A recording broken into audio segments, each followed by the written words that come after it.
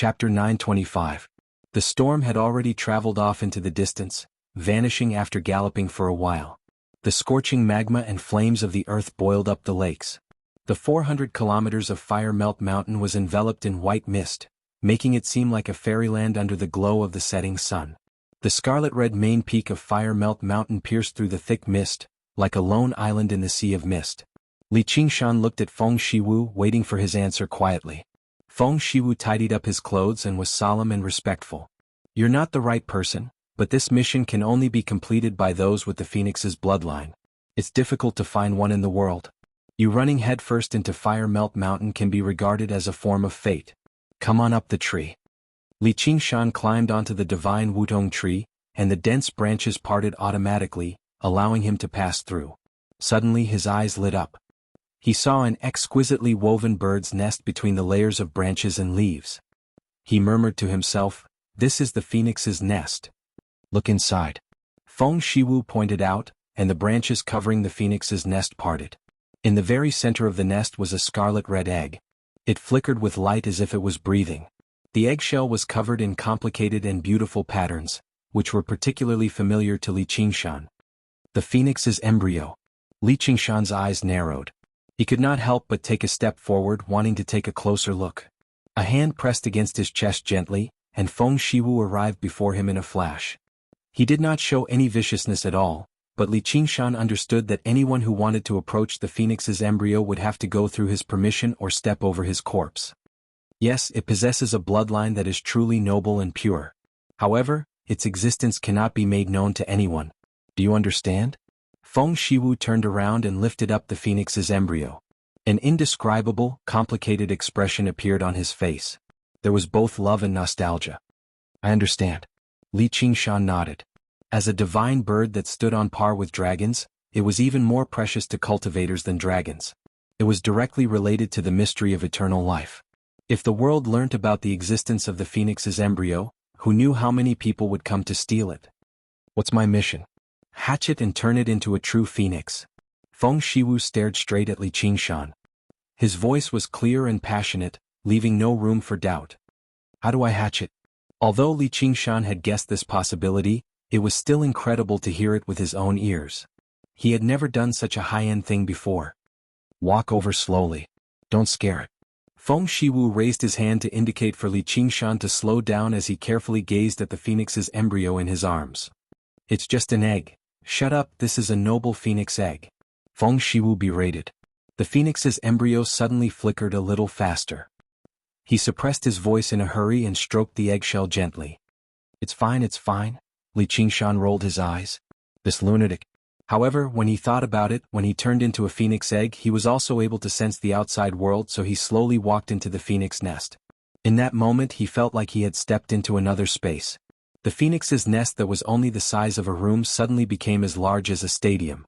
Before he could even sigh in amazement at the wondrous power of the domain, extremely pure fire spiritual energy surged over from all directions. It contained an indescribably wondrous aura, enough to make even his soul tremble.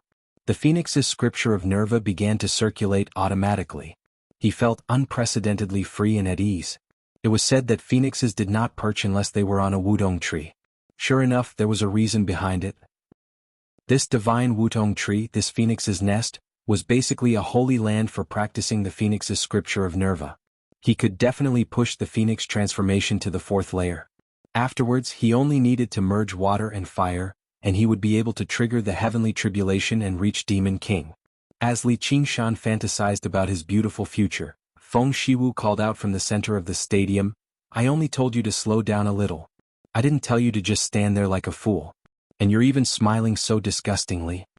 Li Qingshan arrived before Feng Shiwu after much difficulty. He cut right to the chase and asked, "How do I hatch it?" "I don't know the specifics either." Feng Shiwu sighed. "You don't know either?" Softer. Feng Shiwu widened his eyes and growled. "All right." Li Qingshan rubbed his forehead and said slowly and gently, "Will this work, or not work? It's fine. You don't have to be so slow." Feng Shiwu nodded. "In short, this is your destiny. You're already shirking your responsibilities? How would I know something that even you don't know?" I don't know the specifics, but only those with the phoenix bloodline can hatch it. That's definitely not wrong. You don't have to look like that. Do you think the legacy of the phoenix is that easy to obtain? Perhaps it'll be even more effective if I eat it. Li Qingshan gazed at the phoenix's embryo and licked his lips. Don't you dare. Feng Shiwu said furiously. Li Qingshan immediately felt like he was immobilized, as if he had been heavily restrained. He understood that this region was Feng Shiwu's territory, and it was not an external object like the Azura field. Instead, it was formed by the divine Wudong tree itself. It was extremely powerful. It's just a joke. There's no need to get so worked up. The most important thing for people to interact with each other is trust. If you don't even have this bit of trust, why would you want me to complete this destiny? Feng Shiwu sank into his thoughts before apologizing. You're right. I've been rude, but I hope you can understand my feelings and stop joking around. Li Qingshan was rather surprised. He never thought Feng Shiwu would be so reasonable. No wonder people said that a gentleman could be deceived with reason. As a result, he said sincerely, all right, I won't joke around anymore. I'll accept this destiny, but I don't have any leads, so I can't guarantee I can complete it. You're not allowed to leave before you complete it, Feng Shiwu said. That's a little too unreasonable. Li Qingshan gasped. So much for praising you just now. Its existence cannot be made known to the outside world. Please forgive me. Feng Shiwu bowed slightly, expressing his deep apologies again. He even used honorifics before telling him a short story. 3,000 years ago, a fire-devouring king had once barged into this place forcefully despite the agreement and saw the phoenix's embryo. And then there was no more, and then, forgive my ass. This is house arrest, yet you're actually threatening me. Is this what you mean by trust? Li Qingshan felt he was far too naive, actually believing a tree could be a gentleman. It's not that I don't trust you, but it's just that it's even more important than my life. This region is extremely beneficial to your cultivation. I don't think there's a better dwelling in the world to strengthen your power of the phoenix than here. And during the incubation process, you can also sense the true aura of the phoenix. An opportunity like this is extremely rare, so even if there are some restrictions, it's only natural. What do you think? Feng Shiwu guided him patiently. Li Qingshan nodded. He was rather displeased inside, but he was telling the truth. He extended his hand. Give me the egg. The phoenix's embryo, Feng Shiwu corrected him. The phoenix's embryo. Whatever. I won't bicker with a brute like you. Feng Shiwu handed the egg to Li Qingshan with great reluctance. Be careful. The moment he touched the phoenix's embryo, the complicated, beautiful patterns suddenly began to flow. It erupted with light, illuminating the entire phoenix's nest before dispersing just now. This sight roused Li Qingshan and Feng Shiwu's spirits. Their confidence in their great undertaking of incubating the egg multiplied. Chapter 927. In the vast phoenix's nest, Li Qingshan closed his eyes and stroked the phoenix's embryo gently. At the same time, he practiced the phoenix's scripture of Nerva. His magnificent phoenix wings unfurled, and his scarlet hair danced like flowing fire. His devilishly handsome face naturally gave off an aura of nobility. Feng Shiwu saw this and could not help but feel that his choice was correct. He was not as crude as he seemed. After all, he possessed the noble bloodline of the phoenix, so he would definitely be influenced to some extent. However, unbeknownst to Feng Shiwu, Li Qingshan's other three bloodlines were even more powerful. Then Li Qingshan gently sat down and stuffed the phoenix egg under his butt. He held his cheek with one hand and appeared to be in deep thought. What are you doing? Feng Shiwu grabbed Li Qingshan's neck viciously, displaying a hint of madness. Hatching eggs. Li Qingshan squeezed out 3 words from between his teeth. Pick up your filthy arse. Feng Shiwu roared. That's what birds do when they hatch eggs. Li Qingshan shrugged. It's not a bird. It's a phoenix. It's not an egg, it's a phoenix egg. Feng Shiwu ran out of patience and corrected him. He snatched the phoenix's embryo from under Li Qingshan's bottom and wiped it hard. Ahem, what do you want? Li Qingshan rubbed his neck. That posture definitely won't do. Feng Shiwu rubbed the phoenix's embryo forcefully as he gestured for it to be absolutely forbidden. What position do you like? Li Qingshan said angrily, then sighed. Let little one in, I can't communicate with you. Think about it carefully. If she comes in and sees the phoenix egg, you'll have to pay for it. You can't go out either, Feng Shiwu reminded. What's there to think about? Hurry up. Li Qingshan said without hesitation. He didn't know when this great undertaking of incubating the egg would be completed. He didn't want to be locked up with this psychopath all the time. Little N must be by his side, otherwise Little N wouldn't agree. Little N was pacing back and forth under the parasol tree thinking about how to go up. The dense branches opened up a path, and she climbed onto the divine parasol tree, arriving at the phoenix nest. As far as the eye could see. He could not help but stare blankly for a moment, not because of this mysterious domain, but because Li Qingshan was curled up on the ground. Feng Shiwu crouched to one side and nodded in satisfaction. This posture is more like it. Even birds don't sit on eggs. The part that touches the egg should be the abdomen. One of them was a great demon king from the same generation as the phoenix. One was the king of savages whose name shook up the Mist Province and destroyed Fire Melt Mountain. His current appearance really was filled with strangeness and embarrassment. This is? Little N came over and vaguely guessed the whole story. Incubating eggs. Li Qingshan sighed. I thought about how mighty and domineering I was when I took down Fire Melt Mountain, and how did I end up like this? Feng Shiwu stood up and waved his sleeve, bowing towards Little N in a natural and unrestrained manner.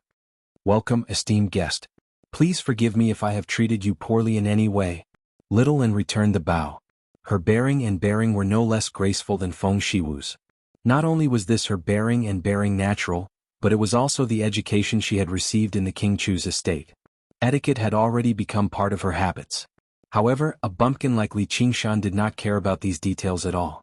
Feng Shiwu's eyes lit up, and he immediately developed a good impression of him. He sighed. What a pity, what a pity. If you possessed the bloodline of the phoenix, then everything would be fine. It's really difficult for me to communicate with this boorish fellow. Bastard, that's what I said. Stop putting on an act. Little and don't be fooled by him. Once you come in you won't be able to get out, Li Qingshan warned. Little and crouched down and touched Li Qingshan's hair. Are you fine? Don't worry. Even if I'm fine I won't come in. Looks like we'll have to stay here for a while. Li Qingshan grinned. Before entering the crater of the volcano, he had divined with the spirit turtle. Although this trip was dangerous, it also contained an auspicious omen, which was why he had entered the phoenix's nest. Of course, divination could only be used to predict the general trend. Everything depended on one's actions. Even if it was a situation of certain death, there would still be a chance of survival. And no matter how auspicious the omen was, seeking death would still result in death. Feng Shiwu stared at Little N and was rather surprised. If regular people knew they were trapped by themselves, it was basically impossible for them to accept it so calmly, let alone the fact that they had been dragged down by their companions. It was unavoidable for them to feel resentment. However, there was no such consideration between them. He asked, "Are you partners? What does that have to do with you?" Li Qingshan said. "So be it. As long as you can hatch the egg, nothing else has anything to do with me. Please focus a little. Don't get distracted. No, this posture is too ugly. I need to change." Li Qingshan leapt to his feet and crossed his legs instead. He held the egg in his arms and unfurled his phoenix wings to cover it. Feng Shiwu understood that Li Qingshan was not the kind of person who could be manipulated by others, and he felt a sliver of guilt for forcefully keeping him here. As long as he did not destroy the phoenix's embryo, he would let him be. Little and leaned against Li Qingshan and thought, how long will it take to hatch this phoenix's embryo? 3 to 5 years, or a century, or even a century? Li Qingshan was taken aback. He really had not considered this question before. 3 to 5 years was fine, but if it really was a century or so, then it would be troublesome. He could not help but look at Feng Shiwu with a questioning gaze. Since it's a phoenix with eternal life, even if it takes a century to hatch, it won't be too long. Instead, it'll be too short. I think it'll take a millennium at the very least. Feng Shiwu stood with his arms behind his back and shook his head. Why, big bro, stop joking around. Li Qingshan exclaimed. By the time he emerged from seclusion after 1,000 years, all of his old acquaintances would probably be dead. What academy of the 100 schools? Probably even the great Xia Empire would have vanished. Thinking about it again, the phoenix's embryo had been in Feng Shiwu's possession for at least 10,000 years, yet he had failed to hatch it. He could not help but feel gloomy. Is a millennium very long? Feng Shiwu was very surprised. A single slumber of his could last a millennium. Of course, I'm not even a millennium old yet. No, I'm not even a century old yet, Li Qingshan bellowed. Suddenly, he discovered that their concept of time was just too different. Even the most regular wudong tree could live for a millennium, let alone a divine wudong tree. Moreover, it had grown alongside the eternal phoenix. It had grown accustomed to the vicissitudes of life. Even the great Xia Empire that had stood for several millennia could not be regarded as lasting in its eyes, which was why almost everyone treated it as an inanimate object. You're not even a century old yet. It's unbelievable that you can cultivate so quickly. Even among humans there aren't a lot of people who can do that. Are you really a demon? Sigh, but it's no wonder you're so crude. You're still too young. Feng Shiwu cleared his throat. A little knowledge is not as great as a great knowledge, and a little year is not as great as a great year. How do you know that? The mushroom in the morning does not know the new and the new, and the cicada does not know the new and the new. This is a little year. I regard 8,000 years as spring and 8,000 years as autumn. This is a great year. Don't give me that crap. It's impossible for me to stay here for a millennium, not even a century. Chapter 928. Li Qingshan and Feng Shiwu stared at each other. Their eyes met, neither of them backing down. Little and tugged at Li Qingshan's sleeve. Li Qingshan thought of something. All right then. Since I've already accepted your mission, I'll keep my word and hatch this phoenix's embryo as soon as possible. Thank you for keeping your word. I'll take back what I said. Compared to regular humans and demons, you're still relatively decent. If you can comprehend the true heart of the phoenix, perhaps we can even become friends. Feng Shiwu also expressed his modesty. All right. The tense atmosphere eased up, but Li Qingshan thought inside, who wants to be your friend? When I want to leave, I'll obviously leave. He did not forget that he was not staying here to complete some mission, but to reach the fourth layer of the phoenix, balance water and fire, and become a demon king. Once he underwent the third heavenly tribulation, how could a mere phoenix's nest stop him? Even if that did not work out, he still had the phoenix's embryo as a hostage. Even if he was in the domain Feng Shiwu controlled, he definitely had the ability to destroy it. It was enough to pose a threat. However, once he did that, it would mean completely falling out with Feng Shiwu. It had not reached that point yet, so he did not want to do that either. Don't worry, I'll lend you a hand. I'll do it as quickly as possible. I've waited far too long for this day.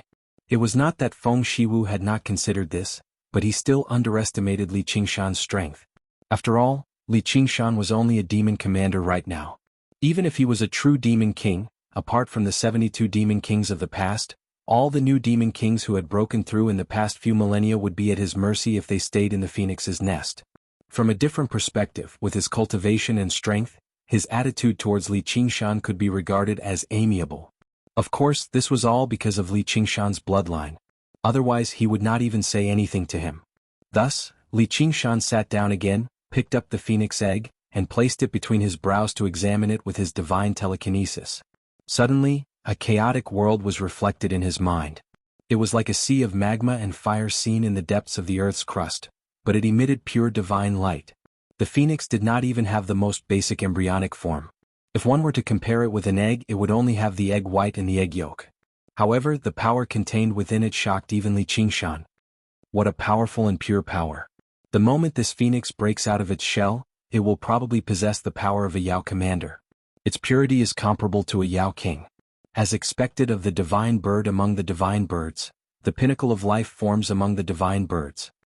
He glanced at Feng Shiwu from the corner of his eye. However, this definitely isn't just the power of the phoenix's embryo itself. This bastard has probably put in quite a lot of effort. If I can swallow it in one gulp, it'll basically be even more nourishing than perfect nourishment. Feng Shiwu stood to one side quietly. He did not disturb him. Li Qingshan had guessed correctly. During the past 10,000 years, he had always attempted to hatch the phoenix's embryo. Apart from his regular cultivation, he had spent most of his time and energy on this matter. It was completely ineffective, but over time the phoenix's embryo had accumulated a startling amount of power. Li Qingshan dismissed his thoughts and devoted all of his attention to the phoenix's embryo. He had once experienced turning into an egg, so he could still remember how he had awakened from this chaos. Back then he did not have any specific consciousness or memories, but he could never forget the feeling. However, what puzzled him was that it clearly possessed such pure, tremendous life force, and its intelligence was on the level of gods. It clearly should have hatched a long time ago, so why had it not even formed a specific consciousness yet? He could not help but think back to when he was buried deep in the magma as a phoenix's embryo. Back then he did not rely on anyone to hatch it. He relied completely on himself, yet he still broke out of the shell in the end. Was it because the bloodline of this phoenix's embryo was even purer, which was why hatching it was especially difficult? However, the environment in the phoenix's nest was tens or even hundreds of times more powerful than the magma he stayed in back then. Just what crucial element was missing? Only after quite a while did Li Qingshan remove the phoenix's embryo from his forehead. He opened his eyes and furrowed his brows as if he was thinking about something. How is it? Feng Shiwu asked in concern. Li Qingshan felt like he had become a gynecologist. He asked, when the phoenix left it with you, did she say anything? Feng Shiwu thought back. I can't remember.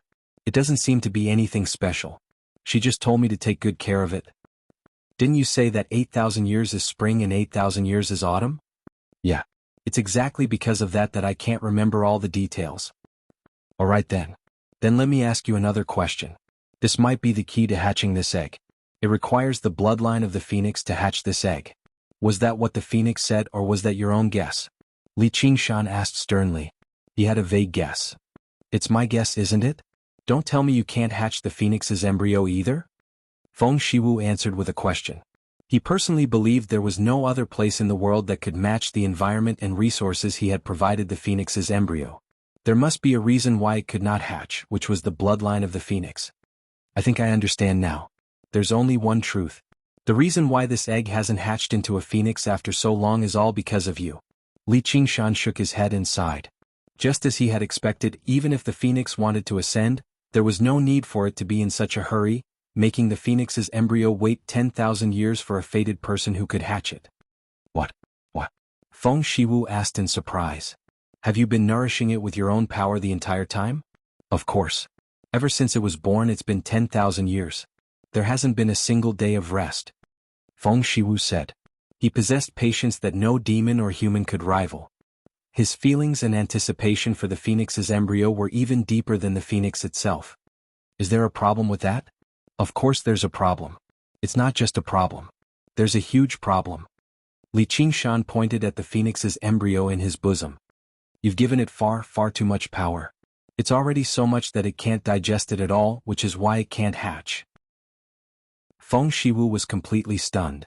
This, Li Qingshan continued, in human terms this is spoiling. Spoiling is like drowning as well as drowning to death. Feng Shiwu felt like he had been struck by lightning. Are you certain? I'm extremely certain. I won't hide it from you. I've also experienced turning into an egg in the past, but when I first broke out of the egg I was extremely weak. Let alone the power of a demon commander, I couldn't even rival mortals, and that was after my nirvanic rebirth. I was already very powerful in the first place. No matter how noble the phoenix is it supposed to be so powerful the moment it's born? It's definitely your contribution, but that won't do. Little and said, I understand now. The Buddha says, success, residence, destruction, emptiness. The towering tree was only a seed in the beginning, and the Buddha was only a mortal in the first place. The phoenix's law of eternal life has broken away from the word emptiness. After destruction it's still success, repeating over and over again.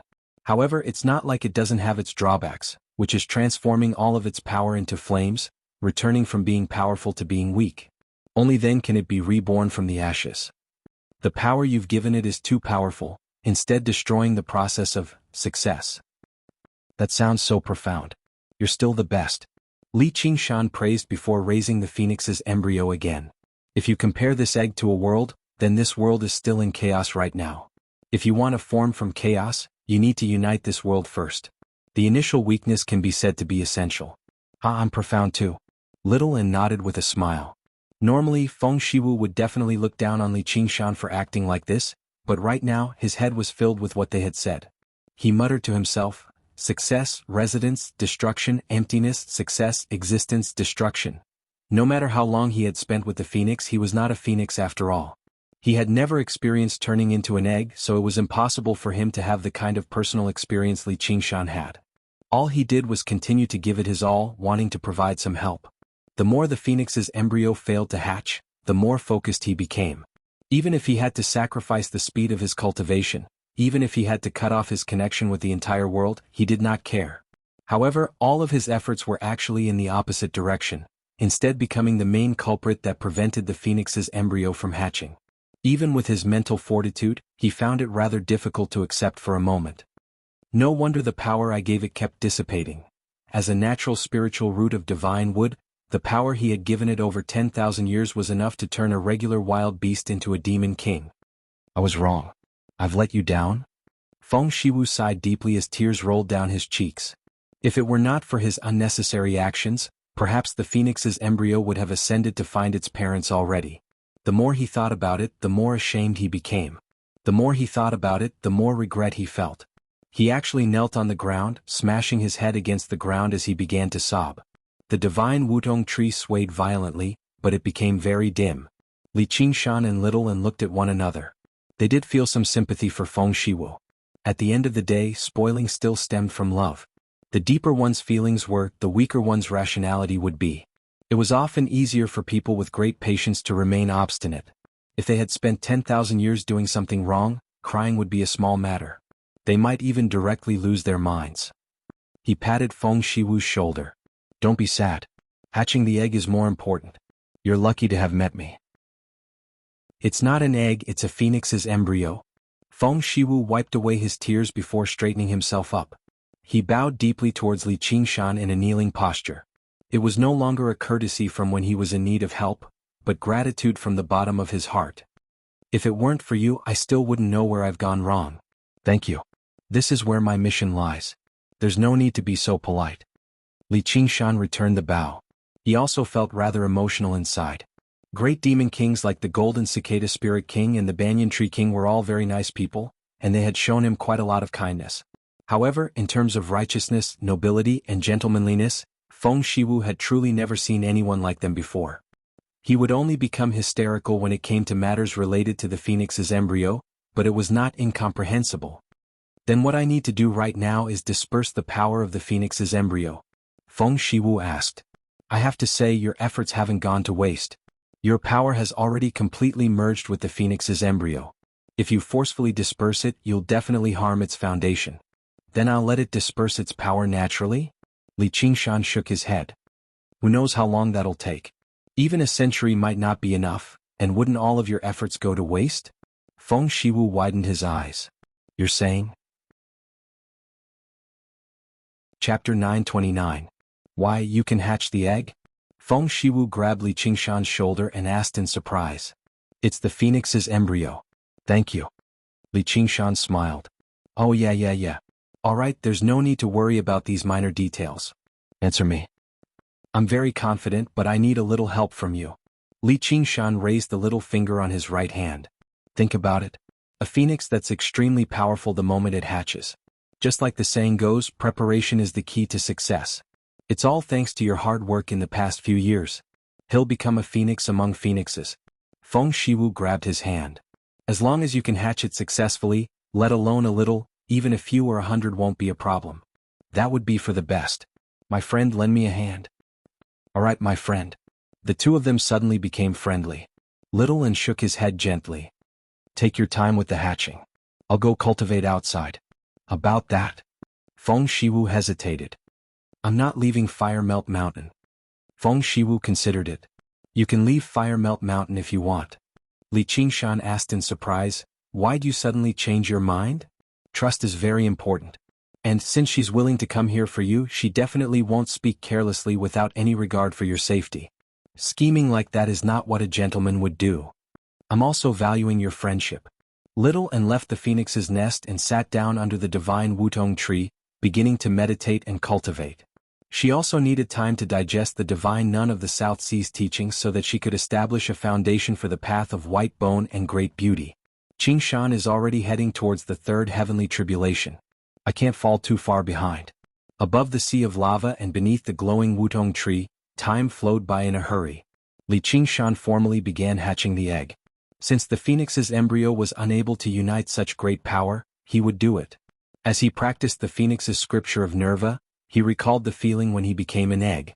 His presence gradually faded away, but he gave off a light similar to the phoenix's embryo, flickering like he was breathing. Gradually, the frequency at which the two lights flickered matched each other, forming a whole. Feng Shiwu originally had some doubts, but only when he saw this did he completely believe him. His figure suddenly vanished, and his voice echoed through the entire phoenix's nest. I know you want to borrow my power to cultivate. Just like how a drop of water is returned with a spring of water, Feng Shiwu will never be stingy. Accept this power. In the blink of an eye, the phoenix nest rippled with a magnificent red light, surging towards Li Qingshan and the phoenix egg. Li Qingshan's final objective was definitely still cultivation, but that was exactly what Feng Shiwu had planned to do in the first place. According to his original thoughts, hatching the phoenix's embryo would definitely require tremendous amounts of power. How could a single demon commander support it? All he needed was Li Qingshan's bloodline. He had already spent 10,000 years, so why would he be stingy at a time like this? Although Li Qingshan had pointed out the true reason why the phoenix's embryo could not be hatched in a single sentence, Feng Shiwu was very willing to assist him in cultivation since he was confident he could hatch the most powerful phoenix chick under these circumstances. Phew, what pure fire spiritual energy. It really is the divine Wudong tree after all. Coupled with the phoenix's nest, it just happens to suppress the power of the spirit turtle and increase the power of the phoenix. So even though there's a difference in cultivation, it's extremely close to a balance. That's just fantastic. Li Qingshan was overjoyed. Using this power, he suppressed the spirit turtle's method of C suppression slightly and achieved a subtle balance, beginning to balance fire and water. In that moment, his body erupted with deep blue light again, intertwining with the scarlet light. After dual cultivating with Gong Yuan, he had suppressed the spirit turtle's method of C suppression from reaching the 5th layer, but he had become even more profound and tranquil after absorbing the aura of Ruin's End. Feng Shiwu paid close attention. He was greatly surprised. Just what are his origins? He possesses 3 bloodlines at the very least, and every single one of them is extremely powerful, even surpassing the phoenix's bloodline. And there's even a water bloodline on the level of divine beast that counters the phoenix. Even if Li Qingshan was a phoenix or a true dragon, it would not have surprised him so much. There were still many divine beasts and exotic beasts that possessed the bloodlines of the phoenix and the true dragon in ancient times. However, let alone seeing an existence that possessed several high-level bloodlines like this, he had basically never even heard of it. The higher the grade of the bloodline, the purer it was, and the more difficult it was to merge with it. If he could unleash every single bloodline, just what kind of power would he possess? Even Feng Shiwu was unable to imagine it. Li Qingshan was completely focused. This was the first time he had used his own strength to balance water and fire without the assistance of the flower of water and fire, but he was filled with confidence. The 9 transformations of the demonic and divine definitely did not require a Ru Xin in the world to practice. He could definitely make the spirit turtle and the phoenix coexist peacefully through his own efforts.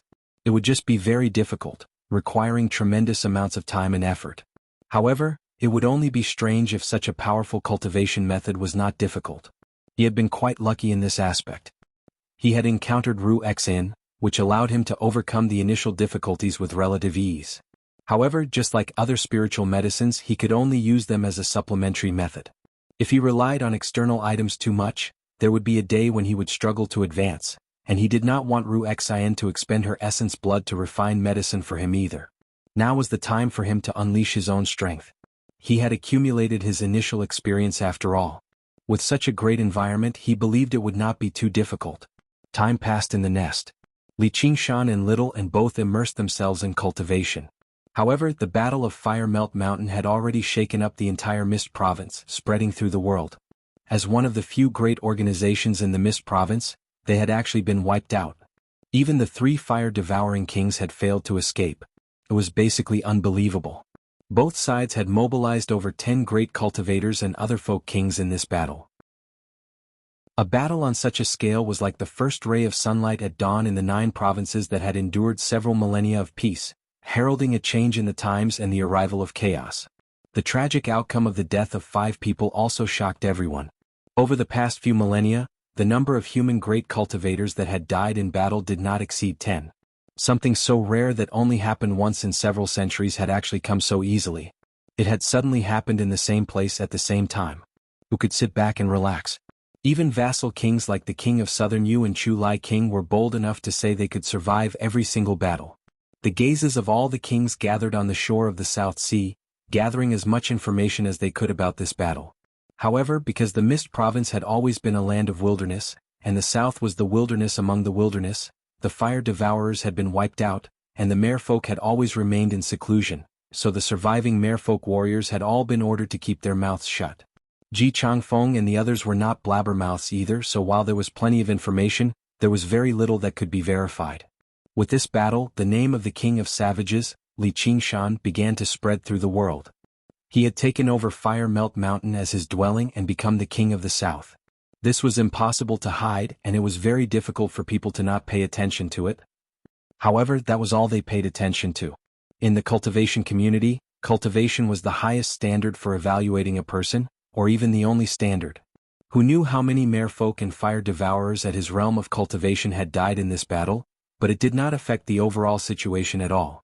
Due to Li Qingshan's complicated background and identity, there were many conspiracy theories. Some said that the Chu Lai king had sent him to cause internal strife in the Mist province. Some said that the king of Southern Yu had sent him to uproot Fire Melt Mountain in preparation for the war between countries. The Banyan Tree King had not run away either. The Fire Devourers were a race that refused to become a part of his alliance and liked to set forests on fire. He had probably wanted to destroy them a long time ago. In short, basically everyone believed that Li Qingshan was a chess piece for a certain side. For the sake of achieving a certain objective, he had become a pawn, active in this grand game of chess and lucky enough to receive his reward in the end. However, only the few people who had been included in the conspiracy theories understood that he was not their chess piece. Only an even smaller number of people understood that he was not anyone's chess piece, but a chess player who could change the overall situation. If it were not for his efforts, the final battle on Fire Melt Mountain would not have existed at all, nor would they have emerged victorious. Only Li Qingshan and little and understood that compared to playing chess with others and playing with schemes, he preferred to overturn the chessboard and directly beat up the chess players. He was currently progressing in this direction too. In the depths of the sea, a great celebratory banquet was currently being held in the Crystal Palace. The magnificent palace was filled with a joyous atmosphere. What a rude person. He clearly agreed to come, yet he's actually not coming at all. Gong Yuan said coldly and placed the crystal cup in her hand on the jade table heavily. There was an empty seat to her lower right. That was originally Li Qingshan's seat. Once he began cultivating, he completely forgot about small matters like this. Please calm down, Your Majesty. Qingshan must have some urgent matters to attend to. It must be great fortune for him to gain the divine Wutong tree's recognition. Ji Changfeng drank a cup with a smile. After his revenge, he seemed even more high-spirited than before. That must be the case. The divine Wudong tree is actually such a powerful demon king. Probably no one expected the fire devourers to fail to obtain its assistance even after occupying Fire Melt Mountain for so long. The moment the king of savages arrived, he immediately came out to meet them. I really can't help but admire him. I've seen countless people in my life, but I can't help but admit that I've really misjudged him this time. The speaker was an old man with a goatee. He happened to be the head caretaker of the King of Yu's estate, Mr. Ram. Who knew what mission he was on, but he had also come to attend the celebratory banquet. Mr. Ram, you should drink a cup as punishment. Gong Yuan's tone softened and she no longer looked at the empty seat. After destroying Fire Melt Mountain, her relationship with the King of Yu's estate had instead become even more important. She dared not be careless at all. Although the Battle of Fire Melt Mountain had eradicated all future threats, they had paid a relatively heavy price too. A merfolk king had died in battle, and most of their core forces had been destroyed. Right now, the merfolk of the South Sea were at their weakest. They needed a lengthy period of time to recover, so they definitely could not afford to become enemies with the King of Southern Yu's estate at a time like this. As long as they endured through this period and endured until the world descended into chaos, then they would be free to do as they pleased. Once the chaotic era of the 9 provinces ended, perhaps the humans and demons would be surprised by the establishment of a new order on the sea. She would lead the merfolk race back to the age of the divine kingdom. Chapter 930. I wouldn't dare to turn down Your Majesty's punishment. Mr. Ram drank a cup by himself with a smile. He sighed inside. Back then in the Philean Hall of the Cloud Sail sect, he had almost been surrounded and attacked for a seat, and it was just an average seat. Now, he could legitimately occupy the seat of honor and receive the courtesy of an esteemed guest. Even the Master of the Sword Pavilion and the Wind Gale King were willing to take a seat below him, yet he still did not come in the end. The affairs of the world really were unpredictable. The new generation would replace the old. Gong Yuan smiled faintly, but she felt like her arrangements were extremely reasonable. She was not currying favor with Li Qingshan. Since it was a celebratory banquet, the ranking would obviously be based on merit. Let alone everything else, Just the act of ordering the myriad poison ancestor to blow himself up was enough for him to receive this kind of treatment. Then she considered whether she should pay a visit to Fire Melt Mountain after the banquet ended and ask him why he had stood her up. She could also discuss some important matters along the way, but as soon as she thought of that, she immediately dismissed it. Wouldn't I really be currying favor with him like that? Gong Yuan was not the only one who felt conflicted. The divine nun of the South Sea gazed at the empty seat and felt like she had lost something too. After the battle on Fire Melt Mountain, she had returned to her dwelling to rest. Originally, she wanted to see Little N again so that she could wander around with her and observe her properly. She wanted to see whether she could inherit her legacy or not, whether it was worth it for her to pay a visit to the Chan monastery of Devanaga. Unexpectedly, Little N did not come at all. Whatever, were not fated to meet.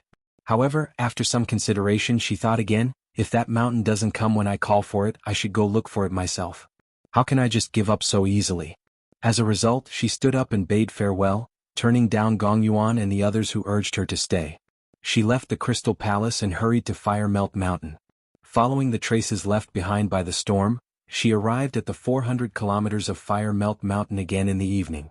The intense battle was still vivid in her mind. The setting sun enveloped the volcanoes. It was an especially bright red, but it also seemed a little more peaceful. Under the divine Wudong tree, Little N suddenly sensed something. She opened her eyes and went out to receive her. She bowed politely. "Welcome, Senior. Please come in and take a seat." "I won't be going in. I've come to ask if you're willing to travel around the South Sea with me?" The divine nun of the South Sea asked with some anticipation. "Senior's kindness, this disciple can't thank you enough." Little N glanced at the divine Wutong tree in the crater of the volcano from the corner of his eyes. Although he was unwilling to leave him, he was in seclusion this time. First, he had to balance the water spray, second, he had to break through to the fourth layer of the phoenix, and third, he had to hatch the phoenix egg, which would take at least 10 years. After completing these 3 things, his cultivation would definitely have a qualitative increase, even reaching the Demon King realm. If he didn't work hard, he would be left far behind. He made up his mind. This disciple is willing. All right, let's set off right now. The divine nun of the South Sea smiled. "Senior, please wait a moment. Disciple will go back and give some instructions." Little N returned to the phoenix's nest and saw that Li Qingshan was still focusing on balancing fire and water, so he left a few words with Li Qingshan. After asking him to pass on the message to Li Qingshan, he left Fire Melt Mountain and went on a journey with the divine nun of the South Sea. The school of Vinaya was extensive and profound, no less than the school of Chan. It was rather beneficial to the cultivation of the path of white bone and great beauty, but it definitely could not be comprehended in a short amount of time. He could use this opportunity to study it in greater depth. Although he was not a true direct disciple, and the divine nun of the South Sea could not pass on the divine arts and secret methods of her sect to a disciple of the school of Chan, Little N was not interested in those cultivation methods in the first place. Instead, it was the Buddhist scriptures of the school of Vinaya. There were obviously no taboos about this, which made the divine nun of the South Sea even more fond of him. At the end of the day, the world of cultivation was about respect for the strong. Even Buddhist disciples who had become monks from a young age could not help but place more emphasis on cultivation methods. However, in the divine nun of the South Sea's eyes, neglecting the Buddhist scriptures that were as vast as the sea was neglecting the essentials. However, one was so talented, yet she did not seem restless at all. That was far too rare. The two of them wandered around, eating and sleeping in the open. They spent most of their time in the mundane world, reading about the affairs of the world. Little N came to a realization. It was no wonder monks loved to wander. The greatest aim of Buddhism was to deliver all living beings from suffering. If they did not see all living beings, how were they supposed to deliver them from suffering? If they left the mundane world and cultivated alone, it could only be regarded as the Hinayana Dharma, not the Mahayana Dharma. Even the white bone bodhisattva who created the path of white bone and great beauty was rather intent on delivering all living beings from suffering. It was just that the method she used was rather special. Compared to the school of Chan's root of wisdom that allowed one to see one's nature, the school of Vinaya was more down to earth, which benefited Little N a lot. The divine nun of the South Sea grew fonder and fonder of this disciple, who did not show any emotions, never complained, and worked hard on the Buddhist Dharma. Gradually, a new legend appeared on the shore of the South Sea, regarding the beautiful heavenly maiden by the divine nun of the South Sea's side. At the same time, the upheaval in the world intensified. The scale of war rapidly escalated, and the flames of war began to spread across the 9 provinces. The Mist Province and the Green Province had already reached a state of mutual hostility. Although it had not devolved into a full-scale war, the deaths of great cultivators were no longer shocking news. Everyone's gazes were drawn away, casting Fire Melt Mountain to the back of their minds. In the Phoenix's nest, Li Qingshan completely forgot about the outside world. In his sea of consciousness, the spirit turtle dove deep as the phoenix danced. The light intertwined, constantly harmonizing and merging. After who knew how long, Li Qingshan shuddered. The red and blue light merged together and he opened his eyes. He could not help but exhale deeply, overjoyed. All right. At least all my arduous cultivation hasn't gone to waste. I've finally taken another step forward and obtained the 3rd innate ability of the phoenix. Sure enough, it was still the phoenix's nerva. In other words, he possessed 3 chances to be reborn which he could use in battle. Once he was killed, he would immediately have 2 chances to be reborn. Now it really won't be easy even if I want to die. Little Ann, Little Ann. Li Qingshan could not see Little Ann around. Congratulations. Your cultivation has advanced again. You can actually balance 2 powerful bloodlines of completely different natures? The secrets you carry sure run deep. Feng Shiwu's figure appeared. He had been paying attention to Li Qingshan the entire time, so he could obviously sense the changes in his aura. Friend Feng, how long did it take me? Where's Little Ann? A little over 2 years. Little Ann traveled the world with the divine nun of the South Sea and returned a few times. However, you were always cultivating, so she didn't disturb you. I see. Cultivation really is a race against time. Li Qingshan nodded. Although he liked cultivating in secluded cultivation together, increasing his cultivation was without a doubt more important, which was why he fully supported her going to the Chan Monastery of Devanaga in the past. The environment of Fire Melt Mountain was actually not particularly suitable for her cultivation. Finding a direction to advance in was for the best. It's just 2 years. What's the big deal? Though you can focus on hatching the phoenix's embryo now, right? Friendly. For once, Feng Shiwu also cracked a joke. His attitude became much gentler, no longer as aloof as before. Alright, no problem. I'll still need your help. Li Qingshan felt rather tired, but he did not slack off at all. He was not as slow-witted as Feng Shiwu. If he did not advance valiantly and diligently, how was he supposed to make it to the 9 heavens? Of course, advancing valiantly and diligently was not reckless. Everything was going according to the plan he had set down. After balancing fire and water, he had cleared away the obstacles for his future cultivation. He could work hard to push the phoenix's scripture of Nerva to the 4th layer. This process could be carried out simultaneously with the phoenix's embryo, complementing each other. Perhaps it would produce wondrous effects. It was all thanks to Feng Shiwu's slow-witted nature that he was not in a hurry even after 2 years, which was why he could remain so composed. Please don't disappoint me. Feng Shiwu said sternly. Don't worry, friend. The time for harvest has arrived. Li Qingshan understood. If he could not keep his promise and hatch the phoenix's embryo, not only would the friendship he had built up be completely gone, but they might even turn against each other. No one wanted to face a hysterical great demon king. Feng Shiwu said, let's hope so. Even to me, 10,000 years is far too long. Li Qingshan said nothing more. He closed his eyes again and picked up the phoenix's embryo, circulating the phoenix's scripture of Nerva as hard as he could. Not only was it in his body, but it was also in the phoenix's embryo. At this moment, he suddenly heard the wondrous sound of a zither. Feng Shiwu sat down close to him. A zither pedestal and a zither appeared before him, and the music poured out from the tip of his fingers. It was a heavenly sound that Li Qingshan had never heard before. Although he could not figure out what was special about it, he only felt his mind calm down. His exhaustion vanished, and his circulation of the cultivation method became especially smooth. He praised, nice zither. Feng Shiwu said without even raising his head, don't talk. Focus. This isn't for you either, or you'd be playing the zither to a cow. If it's not for me, then who else? Fine. Li Qingshan suddenly realized that the phoenix's embryo in his arms was the true listener. He smiled bitterly. Was this the legendary prenatal education? You're just too malevolent at the end of the day. Your vulgarity is difficult to purge, so you'll probably infect the little phoenix. You need to cleanse it with the zither first. Li Qingshan sneered. He could not be bothered with retorting. As he listened to the zither, his mind gradually sank. Time flew by and the zither's music came and went. During this time Little Ann returned many times, spending a few days with Li Qingshan before setting off again. 1 year, 2 years, 3 years, 4 years, Li Qingshan's presence became more and more powerful, and the light on the phoenix's embryo became brighter and brighter. Every single pattern seemed to be forged from sunlight. Suddenly, one day, an extremely feeble consciousness was born in the center of the phoenix's embryo. It was even hotter than fire, even more resplendent than light. It's there. It's there. Li Qingshan's cry of joy interrupted the zither's music. Feng Shiwu shuddered, almost snapping his zither string. Is there?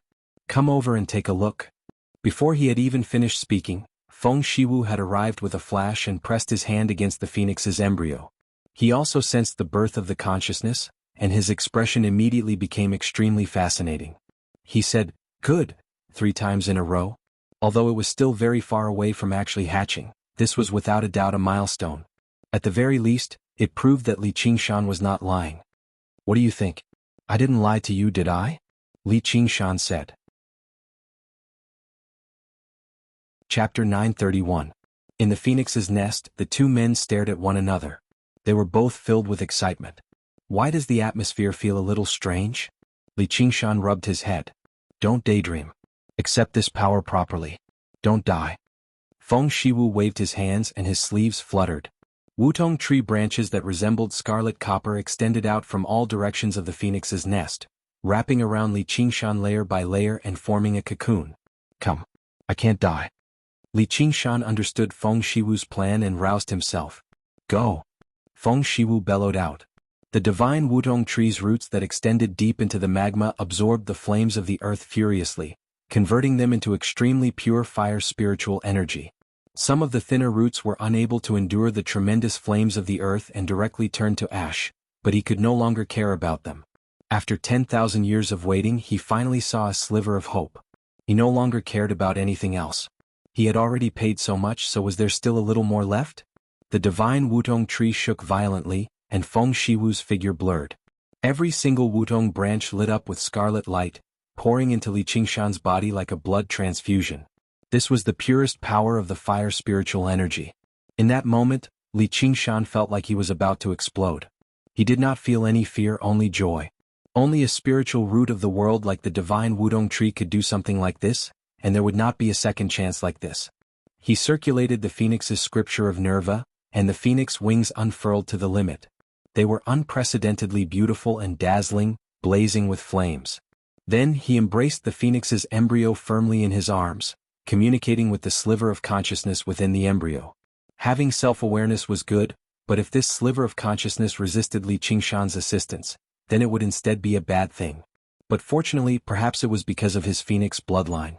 The phoenix's embryo accepted his soul sense very soon. Due to his experience of dual cultivating with Gong Yuan, coupled with the fact that the sliver of consciousness was pure and flawless like a piece of white paper, it achieved the deepest level of compatibility very soon. As the phoenix's scripture of Nerva circulated, the tremendous power in the phoenix's embryo rapidly gathered and condensed. That bit of consciousness also developed and grew. On the other hand, Li Qingshan's cultivation in the phoenix transformation was ceaselessly improving as well. In less than a year's time, he'd attained the peak of the 3rd level. He was just about to continue working hard and break through to the 4th level, but he was stuck here. No matter how many times he tried, he was unable to break through. Damn it, I actually encountered a bottleneck at this time. Li Qingshan frowned slightly. A bottleneck was not something that could be broken through just by gritting one's teeth. Otherwise, there would not be so many cultivators who had lifelong regrets. Once he encountered a bottleneck, he would either be enlightened overnight, or he would have to spend time to overcome it. Most of the time, both were indispensable. Under such circumstances, any external help would be useless. The surging power that the divine Wutong tree had channeled had nowhere to be released. On the other hand, the bit of consciousness within the phoenix egg rapidly grew with his help and occupied the entire phoenix egg. All right. I will do my best to help you. Let's see how strong you can become. Li Qingshan simply channeled all of the divine Wutong tree's power into the phoenix egg. The phoenix egg turned into a tiny burning sun, so resplendent that one could not look at it directly. The tremendous power that the phoenix egg possessed even began to exceed that of ordinary demon commanders. It was progressing towards demon monarchs. Even Li Qingshan could not imagine what sort of monster he would hatch into. Would it be a demon monarch the moment it was born? It couldn't be that exaggerated, right? Time flew by. Inside the phoenix egg, the thick liquid formed from pure spiritual energy began to take shape bit by bit. The tremendous life force was transforming into a true life form, an undying phoenix. Perhaps it had waited for too long. That bit of consciousness was eager to break out of the egg from the moment it was formed. In less than 3 years the embryonic form appeared. The bit of consciousness had already completely fused with the body, transforming into a true will.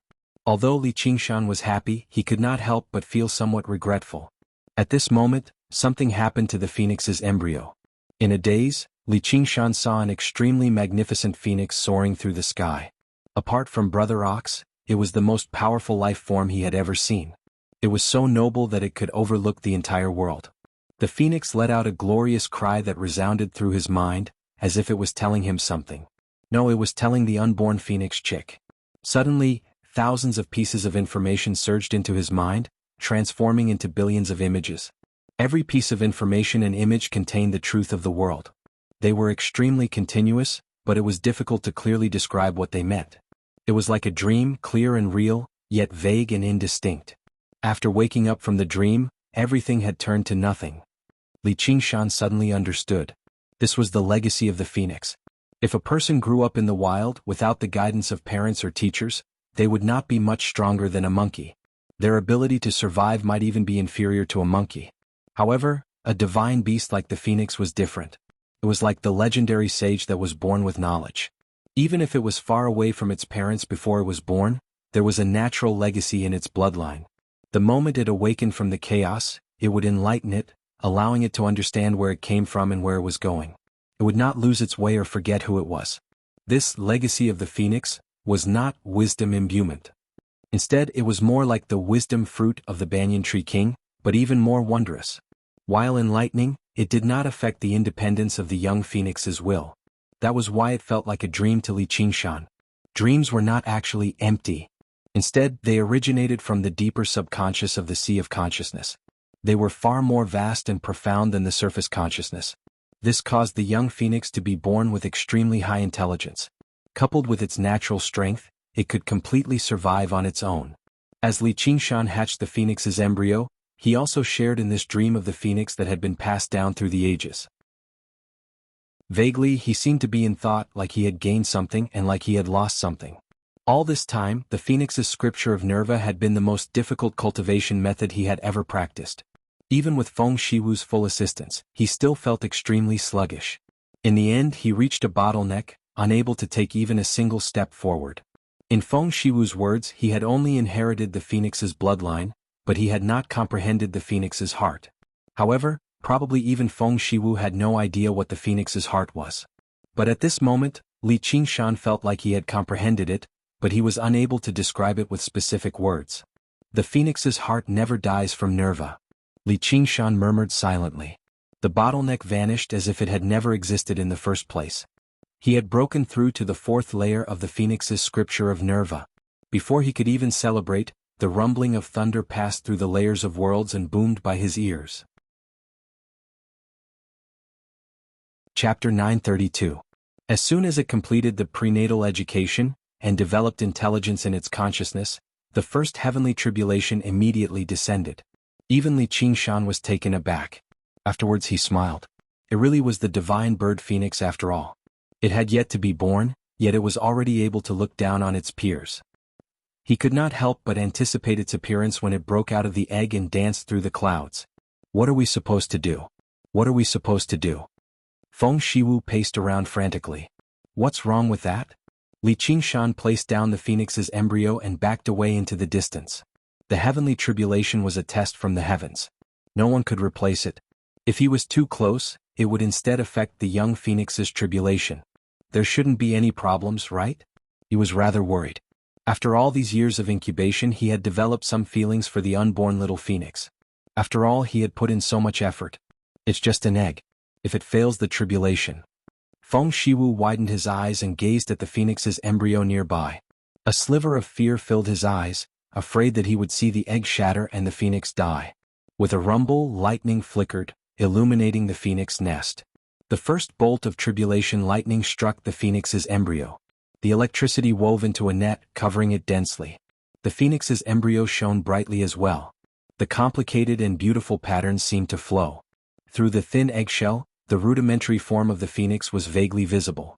It contended against the heavenly tribulation almost instinctively. Feng Shiwu trembled all over as if he was the one who had been struck by lightning. Li Qingshan patted his shoulder in amusement. Tribulations have always been dangerous. It's the same for everyone. Seeing how Feng Shiwu's expression became uglier and uglier, he persuaded, "Don't worry. It's just a single heavenly tribulation. It's very weak. There won't be any problems with the power you've channeled into it. Instead, it's a great opportunity for it to refine its strength." Feng Shiwu had become flustered from his concern. With what Li Qingshan said, he eased up slightly, but he continued to stare at the phoenix's embryo. Li Qingshan shook his head and sat cross-legged at the side. At this step, his incubation was basically completed, and the next step was up to the little phoenix.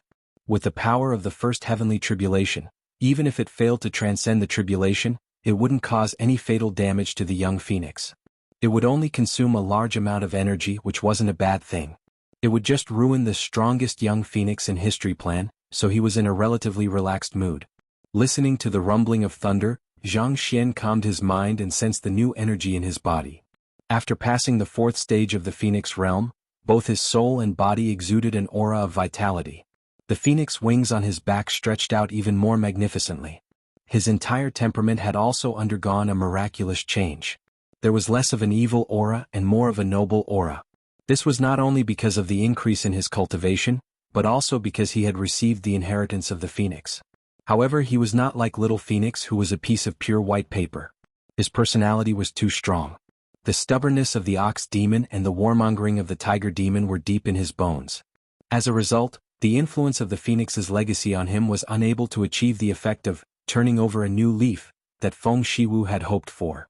Originally, each of the four transformations of the demonic and divine, ox, tiger, phoenix, and turtle, possessed an extremely powerful spirit. No matter which spirit he inherited, it would result in a drastic change in his personality. However, as they intertwined, they instead nullified one another, creating a wondrous balance. In the end, they only became one side of his personality. He did not lose his original heart. Li Qingshan leaned on his hand and closed his eyes, visualizing the dancing phoenix in his sea of consciousness. The rumbling of thunder in the outside world gradually grew distant. His cultivation and strength had both reached an unprecedented height. He could clearly sense that he was only a step away from the third heavenly tribulation, the realm of demon kings. No, it was only half a step away. He only needed to balance fire and water a step further, and he would become a demon king. From then on, he would be able to move unhindered. In the past, he had the opportunity to directly become a demon king, which was to directly push the spirit turtle's method of sea suppression to the fifth layer. However, not only would that affect his future cultivation, but his foundation would also be nowhere near as solid as it was right now. Even if he became a demon king, he would only be a little stronger than regular demon kings. Right now, he had yet to undergo the third heavenly tribulation, yet he already possessed the same confidence. Once he underwent the tribulation successfully and obtained 4 brand new abilities, he was curious about what kind of strength he would possess. After 10 years of arduous cultivation, it's about time for me to move. When the last bolt of tribulation lightning dispersed, Feng Shiwu let out a long sigh of relief and smiled in relief. What did I say? It's just a single heavenly tribulation.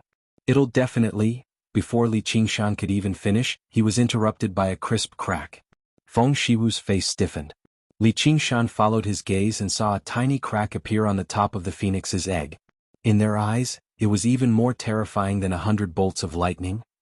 Li Qingshan did not understand the process of a phoenix's birth, but the chick had just taken shape. It should not have hatched so quickly. Could it be that it had been struck by lightning? He murmured, surely not. Just when he was about to rush over, Feng Shiwu had already lifted up the phoenix's egg. He stared at the crack with widened eyes and channeled his power into it furiously, wanting to repair it in a flurry. However, the tiny crack completely ignored the great demon king's pleas, spreading on its own. Crack, crack. The expanding crack produced streaks of resplendent light. The crack spread more and more rapidly. By the time it covered the entire phoenix's egg, what would appear before them probably would not be hatching, but shattering.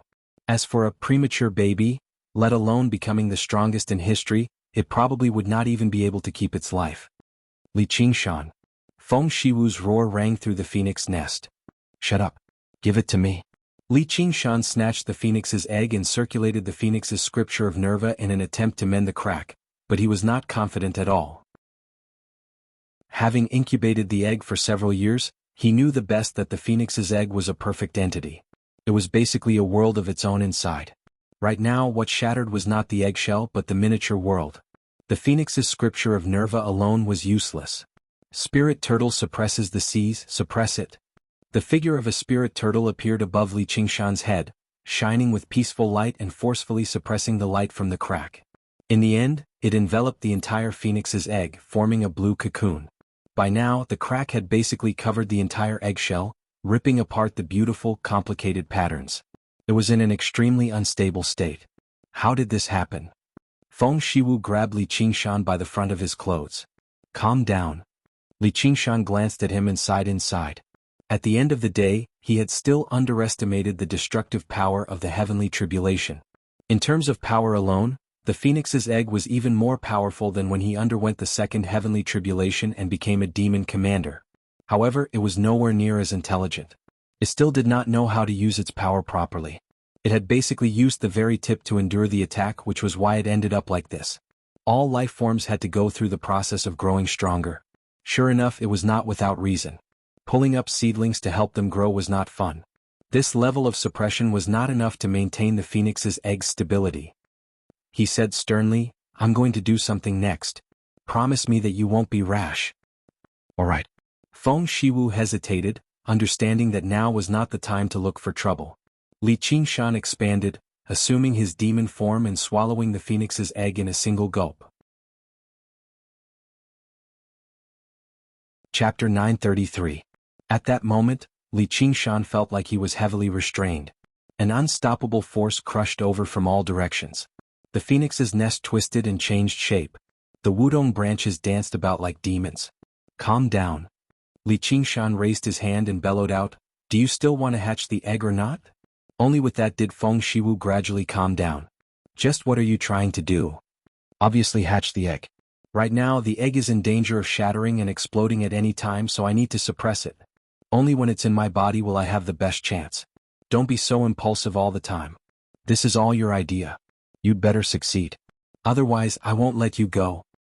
"Don't worry. There'll be a result very soon, very soon." Li Qingshan was completely unfazed by Feng Shiwu's threat. He laid down with his arms as a pillow. His colossal body was like a small, black mountain as his thunderous voice reverberated through the surroundings. He naturally gave off a mighty presence, something he did not possess in his human form. Feng Shiwu shivered inside. If I give him another decade, probably even my phoenix's nest won't be able to keep him in check. Li Qingshan, oh Li Qingshan, I hope we can be friends and not enemies. Li Qingshan focused and sensed the scorching, uneasy phoenix's embryo in his belly. He could not help but pat his belly and smile to himself. This really is like being pregnant for 10 months. Originally, I said I could do everything apart from giving birth, but now I can even give birth. Isn't that invincible? Ah. Feng Shiwu did not respond to Li Qingshan's cold joke at all. He furrowed his brows and asked, "How do you feel? You better not accidentally digest it." "Don't worry, it's already settled down. If you don't believe me, you can listen to it." Li Qingshan shivered. "All right then. That really is a little too cold. Pretend I never said anything." However, under the illumination of the spirit turtle's divine light, the crack on the phoenix's embryo remained, but it did not expand. It stabilized once again. The young phoenix inside slowly grew, gradually filling out with feathers. Li Qingshan had cultivated for a decade, advancing valiantly the entire way without stopping. He also felt rather tired right now, so he just spread his limbs and fell asleep. "How dare you sleep?" Feng Shiwu shook his head. He could also sense that as he slept, his presence became more and more distant and drawn out. His mind seemed to sink into the depths of his sea of consciousness, becoming extremely tranquil. The phoenix's embryo in his belly was affected, no longer in danger of shattering. Li Qingshan had not slept for many years.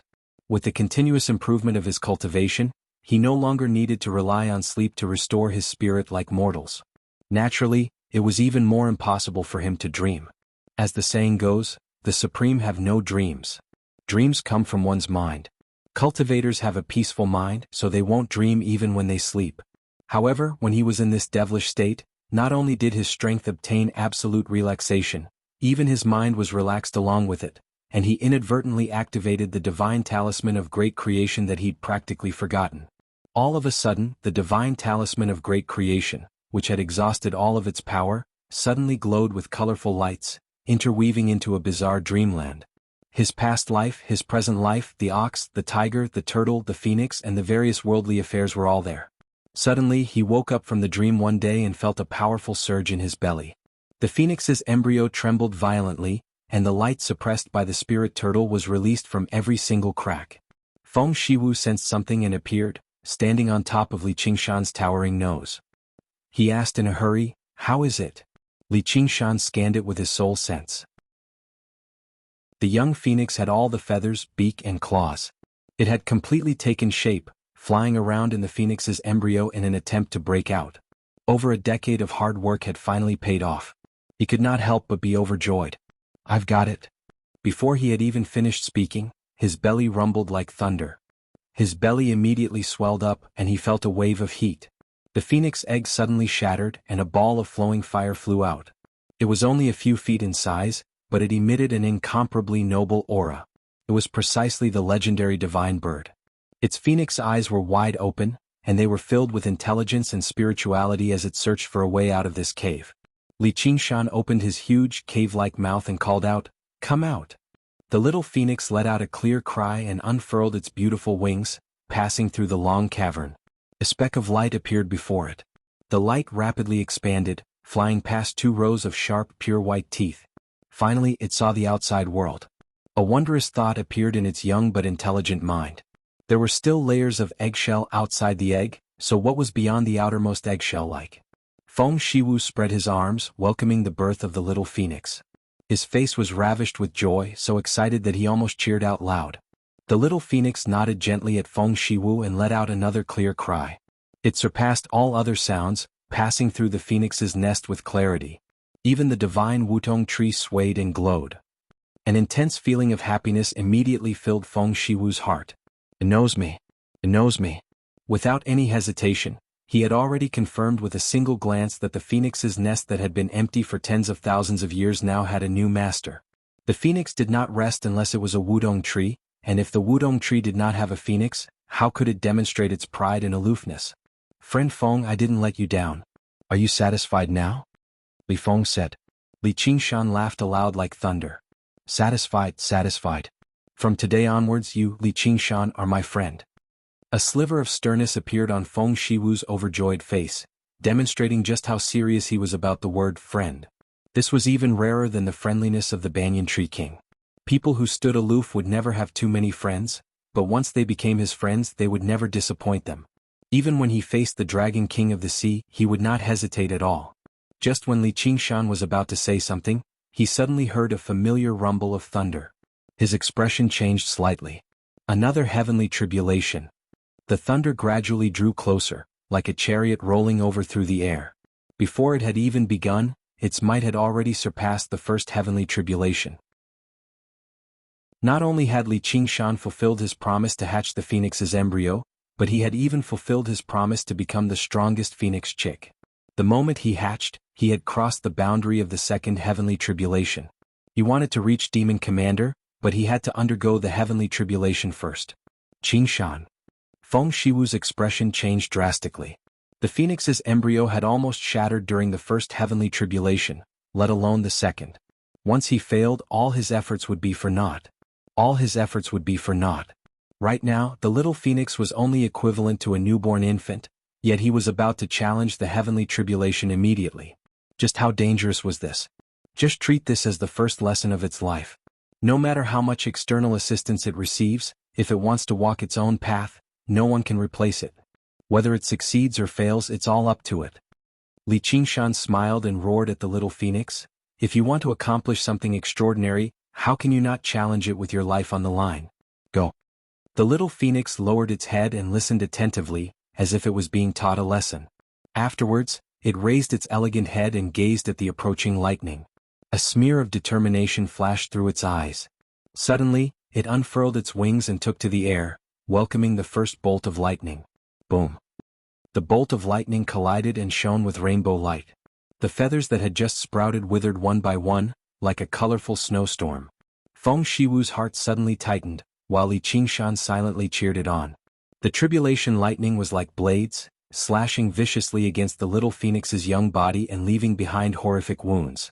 Although it possessed the innate ability of endless growth, the speed at which the wounds healed was nowhere near as fast as the tribulation lightning's destruction. However, its clear cry became even more resolute and courageous, dancing about in the lightning. Even the thunder was unable to suppress it. The corner of Li Qingshan's lips curled up. Although the little phoenix's usage of power was still very immature, it was no longer the same as when it was still a phoenix embryo. It possessed a lot of intelligence and flexibility, and it possessed a sense of bravery and determination. It was unaffected by life-threatening danger, using everything it had to fight back with everything it had. Feng Shiwu discovered this as well. He could not help but glance at Li Qingshan. Had it been influenced by him? Phoenixes possessed a noble and pure heart, unwavering even in death, but they had never been known for their bravery. After who knew how long, when the final rumble of thunder dispersed, the sound still lingered in Li Qingshan and Feng Shiwu's ears. The scorching light was particularly dazzling the two of them. Afterwards, all they saw was the little phoenix gently comb its new feathers with its vermilion beak, gaining a hint of elegance and freedom. Li Qingshan grinned and laughed aloud.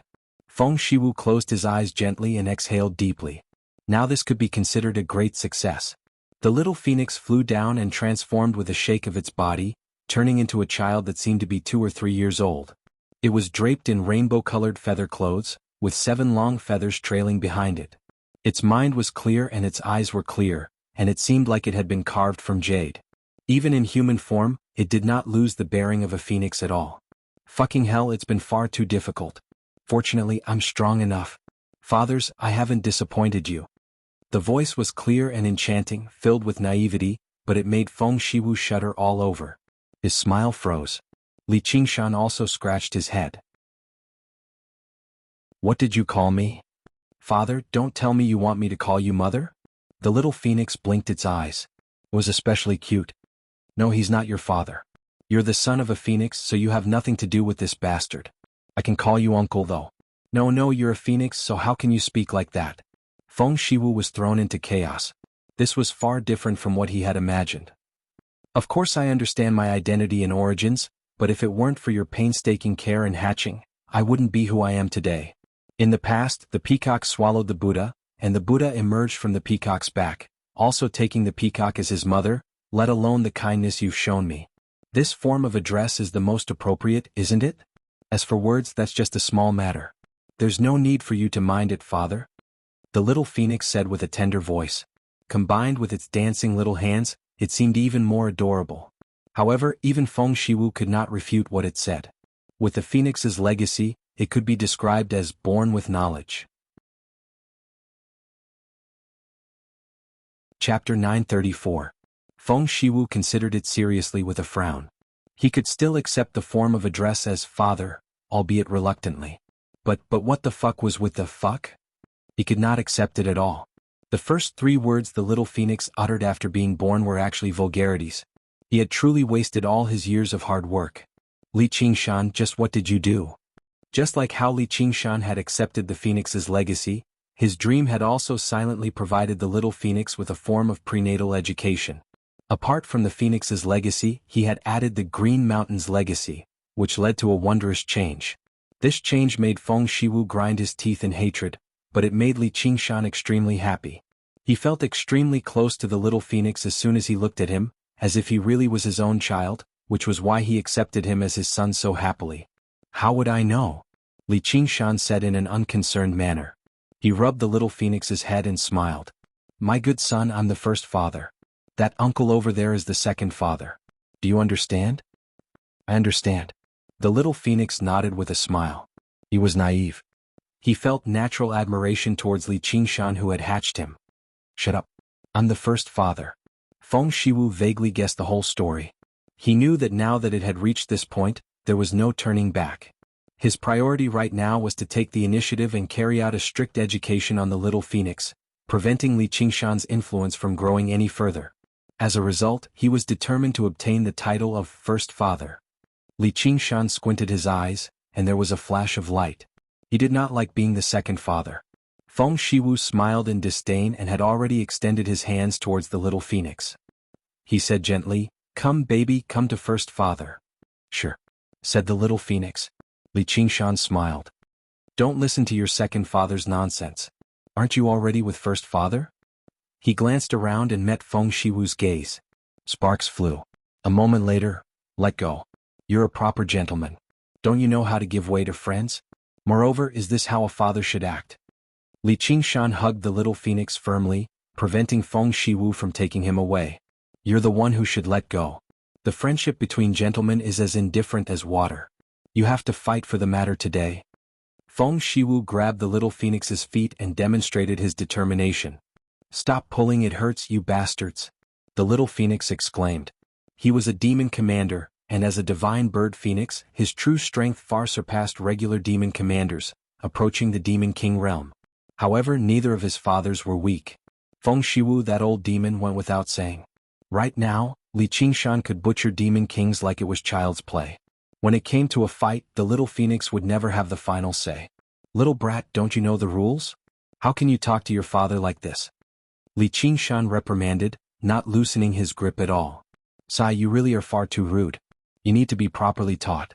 Li Qingshan, this is all because of your influence. Why don't you let go?"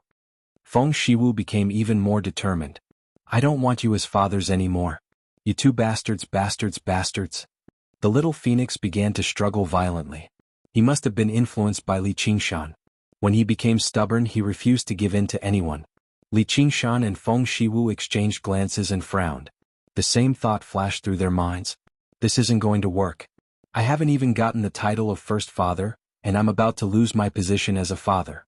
Compared to my dignity as a father, who comes first and who comes second is secondary. Fine then. I'll count to 3 and we'll let go at the same time. Li Qingshan raised an eyebrow. All right. Feng Shiwu said. 1, 2, 3. Li Qingshan counted to 3. Why don't you let go? How can a gentleman go back on his word? Aren't you the same?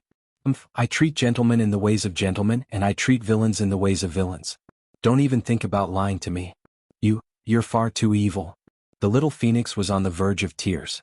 He had witnessed the viciousness of human nature and the hardships of the world the moment he was born. Finally, after a series of negotiations between Li Qingshan and Feng Shiwu, the little phoenix landed on the ground steadily. However, what followed was a storm-like reprimand. The little phoenix could not help but regret what he had said just now, expressing that he still accepted them as his fathers. He no longer dared to call them bastards anymore. His little face was filled with grievance and he was filled with regret inside. Just now, he should not have randomly acknowledged them as his fathers with the joy of being reborn. Don't be like that. Just wait for first father to take you to see the colorful world and enjoy its prosperity. How about that? Li Qingshan rubbed the little phoenix's head with a smile. All right. When the little phoenix was still a child at the end of the day, he immediately tossed his unfortunate encounter just now to the back of his head. He was already eager to leave this larger egg and see the outside world. Li Qingshan immediately felt great about himself. I may not have been a father in my 2 lives, but I've seen quite a few fathers run. Right when he was about to reply, Feng Shiwu interrupted him. No, now still not the time. You've only just been born. Do you know just how dangerous the outside world is? How many people want to use your blood to extend their lives? You still have far too many things to learn. The little phoenix's face immediately drooped, looking at Li Qingshan for help. Li Qingshan said, "Do you think I'll let anyone harm him with me around? Not to mention, it's not like he's a chick who's afraid of being stepped on no matter where he goes.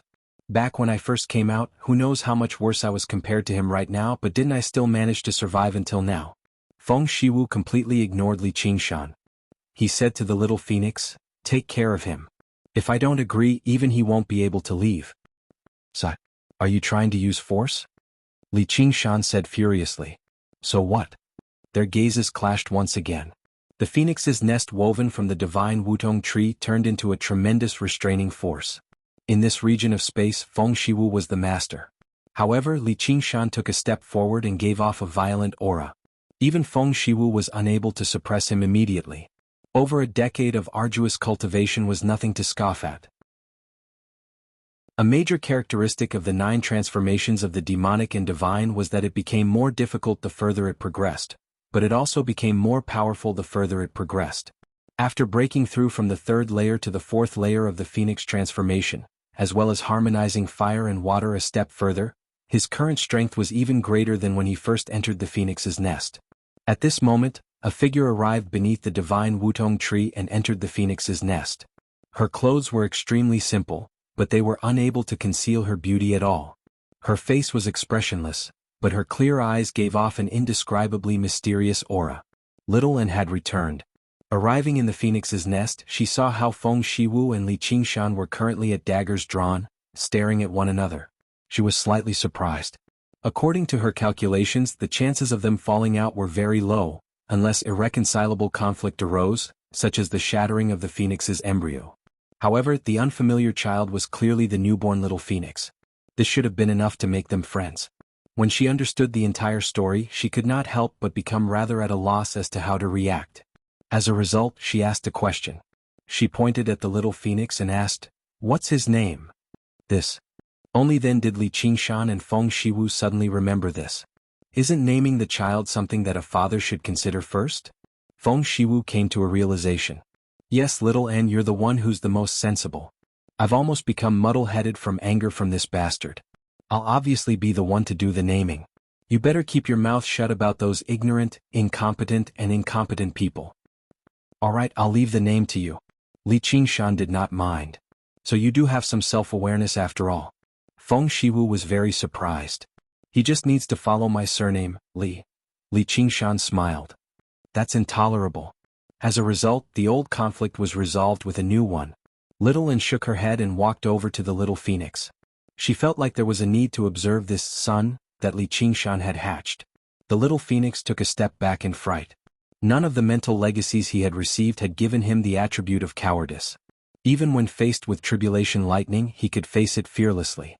However, little An, who could charm all living beings and was like a goddess, made him feel a sliver of fear, as if he had encountered an extremely dangerous monster. The Phoenix was a divine bird of eternal life, but the oath of the path of white bone and great beauty was to destroy all life. It was no longer bloodthirsty, but extermination. Little An stopped and thought, so it really is a divine bird? His bestial instincts had risen to a divine level. He had spent over a decade with the divine nun of the South Sea, yet she had sensed nothing. Instead, a newborn chick had sensed something. Feng Shiwu noticed this too. He glanced at little An in confusion and asked the little Phoenix, "What's wrong?" Li Qingshan smiled. "What's wrong? Frightened?" "I'm not frightened. I'm not afraid of anyone. I was just surprised earlier." The little Phoenix immediately widened his eyes before walking over to little An.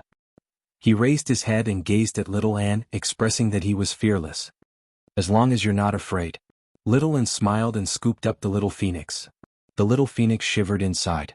Her hands were as warm as white jade, and she gave off the smell of sandalwood. The rare smile on her face was even more alluring, but it made him feel very uncomfortable. Actually, he was not too sure what he was afraid of. Of course, he had no idea that this sense of fear would accompany him for a very, very long time. As soon as little An let go, the little Phoenix flew out.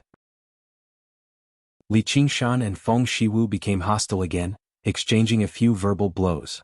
The atmosphere heated up, almost to the point of fighting. The little Phoenix clapped his little hands and cheered, "Fight! Fight!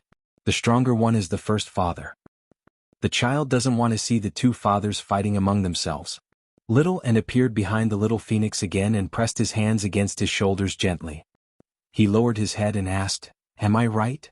The little Phoenix fell silent. Yes. Don't fight, father. I don't want to see it." Feng Shiwu replied with a question. "Little girl, then what do you think we should do?" Little An said, "Why don't we play rock, paper, scissors?" Feng Shiwu was taken aback before coming to an understanding. Rock, paper, scissors seemed like a child's game, but it was not that simple when it came to actual competition. Reaction speed, mental control, and most importantly, sensing the changes in the heavenly secrets. "That's a good idea. What do you think?" Feng Shiwu asked Li Qingshan. He personally believed he was a major realm of cultivation and a few minor realms higher than Li Qingshan, so he possessed an absolute advantage when it came to the heavenly secrets. Victory was guaranteed. "I obviously have no objections to little An's idea." Li Qingshan smiled. I'm just afraid you'll go back on your word after you lose. Chapter 935. How is this possible? Feng Shiwu stared at his right hand in a daze. He raised his index and middle fingers, forming as scissors. On the other hand, Li Qingshan clenched his fist. It was clearly a rock, currently smiling resplendently. Feng Shiwu originally possessed absolute confidence in his heavenly secrets, but in the moment they clashed just now, he felt like all of the heavenly secrets had been shielded from him. He could no longer tell what Li Qingshan wanted to do. His mind became slightly flustered, and Li Qingshan grasped the opportunity, making a judgment based on the movements of his hand. In a split second, the outcome had already been determined. What's impossible about it? A loss is a loss. Do you accept it or not? Li Qingshan waved his rock at Little and before grinning at the little phoenix. My good son, you better follow your first father's surname Li. Mighty be first father. The little phoenix gave him a thumbs up. Qingshan, why don't we go out of 3 and win 2? Feng Shiwu whispered, forcing out a hint of pleading with great difficulty. Don't even think about it. Li Qingshan turned him down firmly. A large part of his victory this time was luck. Even though the spirit turtle shielded him from the heavenly secrets, it was impossible for him to see through Feng Shiwu's next move. If Feng Shiwu had not shown an opening, his chances of victory would have been less than 30%. If they went at it another 2 times, who knew what the outcome would be? Why, Feng Shiwu stammered for quite a while, but he was not a person who would go back on his word after all. His principles forced him to accept this result, but he was unable to accept it no matter what. I know Senior Feng feels indignant, but please think about it, Senior. Qingshan's strength may not be as great as Senior's right now, but what about a century later? It's impossible for the Phoenix's child to remain on Fire Melt Mountain forever under Senior's protection, and it's impossible for Senior to wander around. The 9 provinces are so vast, so who can protect him? Parents love their children, so they have far-reaching plans. Please think about it, Senior.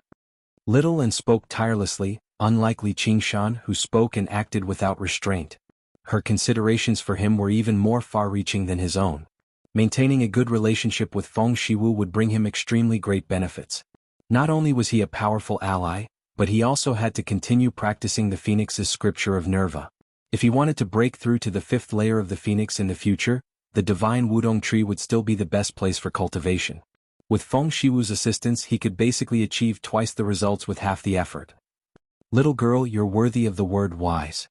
Even though I know that you're cooperating with this brat to plot against me, I have to admit that what you said is very reasonable. If his surname is Li, then his surname is Li. If his second father is second father, then so be it. Feng Shiwu sighed. He was quite insightful. He could tell that Li Qingshan possessed tremendous potential and had a very great chance of ascending. He was indeed worthy of being called the first father. You should have done this long ago. You name it? Li Qingshan laughed heartily. Feng Shiwu had a plan a long time ago. After a moment of thought, he said, the Phoenix is male and the Phoenix is female. You might as well follow my surname for the second character, which is Feng. Yuan is the beginning. Your rebirth and reincarnation from today onwards, your lifetimes, will all begin today.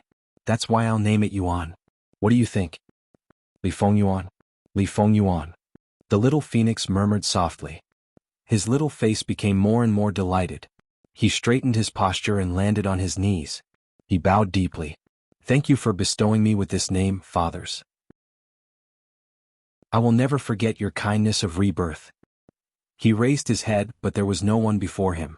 As it turned out, Feng Shiwu and Li Qingshan had moved to the side at the same time, avoiding his bow. Are the 2 fathers dissatisfied with me? Li Feng Yuan pouted. Feng Shiwu said, don't forget about your bloodline. Since you're the son of the Phoenix, you shouldn't bow to anyone, even us. Li Qingshan smiled. I hate kneeling to others the most, and I hate it when others kneel to me. As for your kindness of rebirth, that's even more bullshit. You don't owe us anything. Feng Shiwu and Li Qingshan exchanged glances and smiled. Li Feng Yuan sank into his thoughts. A gleam of light flashed through his eyes, and he leapt up from the ground and clapped his hands happily. I understand. It's not high nor is it low. It's not coming nor is it going. I definitely won't disappoint the 2 fathers. No, I won't disappoint myself. Little and sighed inside. It really was the legacy of the Phoenix after all. This affinity for comprehension and spiritual chi was extraordinary. Feng Shiwu said, "But I'll tell you the ugly truth first. As long as you don't gain my recognition, you can't leave Fire Melt Mountain. Qingshan, you have no objections, right? Hey, if you want to manage it, then so be it. I'll go consolidate my cultivation. Feng Yuan, learn well from your second father. There'll be a day when you soar through the skies." Actually, Li Qingshan had never been in such a mood in the first place. Time was far more important and urgent to him than Feng Shiwu. He wanted to advance as valiantly and diligently as possible so that he could fulfill the promise of the 9 heavens. It was just that he had never been willing to bow down to others, much less become the second son, which was why he wanted to compete. Now that the difference between them was clear, he might as well just leave the specific matters to Feng Shiwu. He had plenty of time anyway. He believed he would be even more qualified than him when it came to education. Not only did this child who was born as a god possess exceptional intelligence, but he was also born with great strength that approached demon kings due to many fortuitous coincidences and painstaking efforts. At the same time, he possessed an extremely great curiosity. If he was not properly guided, he would probably become a little demon, a great demon of chaos in the future. Even if he ignored the distant future, undergoing the 3rd heavenly tribulation was only a matter of time. There was basically no possibility of failure. As a matter of fact, it would not even take him a lot of time. Meanwhile, even the 10 demon kings might not necessarily be able to keep a pure-blooded phoenix that had undergone the 3rd heavenly tribulation at bay. Demon kings that regular birds and beasts transformed into were basically an entire major realm of cultivation before him. In this aspect, although Li Qingshan possessed many different bloodlines, resulting in many abilities, every single bloodline was impure after all. As a matter of fact, they even affected one another, so they paled slightly in comparison to the phoenix's bloodline. Of course, this was because he was too greedy. There was nothing for him to complain about obtaining the body of a demonic god as a mortal. Moreover, his bloodline would constantly strengthen until it became pure. At that time, even the supreme divine bird would be left in the dust. Li Qingshan left the phoenix's nest and sat down under the divine Wutong tree. Little and leaned against him gently and whispered into his ear, "Qingshan, when you fell asleep, the world was already in chaos. The flames of war raged everywhere." "Really? The Mist Province and the Green Province have declared war?" Li Qingshan roused in vigor. Sniffing the faint fragrance of sandalwood from her, he felt refreshed. "They've already declared war 2 years ago. There have been over a dozen major battles and countless smaller ones. 5 great cultivators have died, but they're in a semi-truce right now." "Why?" Li Qingshan asked in surprise. "Because the 2 provinces are facing disasters," said Little N, "the locust plague of the Green Province and the demon plague of the Mist Province." Chapter 936. Is it because of the Flying Locust King? If it was a normal locust plague, no matter how great the impact, it would only affect a single prefecture. At most, only the mortals would suffer because of it. How could the King Chu of Qingzhou stop the war because of this? Even an ordinary demon king would not be able to do this. Exactly. I don't know how he escaped from the Demon Suppression Hall. It's related to the time you entered the 8th floor of the Demon Suppression Hall with that senior brother One Lamp. I never thought back then, but with the soaring Locust King's hatred towards the Chan Monastery of Devanaga, how could he let him go so easily? So that's how it is. But no matter how strong he is only one person. Could it be that there is no one in the Azure Province that can deal with him? There's something you don't know.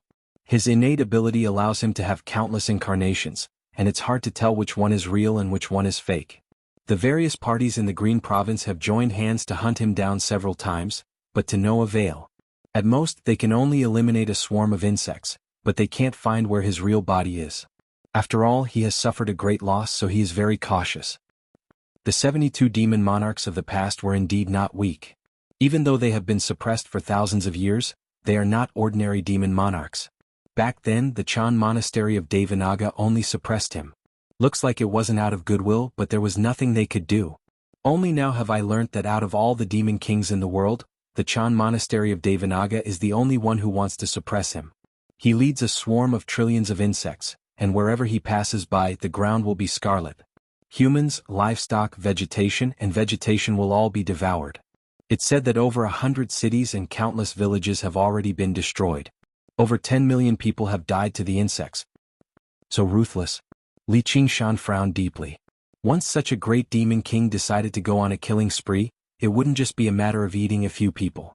Instead, it would be a matter of slaughtering a city and destroying a country. It would be even more terrifying than a natural disaster. If this situation could not be contained as soon as possible, it was unknown how many people would die in Qingzhou. Moreover, according to Little Anne's description, these locusts were clearly not ordinary insects. If this went on, not just mortals, but even some of the weaker qi practitioners would not be able to escape the fate of being devoured. If that happened, the foundation of the Green Province's cultivation world would be destroyed. The Chan Monastery of Devanaga is probably going to summon us back. Perhaps they've already sent a message, except the King of Yu has blocked it. Little Anne's eyes were serene. Looks like it is. Aren't you going to ask me whether I want to go back or not? Li Qingshan asked. At the very least, they were still disciples of the monastery in name. Fire Melt Mountain was 50,000 kilometers away from the Chan Monastery of Devanaga, separated by mountains and valleys. Even to cultivators, it was a relatively great distance, and he was behind enemy lines too, so the Chan Monastery of Devanaga could not order him around. You have to go back whether you want to or not. Little Anne smiled. The one who knows me best is Little Anne. Li Qingshan laughed heartily and kissed her cheek. Right now the Green Province was like a giant whirlpool. Once one stepped into it, there would immediately be all sorts of disputes. Here the Banyan Tree King was his friend, and the divine Wudong Tree would also protect him. But in Qingzhou the Dragon King of the Sea was his mortal enemy, and there was also the Soaring Locust King. Here he could use his complicated identity to transcend the war. The King of Southern Yu would not demand anything from him. But if he returned to the Green Province, both his identity and Little Anne's identity would definitely not allow him to remain uninvolved. However, he had to return as there were still promises he had yet to fulfill, debts he had yet to repay, and lovers he had yet to spend time with. He pursued power not to run away. If he only had to guard an empty mountain alone, what was the point no matter how powerful he became? As a result, he wanted to return. The current him was no longer the same as when he first came to the Mist Province. He was not confident that he could face any predicament or any enemy. I've been cooped up for so long, so it's about time for me to go out and take a walk. It'll be easy for me to reach a bottleneck if I cultivate alone. Alright, how's your cultivation going? I've already comprehended the third layer of the path of white bone and great beauty, but I'm lacking a lot of resources. Little girl, you must already have a plan in mind. Tell me about it, Li Qingshan urged. Do you remember the demon plague I mentioned earlier? Little Anne smiled. Oh, I haven't asked. What exactly is it about? The root of the demon plague still lies in Bone-Eating City. Little Anne told him everything about the demon plague. As it turned out, the demon domain had opened passageways to invade the world of the 9 provinces many times in the past. Although these passageways had all been sealed off after the battle, and the world itself could repair them, some of the larger passageways were difficult to repair. They could only be sealed up and suppressed, which was known as a land of demon suppression. Is Bone-Eating City a land of demon suppression like this? Li Qingshan had already learned about Bone-Eating City through the myriad poison ancestor a long time ago. That place was basically a living city of demon folk, so it made perfect sense for the Bone-Eating Shaman King to do something like that. No, or the King of Yu's estate wouldn't have been caught so unprepared. The Demon Suppression Hall we visited in the past is a true land of demon suppression. It's watched over by your master, the Unraging Monk, all year round, so it's actually very safe. However, not all places of demon suppression have a large sect like the Chan Monastery of Devanaga watching over them. Even if they do, the demonic sects of the Mist Province are probably extremely willing to collude with demon folk. They might even possess greater power.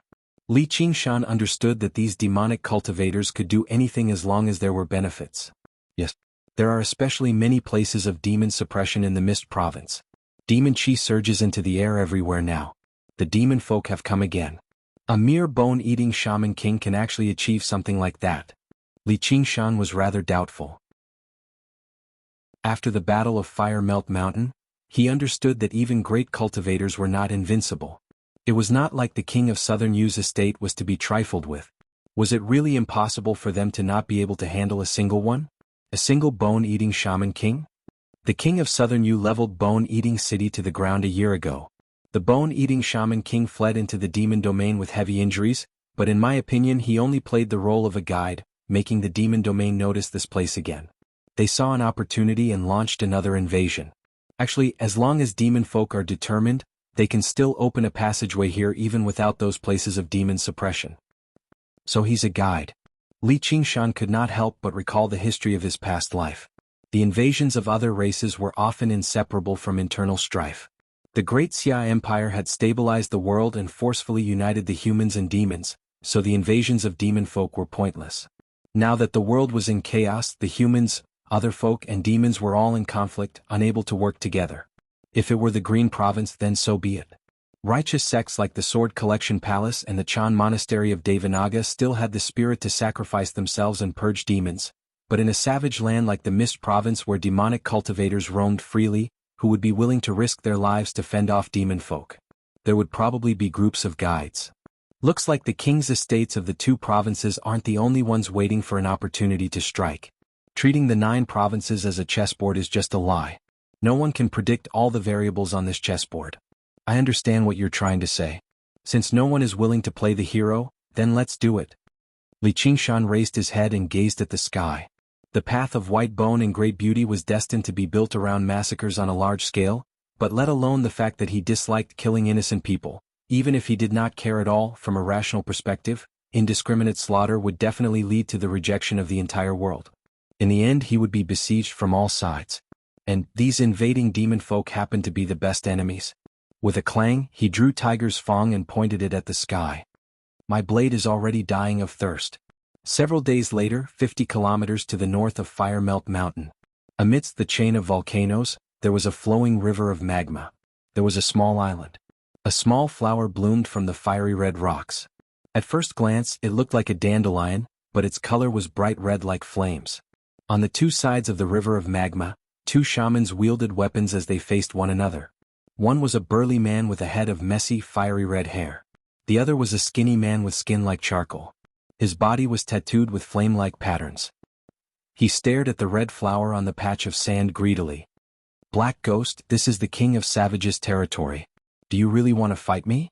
The burly man suppressed his voice, as if he would alarm something terrifying if he spoke any louder. You son of a bitch, the blood of regular fire devourers flows through your veins. Don't you know that the King of Savages hates fire devourers the most? If you alarm him, he'll crush you to a pulp with a single punch. Don't even think about taking the fire velvet flower from me. The 400 kilometers of Firemelt Mountain was a special blessed land.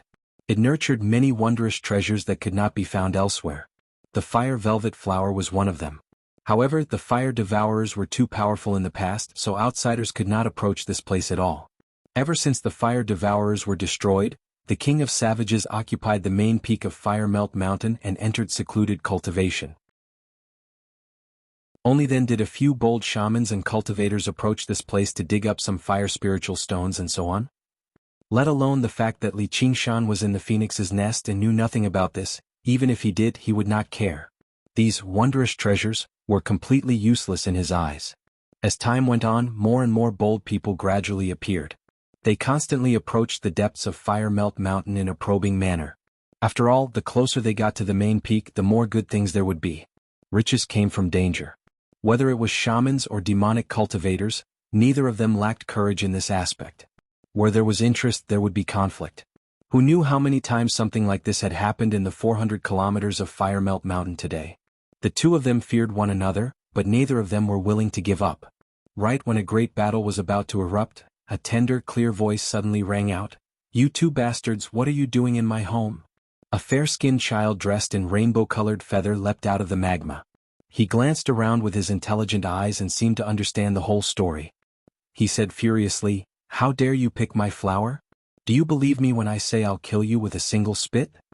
The burly man and the black ghost were both taken aback. Their faces sank. They were both at the first heavenly tribulation. Otherwise they would never have ventured so deeply into Firemelt Mountain. They could be regarded as powerful figures in their respective tribes and sects, revered by everyone. Now that someone had suddenly scolded them, their feelings could obviously be imagined. Where did this bastard come from? How dare he behave so insolently before me, the Fire Venerable? Are you tired of living? The burly man bellowed. His muscles bulged as he thought rapidly, this is clearly the King of Savages' territory. I've never heard of a child like him, and he's so young, yet he speaks so boldly. He even says this is his home. Don't tell me he's a flower spirit from the fire velvet flowers? It all made sense if that was the case. So he was just putting on a show.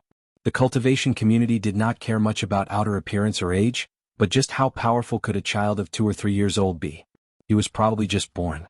Most importantly, under the guidance of a certain Wutong tree, the child did not give off any powerful aura. His crude words and actions nullified the noble and mystical aura he was born with. Chapter 937. A streak of scarlet light pierced through the air, and the center of the burly man's forehead lit up. Suddenly there was a gentle breeze, and the light deviated slightly, brushing past his ear. The burly man only felt his ear heat up. Before he could even react to what had happened, he was still cursing, "You bastard, you've really grown tired of living. Just watch as your grandpa." Before he could finish, he saw the black ghost's face filled with shock and horror as he looked behind him. He could not help but turn around and discover a fiery red hole had appeared in the rock behind him. It went from thin to thick, running straight through the mountain. Even the rock that had withstood the flames of the earth for millions of years showed signs of melting. The burly man gulped. This did not seem like something a newborn flower fairy could achieve. If the hole had appeared in his head, then his 7-foot-tall body would be done for. As the saying went, you'll eventually run into a ghost after a long night. Fire Melt Mountain really was not a good place. Why did it deviate? Li Fengyuan scratched his head in doubt. Whatever, let's do it again. A shadow loomed over him, and a huge hand descended from above, pressing down on his tiny head and pushing it down viciously. Boom. The shoal split into pieces. Lava sprayed into the air as waves of air whistled through the surroundings. What's happening now? The brawny man and black ghost widened their eyes. When the smoke and dust dissipated, they saw a stalwart man squatting on the river of magma. He pressed the arrogant and despotic child's head into the magma with one hand. Ting Zhou collapsed and disappeared. The roar was obviously the result of the collision between the two. The child who had almost claimed their lives had been pressed to the ground with a single hand, which left them with a surreal feeling. From this person's appearance and strength, was he the king of savages, Li Qingshan? This thought made their hearts skip a beat at the same time. They had just dodged a wolf, only to be met with a fierce tiger. They really had not checked the almanac when they went out today. They were looking for death. Putting themselves in his shoes, if an outsider had invaded their territory and they had come to steal, then not only would they kill them, but they would even use all sorts of torture to serve as an example to others. Not to mention that the Savage King was famous for his ruthlessness. He would kill without batting an eyelid. His reputation was like the shadow of a tree. He was dead for sure. Thank you for saving my life, King of Savages. I've admired your great name since a long time ago and wanted to serve you, but unfortunately I wasn't fated to do so, so I've been pacing around Fire Melt Mountain the entire time just to see you. My dream has basically come true today. The burly man dropped to his knees with a plop and said in great emotion, a tear squeezing out from the corner of his eye. Black Ghost secretly scolded him for being soft. He couldn't say such shameless words. He quickly knelt down and kowed out. Li Qingshan reprimanded Li Fengyuan. Brat, are you done yet? What did your second father teach you? Don't spit anywhere and don't swear. I don't think you took it to heart at all. The muscular man and the black devil were both startled. So this was really that child's home. If this child wasn't the Savage King's disciple, then he was his son. No wonder he was so fierce and overbearing. Moreover, hearing the King of Savage's words, their hearts turned cold. Not spitting or cursing was more important than their lives. You're the one who taught me all of this. Father Feng already said that I shouldn't have been like this. It's all because of you. It's all because of you. Li Fengyuan struggled as hard as he could, refusing to accept this. The river of lava surged, but how could he resist Li Qingshan's divine strength? Li Qingshan grabbed him by the neck and lifted him out of the lava. He crossed his arms and his face was filled with indignation. He could not help but smile. Don't listen to his nonsense. If it weren't for me, would you still be here? Spitting and cursing isn't some great crime. This is called being open-minded. Your second father doesn't understand that at all. He's as smart as a woman talking behind someone's back. Rumble. The main peak of Fire Melt Mountain in the distance shook violently, as if it was about to erupt. Li Qingshan stopped talking and sniggered, only to discover that Li Fengyuan was smiling the same way as if he was saying, why aren't you talking anymore? Li Qingshan could not help but shake his head. He really could not shirk this responsibility, so he changed the topic. Why didn't you cultivate properly? Why did you sneak out? First father, I've come to see you off and get some fresh air. Li Fengyuan clasped his hands and smiled ingratiatingly. You knew I was leaving?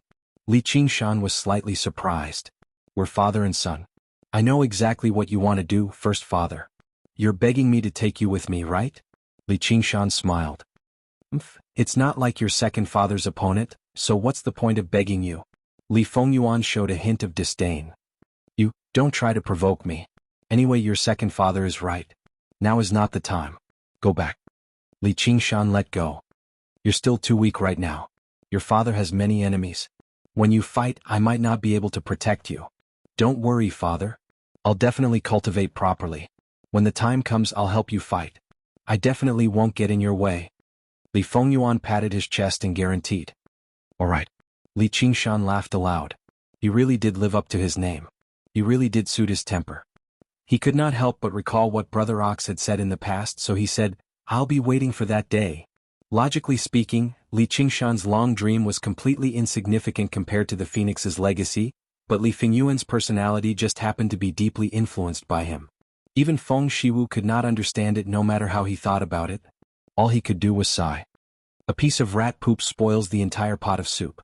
Then what do we do with the two of them? Li Fengyuan pointed. Li Qingshan glanced past them, and the burly man and the black ghost both shivered. Li Qingshan said coldly, We can't let them leave here. Little Feng Huang'er's existence was anything but trivial. If it was made public, who knew just how many people would covet her? It was better to avoid trouble.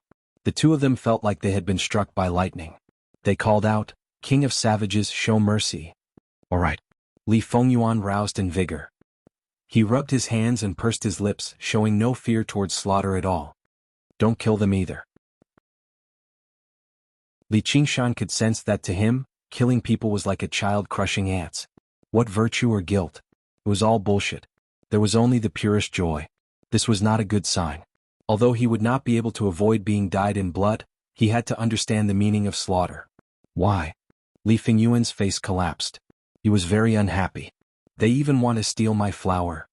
As he said that, he raised his right hand, which surprisingly held the fire velvet flower. Since when? Li Qingshan was slightly taken aback before breaking out into laughter. It really was a natural divine bird after all, the leader of the feathered species. In terms of talent alone, it was thousands of times greater than the cowherd boy of the past. Because I'm stronger than you. Li Qingshan said sternly, if you say you can't, then you can't. First father, you're being unreasonable. Li Fengyuan called out. Feng Shiwu was a modest gentleman. When he interacted with Li Fengyuan, he paid special attention to the bearing of a gentleman. He was not as overbearing and unreasonable as Li Qingshan. Father, my surname is Li. I'm the most reasonable. Li Qingshan smiled, making Li Fengyuan cry out in anger. Anyway, you do as you see fit. I'm about to set off. Li Qingshan glanced out of the corner of his eye. Little and was floating on a distant mountain. Goodbye, father. Fengyuan, I wish you victory in every battle and prosperity in martial arts. Li Fengyuan's expression was serious. He crossed his hands and bowed. His feathered clothes drifted about. Although he was very young, he already possessed a sense of composure. Li Qingshan nodded slightly and did not say anything else. He took a step through the air and arrived on the distant mountain. Come and visit me when you have time. Li Fengyuan took a few steps forward, and a layer of mist covered his eyes. Tears trickled down his cheeks. They were all fire-red and translucent, landing on the fire velvet flower in his hand. They immediately bloomed even more resplendently. At the end of the day, he was still a child. He was not used to parting. Although they were not true father and son, and they had not spent much time together, he felt a special closeness to this father who had passed his surname to him. Wait for me to return. If you can't take 3 moves from me, I'll kill you. Li Qingshan's voice rang out from afar. He had already disappeared into the sky. All right. Li Fengyuan wiped his tears away and looked around. The burly man and the black ghost were secretly looking at him. What are you looking at? Haven't you seen a good man cry before? You two bastards, get over here. The mountains rose and fell, the trees were dense, and the mist was continuous. Li Qingshan and Little and flew over 5,000 kilometers and arrived before Savage Mountain. They passed through the thick mist and arrived in a valley. The scene before him made him slightly surprised. There was a city in the valley. There were many temples and pavilions, and it was bustling with noise.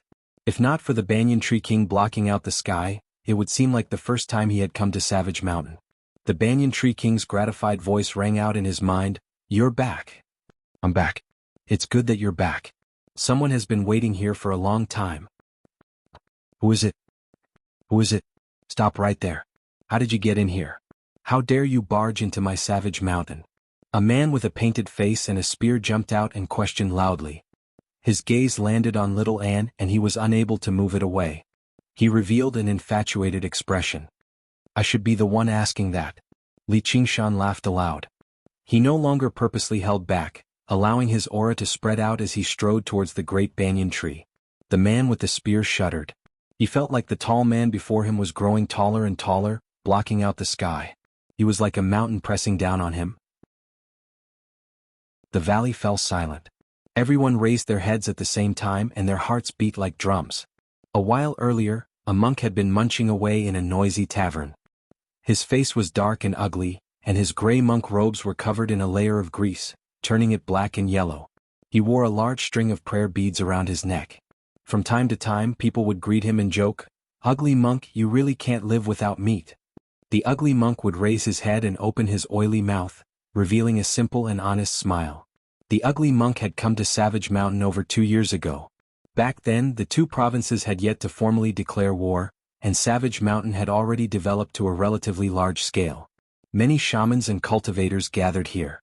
Although it was no longer a place of escape like before, this was still the South after all. Finding a kind-hearted person here was even more difficult than ascending. The ugly monk's arrival disrupted this phenomenon. His simple and honest face displeased people everywhere. In the beginning, some people thought he was faking it. There had never been a lack of actors like him here. However, gradually, everyone realized that was not the case. The ugly monk was truly naive. He did not retaliate when beaten or scolded. Instead, he tried to persuade people to be kind. The kind will be taken advantage of. This was basically a saying of wisdom. Persuading people to be kind was no different from cursing them. As a result, the ugly monk suffered even more beatings and curses. If it were not for the fact that killing was forbidden in the valley, he might have been beaten to death a long time ago. This continued until one day, when the people whom the ugly monk had tried to persuade countless times began to vanish one by one, but the cave masters remained silent. It was said that the ugly monk had turned into a monster and eaten the people who had gone missing. He was actually the direct disciple of the first cave master, the gentleman of heavenly blubber, which was why everyone became polite to him. However, the ugly monk remained the same. He remained simple and honest, persuading people to be kind. No one knew his name or Dharma name, nor did anyone know where he had come from or why he had remained here until now. The ugly monk suddenly raised his head and leapt to his feet. He said in surprise and joy, "First senior brother." Right when he was about to rush out of the tavern, he suddenly steadied himself with a frown. He shook his clothes and his monk's robes became as clean as before. He pulled himself together and there was not even a speck of dust on him. The greasy prayer beads around his neck recovered their crystalline luster, flowing with different colors of light. He had turned into a clean, ugly monk. He turned into a gray shadow and arrived before Li Qingshan. He brought his palms together and bowed. "First senior brother, do you still recognize me?" Chapter 938. Not long. It's only been 2 years. First senior brother, it's been 20 years since we last saw each other. So it's already been so long. Li Qingshan suddenly sighed. Just his secluded cultivation on Fire Melt Mountain had taken over a decade. Coupled with the years he spent in the south, it really had been 20 years. To mortals, 20 years was an eternity. Even though it was not exactly a period of time, it was still a period of time in which people had changed. However, to cultivators, it actually felt extraordinarily brief. Before him, the little demon folk he had saved in the demon suppression hall had already grown up before he knew it. Although he had yet to undergo the second heavenly tribulation, his cultivation was no longer weak. "First senior brother, master wants me to invite you back. Senior Banyan Tree King said you're currently in secluded cultivation, so I'll be waiting for you here." "I understand." Li Qingshan patted Duo's shoulder and continued towards the great banyan tree. Duo was afraid to rush him. He followed behind silently. From the beginning till the end, he did not look straight at little N at all. At this moment, a fatty the size of a mountain of flesh received him. He smiled from ear to ear. "My king, you've emerged from seclusion." Behind him were 7 or 8 cave masters, all of whom Li Qingshan had never seen before. They gazed at the king of savages before them with different expressions and bowed together.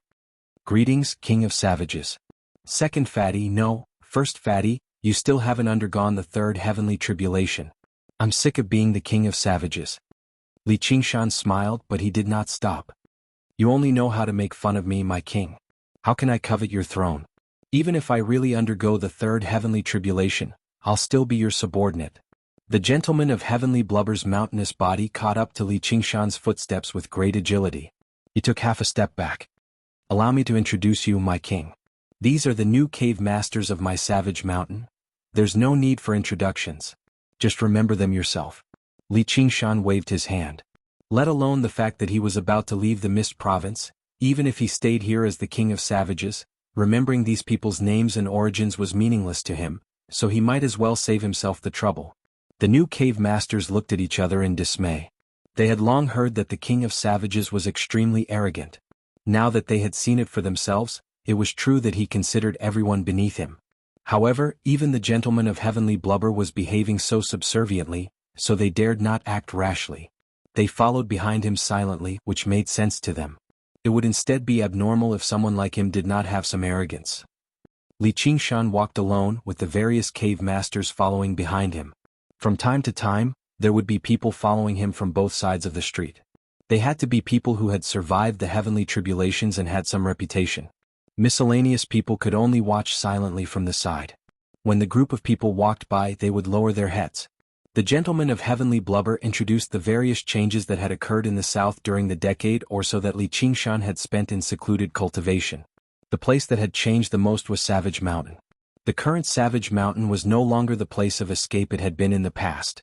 After the myriad poison cult was destroyed, it had replaced it as the center of the southern border. Under the King of Savages' great banner, the gentleman of heavenly blubber and the other two cave masters waged war everywhere. Those who submitted to them would prosper, while those who opposed them would perish. They gathered people from various aspects of the southern border, forming an organization that was neither a sect nor a tribe, but more like a gang. My king, your return is like a vicious tiger returning to the mountains, rallying everyone with a single call. King of Savages is no longer enough to describe you. I think you can change it to King of the South. You'll unite the South and establish yourself as a king. The gentleman of heavenly blubber flattered. Actually, he was not lying. The myriad poison cult and the fire devourers had already been destroyed. The divine Wutong tree could serve as a powerful ally, while the merfolk of the South Sea could be regarded as allies. The two supreme human kings and demon kings of the Mist Province were extremely friendly with Li Qingshan too. Before he knew it, Li Qingshan had already made a name for himself in the Mist Province. All of the manpower and resources in the south were at his disposal. He truly was like a tiger crouching on a mountain, mighty and awe-inspiring. Duoj followed behind Li Qingshan and glanced around. He discovered that the cave master's gazes towards him had changed, becoming a little more respectful. As it turned out, he had the Banyan Tree King vouching for him, such that even if he killed a few villains who had committed countless crimes on Savage Mountain, the cave masters would not be able to do anything to him. However, their gazes towards him were rather hostile.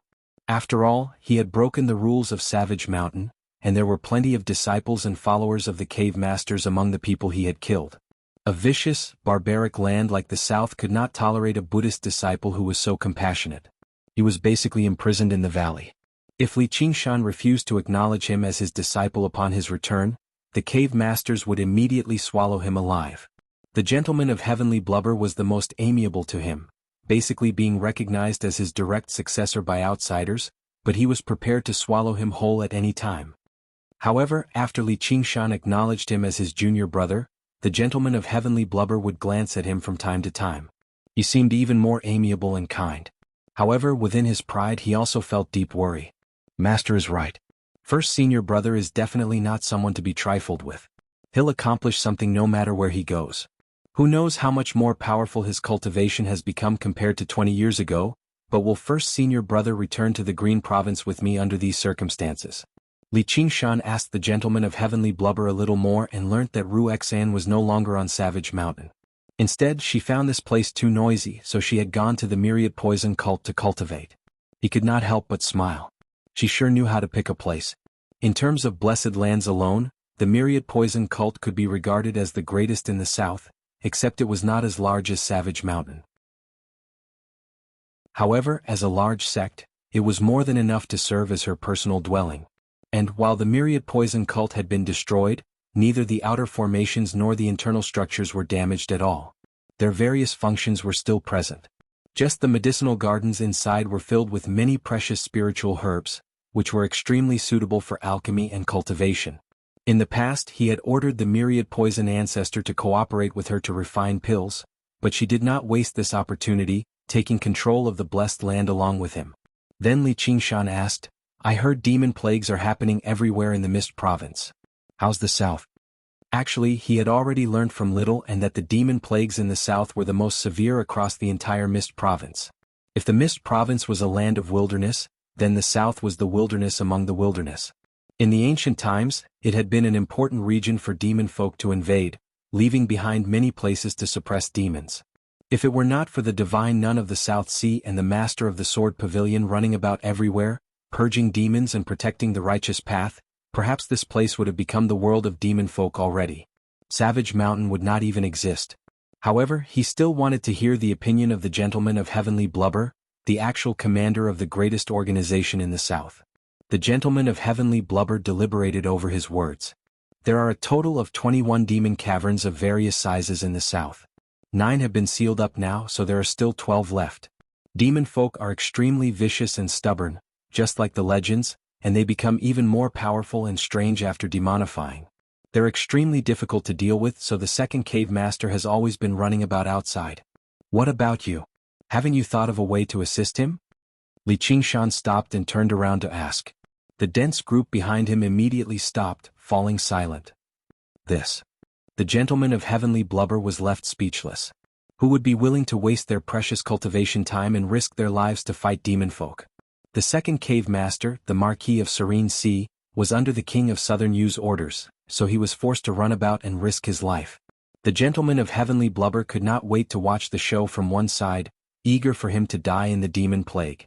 Why would he think about assisting him? I understand. Li Qingshan shook his head gently. How could he not understand what the gentleman of heavenly blubber was thinking? Actually, if it were not for the sake of finding resources for Little Anne's cultivation, he would never have thought about fighting demon folk either. Even if the sky collapsed, there were tall people to hold it up. Those great demon kings and great cultivators were not worried, so what was a White Hawk commander like him supposed to do?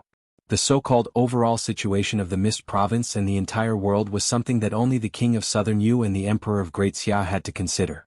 It was not because of how great they were, but because it had to do with their personal interests. To regular individuals, it was not that they could not see the long-term dangers of the demon folk's invasion, but if they lost their lives, what long-term benefits would there be to discuss? What are you following me for? You can all disperse. Go do whatever you need to do. Arriving under the great banyan tree, Li Qingshan glanced backwards and waved his hand in an unconcerned manner. The feeling of a vicious tiger returning to the mountains was quite nice, but tigers were solitary animals at the end of the day. They did not need too many people to follow them around. Most importantly, all the monkeys could provide were wild fruits. They could not satisfy the tiger's appetite, so all that was left was the vanity of lofty superiority. It was enough for him to experience it once in a while. Li Qingshan and Little Anne arrived on the great banyan tree. The banyan tree king asked with a smile, "Did you get along well with that fellow Feng?" Chapter 939. Right now the sun was shining brightly. Even with the thick canopy of green leaves, there were still stars. Specks of light flickered. Li Qingshan spoke casually, as if he was not talking about the demon folk who had stirred up the world, but regular people. It was not because of arrogance. This confidence had been forged from his own slaughter. In the past, under the Demon Suppression Hall, he had used the Demon Suppression Statuary to kill tens of thousands of demon folk despite being unable to use his powers as demons. After so many years, his painstaking cultivation had not been for show.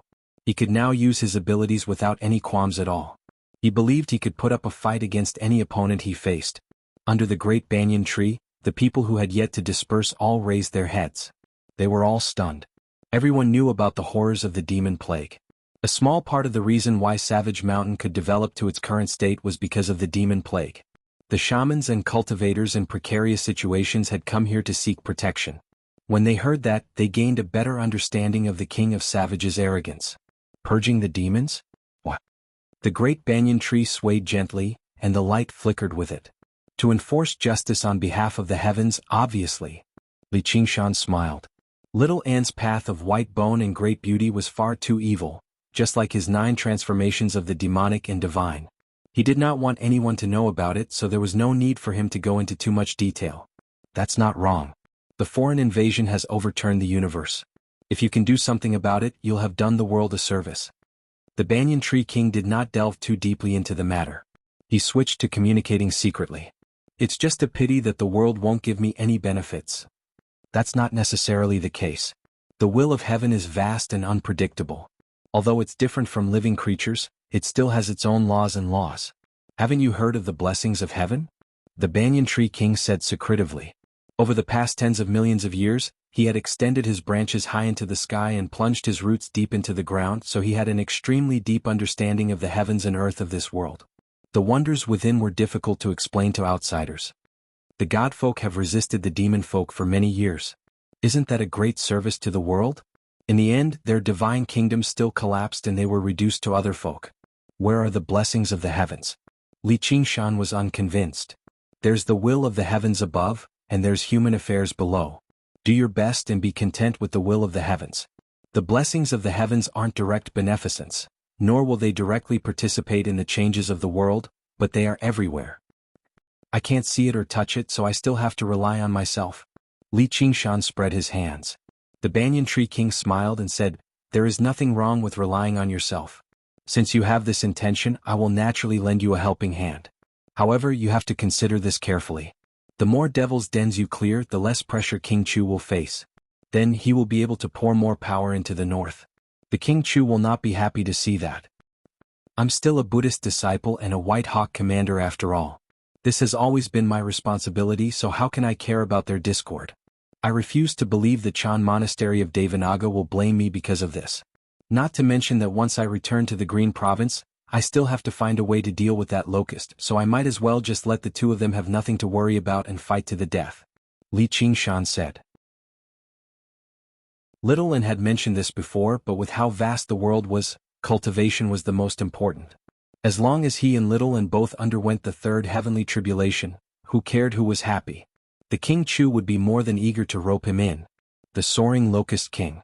Although he has been suppressed by the Chan Monastery of Devanaga for far too long and is still extremely weak right now, his cultivation is still there, and he's most skilled in devouring everything to recover. He won't be so easy to deal with. And don't forget that the lowest floor of the Demon Suppression Hall happens to be a demon cavern. It's probably not a coincidence that the Locust Plague and the Demon Plague started at the same time. He's just a demon's guide. Though, when there are too many debts, there's no need to worry about them. It's not like I'm missing one more enemy. Now that I've returned to the Green Province, I obviously have to find a way to settle my grievances," Li Qingshan said firmly. Then he thought of something and asked, "I almost forgot to ask. What do you think about the demonfolk's invasion, fellow? Just like how demons and demons were inseparable, demons never had the moral values of humans. Even if this world turned into a demon domain, it would just be all the human cultivators becoming demonic cultivators. However, even the righteous cultivators of the current era would never hesitate when killing demons. Even if the environment did not become better, it was not exactly worse either. After all, the ancestor god that the bone-eating shamans worshipped was a demon god. I'm already very old. Although I personally believe I'm rather tolerant, I've grown accustomed to the current environment. If this world turns into a demon domain, I probably won't be able to adapt to it," the Banyan Tree King said slowly, "but I can't make my children throw their lives at others over the stubbornness of an old man like me. Sure enough, old trees have many roots and old people have many words. You can just listen to what I'm saying." "I see. You sure have hidden yourself well, old man." Li Qingshan broke into laughter. As it turned out, this demon king of the Mist Province was a warmonger. He advocated resisting the demonfolk's invasion, but he appeared to be a peacemaker to the outside world. In the past 2 years, he had drawn the demons away from the demon caverns as if it did not matter how the world turned out. This also touched on the conflict between the humans and demons. After all, no one had no standpoint. Even for the Banyan Tree King, who was renowned for his peace, as long as he had a standpoint, there would be pros and cons. He would not be able to avoid scheming and planning. If the humans suffered heavy losses after this great chaos, then even if the demons did not rule over the 9 provinces again, their days would still be much better. The king of Southern Yu has talked to me quite a lot, wanting me to take part in the battle. I'll treat you as one of my subordinates and deal with him. How's that? All right. As long as you give the order, I'll be at your beck and call. Though, are there any benefits in it? Li Qingshan rubbed his hands. Kid, you're still trying to act innocent after getting what you want. Earlier you wanted my advice and now you're asking for benefits. I'm just saying.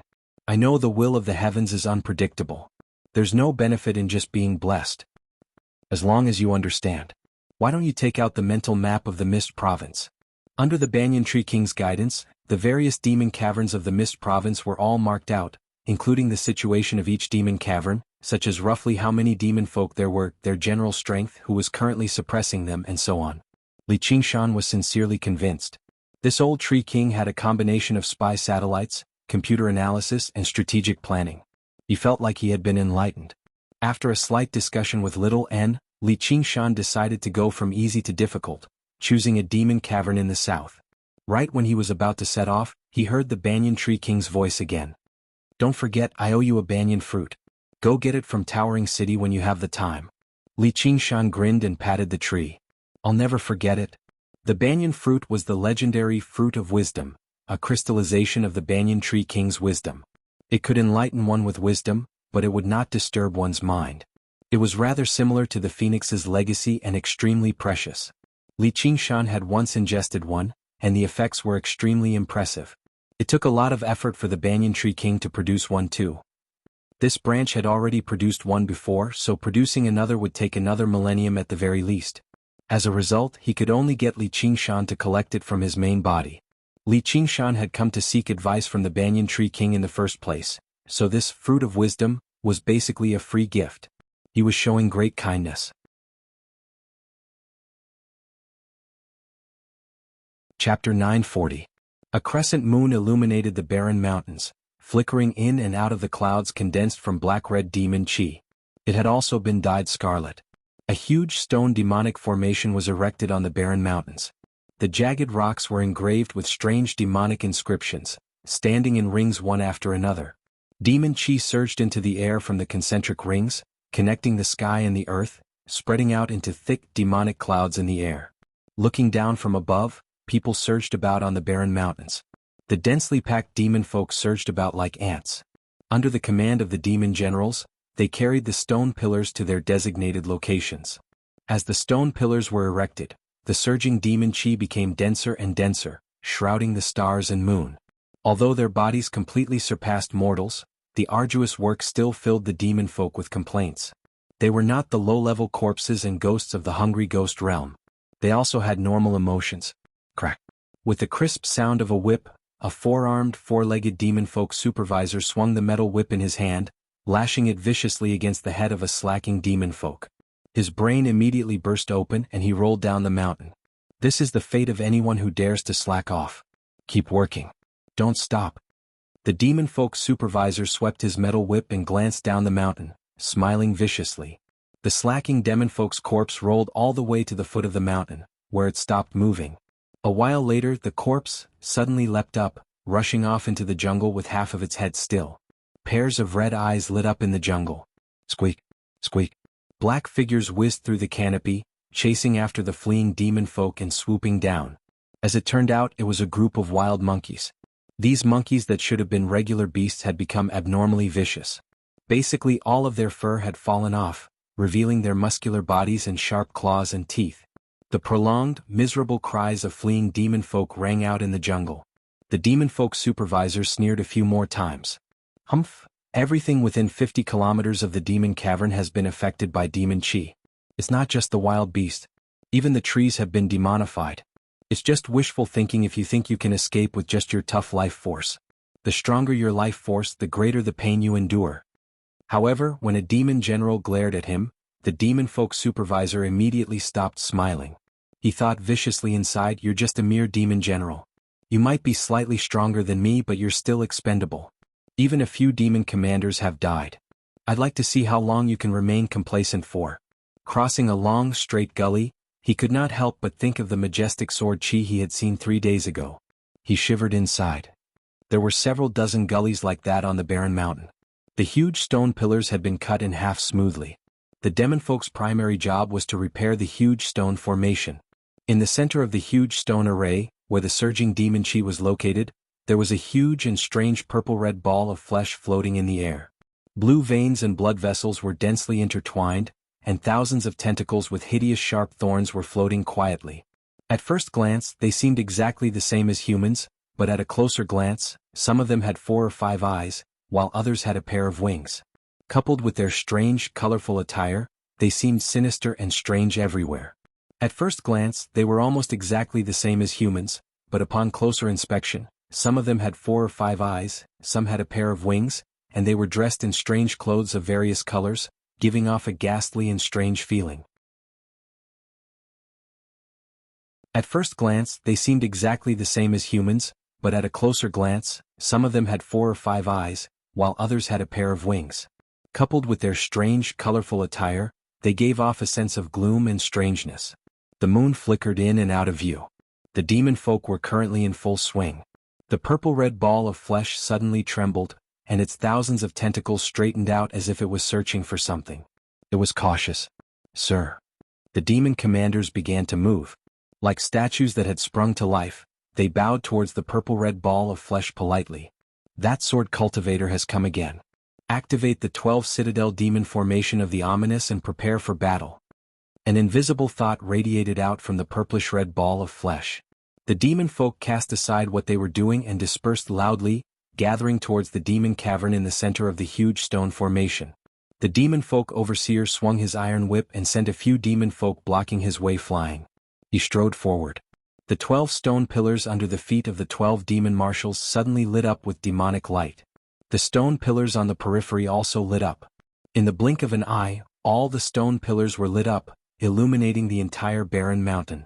The demonic chi faintly formed a majestic city wall. "I wonder if I can survive this time. That sword cultivator is even more powerful than regular demon kings. Even that big bastard, the Thousand Tendrils King, suffered greatly in their first clash. All he could do was maintain his demonified form.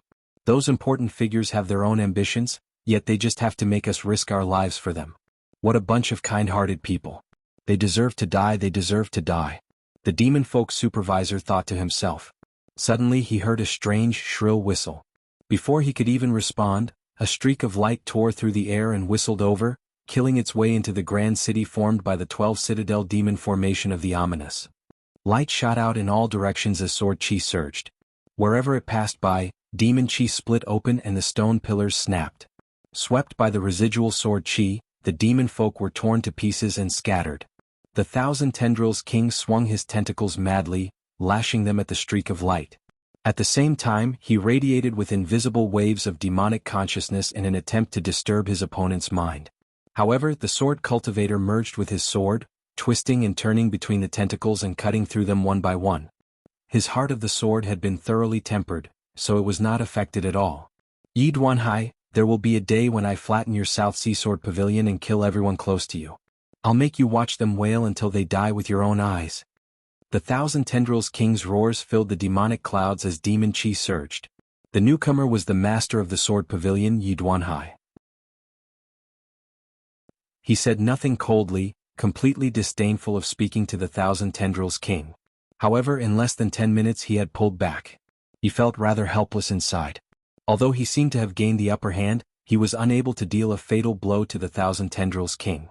And, under the influence of the 12 Citadel demon formation of the ominous, advancing was even more difficult than moving through the thick earth. His powers were depleted extremely quickly, so he could not fight for long. In that short period of time, the sea-splitting sword in his hand had become covered in a layer of gloominess, tainted by demon chi and demon blood. It would take quite a lot of effort to clean it up. If he just left it there, it would gradually turn into a demonic weapon, which would affect his heart of the sword instead. Of course, he could choose to put his life on the line or organize even more people to surround him, but once the situation went awry, the Thousand Tendrils King would immediately retreat to the demon domain. It would be impossible for him to pursue them, and the other demon caverns would receive the news and speed up their attacks. As a result, this was destined to be a war of attrition. Right now, all he could do was constantly wear them down, preventing the demon folk from gaining a stable footing. Eventually, There would come a day when they could no longer withstand the exhaustion and would retreat. However, he understood very well that this hope was minuscule. Compared to the previous invasions of the demon folk throughout history, this could only be regarded as a probe right now. It was not even a true attack, let alone a general attack or a decisive battle. Thinking up to there, he could not help but frown. Just what kind of state would the world of the 9 provinces fall to?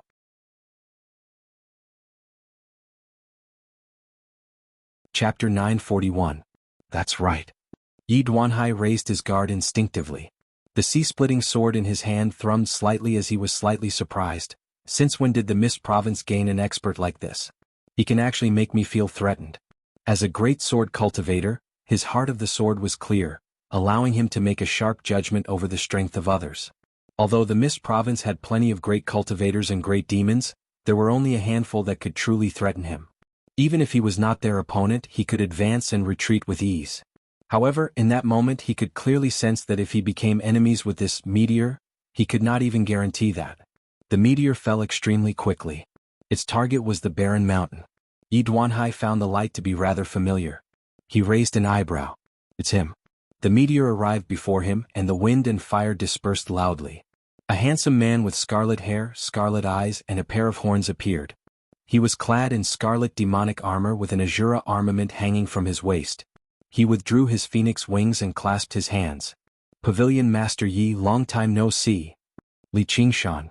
Yi Duanhai could not help but be slightly surprised. He praised, "You haven't wasted the past decade or so. Time waits for no one." Just when Li Qingshan was about to make small talk, the demon chi he gave off alarmed the Thousand Tendrils King. He called out, "You have a demon heart. You're also a demon. Lend me a hand and kill this sword cultivator. I have endless benefits for you." Li Qingshan sniggered, revealing his sharp teeth. He turned around and asked, "Brother Meatball, can you tell me in detail just what these endless benefits are?" Yi Duanhai grew even more cautious. He silently tightened his grip on the sea-splitting sword. He also doubted Li Qingshan's intentions for coming here. "Don't be rude. I'm the Thousand Tendrils King. Kid, the demon domain can give you whatever benefits you want. Once we take over this world, even making you the lord of a province won't be an issue," the Thousand Tendrils King tempted him. "Really?" Li Qingshan behaved like he was interested. "Really?" The Thousand Tendrils King waved his tendrils like a human waving his arms to increase his persuasiveness. However, he was secretly mocking them in his heart. These people from the outer domain are really stupid. They have a demonic heart, but they actually trust others. Yi Duanhai pulled away from Li Qingshan and reminded him, "Li Qingshan, don't forget who you are." "Pavilion Master Yi, don't worry. I just want to see how much I am worth. I heard that in order to rope in the cultivators of the 9 provinces, the demon region would put out a lot of good items." Li Qingshan waved his hand and abandoned Yi Duanhai. He approached the demon cavern, arriving at the edge of the 12 citadel demon formation of the ominous. "That's right. The demon domain has opened its doors wide to convert people into demons. People like you who possess a demon heart are even more fortunate. As the saying goes, the sea of bitterness has no bounds. Repent and you will be saved. Pick up the butcher's knife and immediately become a demon. Don't hesitate and quickly convert to the demon domain. I can see that your demonic nature is not weak and you will soon become a demon king. In the future you might even surpass me and become a demon emperor." The Thousand Tendrils King saw how tempted Li Qingshan was, so he spared no effort in persuading him. The demonic senses he gave off vaguely possessed a soul-stirring charm.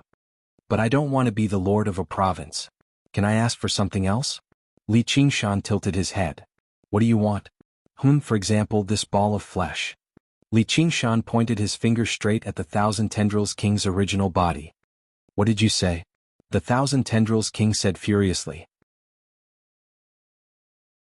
"Ha, I can tell you're reluctant to part with it. Whatever, I'll just take it myself." Li Qingshan smiled resplendently before suddenly widening his eyes. The nightmare tiger's demon eyes. A scarlet tiger appeared behind him. Its body was as large as a mountain, flickering in and out of existence. Only its eyes were extraordinarily focused, staring at the Thousand Tendrils King. Glancing past from the corner of his eye, the barren mountains fell silent. The demons were all shocked, while the weaker demon folk felt like they had fallen into a nightmare. The Thousand Tendrils King trembled as well, becoming slightly distracted. By the time he returned to his senses, Li Qingshan had already vanished from where he was, appearing in the center of the formation before the demon cavern. He raised his right hand gently, and with a clang Tiger's Fang left its sheath. In that moment an extremely sharp streak of light whistled through the air, cutting through the surging demonic qi in a single stroke. Yi Duanhai was alarmed. Even among great cultivators he ranked towards the top in speed with his sword, yet Li Qingshan had actually surpassed him. The power of the strike was even more startling. That's only because I've weakened the 12 Citadel demon formation of the ominous by a lot, but that's already extremely terrifying. He hasn't even undergone the third heavenly tribulation. Among demons, the ones with the fastest speed were obviously those with feathers, and the phoenix was the god of feathers. Li Qingshan had pushed the phoenix transformation from the second layer to the fourth layer, which increased his speed tremendously. Li Qingshan turned around again and produced a circular blade aura, swinging out a second time. Wherever the blade aura reached, the 12 demon commanders could not even demonify in time. They were swallowed up by the blade aura and reduced to smithereens. After what seemed like a very long time, the 12 stone pillars collapsed. The 12 Citadel demon formation of the ominous had fallen. The demonic clouds in the sky dispersed, and a crescent moon shone down on Li Qingshan. His long scarlet hair that drifted in the air had yet to touch the ground. Yi Duanhai finally stopped worrying. Li Qingshan had not come to submit to the demon folk, but this was the Li Qingshan in his memories. Even when he was weak he refused to lower his head, let alone now. The demon qi around the demon cavern was extremely dense. Even great cultivators would feel uncomfortable if they stayed here for a while. Li Qingshan sucked in a deep breath, and the demon qi surged in, channeling it into his demon heart. His demonic armor became even more resplendent. There was not a single part of Li Qingshan that feared demon qi. The ox demon and tiger demon were demons in the first place, so the phoenix demon and spirit turtle were even less afraid of measly demon qi. The demon suppression statuary directly used demon qi as a resource. To regular cultivators, this was the greatest disturbance and obstruction, but it was instead a form of assistance to him. Li Qingshan lowered his head and took a look. Tiger's Fang had devoured the essence blood of the 12 demon commanders, filling up with blood-red light once more. With a flip of his wrist, the blade rose up into the air. A streak of light rushed into the sky, directly towards the 1,000 Tendrils King in the air. You're also a demon, so why do you become a lackey of humans and oppose us demons? The 1,000 Tendrils King suddenly discovered that he had completely underestimated Li Qingshan's strength. He did not need to undergo the third heavenly tribulation. He was already a demon king right now, and he had to sacrifice over a dozen more tentacles to block the streak of light. Bastard, don't put me on the same level as you. Tiger's Fang in Li Qingshan's hand conveniently recovered its blood-red light. It became even more bloodthirsty and thirsty. It was not as precious as the sea-splitting sword. It did not care whether it was the corrupted blood of demon folk or not. As long as it was blood, it was fine. It was not picky at all. What a blade! Li Qingshan praised. Although he had used Tiger's Fang plenty of times in the past, it would usually only be 3 strikes. After 3 strikes, it would no longer be of much use and he would even have to expend his own blood. Only now did it truly unleash its wonders. Enemies with huge bodies and powerful regenerative abilities were basically the best targets for him to test his blade on. Shrill whistles rang out by his ears. The tentacles danced about madly, lashing towards Li Qingshan like long whips. Li Qingshan laughed aloud. He stood still and did not move at all. 100 streaks of blade aura shot out like 100 flowers. When the tentacles fell in, they seemed to enter a meat grinder, being ground to pieces. Demon blood poured down, sucked clean in the air. Every streak of blade aura sucked the demon blood as it cut through the tentacles, allowing him to instantly recover. He swung his blade even faster than usual, actually seeming like he had swung out 100 times at the same time. Moreover, every single strike was even more powerful than Yi Duanhai's sword qi.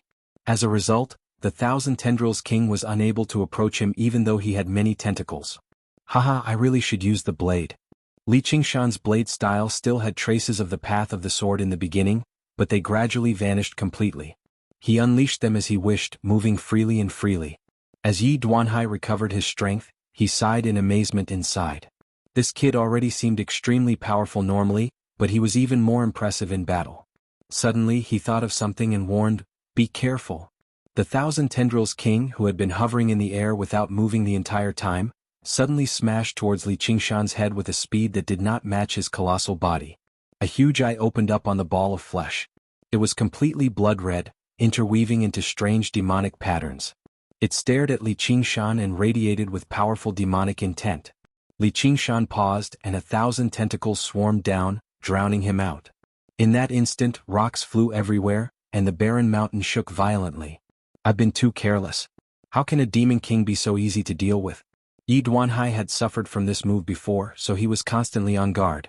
He dared not use his full strength. He drew his sword and was about to lend a hand when a metallic hum suddenly rang out from the entangling tentacles. Nice ball. Li Qingshan's figure expanded, turning into a towering demon. He broke free from the tentacles and unfurled his pitch-black iron-like arms, grabbing the falling ball of flesh firmly and hefting it on his shoulders. Boom. Li Qingshan's feet sank in. The barren mountain seemed to turn into a small slope, immediately collapsing. Li Qingshan's waist bent down, and the sound of metal twisting rang out from his bones. However, he possessed the strength of the earth. His strength came from the ground and was endless. He held off the 1,000 Tendrils King firmly. After the 1,000 Tendrils King's tentacles were severed, they would always regrow very quickly, wrapping around Li Qingshan layer by layer to kill him. The sharp barbs pierced through his skin, injecting the venom of the demon domain. Yi Duanhai glanced around and suddenly discovered a beautiful woman in simple clothes had appeared above the 1,000 Tendrils King at a certain time. Even he had almost failed to sense her. She was not just concealing her presence. Instead, she had no presence at all, like a piece of withered wood. Pale white flames burned in the depths of little Anne's clear eyes. She held a shiny white bone sword in her hand. That sword. With his sharp understanding of the path of the sword, Yi Duanhai immediately sensed that the sword in little Anne's hand was different. It did not give off a particularly sharp aura, but it made him feel a sense of fear for some reason. He could not allow that sword to harm him. Little Anne swung the sword casually without any presence at all, as if she was writing or painting. Not only had she studied the Buddhist Dharma with the divine nun of the South Sea over a decade ago, but she had also completely comprehended and fused the path of the sword from the cursive sword calligraphy, which even left a great sword cultivator like Yi Duanhai in amazement. The Buddha-slaying sword stabbed into the 1,000 Tendrils King's body. Compared to his colossal body, it was only equivalent to a thin needle, and the wound was no different from the eye of a needle. Arg! The 1,000 Tendrils King let out a miserable cry. With his regenerative abilities, even if Yi Duanhai and Li Qingshan slashed him, they would not be able to harm him, much less behave like this. However, after receiving a gentle strike from little Anne, he was like a punctured balloon, rapidly withering away. Demon blood and demon chi sprayed out from the tiny eye of a needle.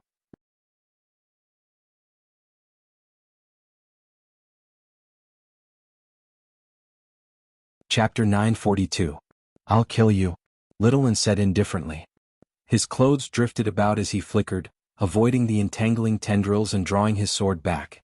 The Buddha-slaying sword in his hand was just as translucent and bone-white as before.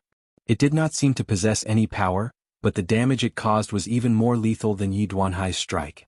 In terms of quality, the Buddha-slaying sword could not even match up to the sea-splitting sword that Yi Duanhai had refined for many years.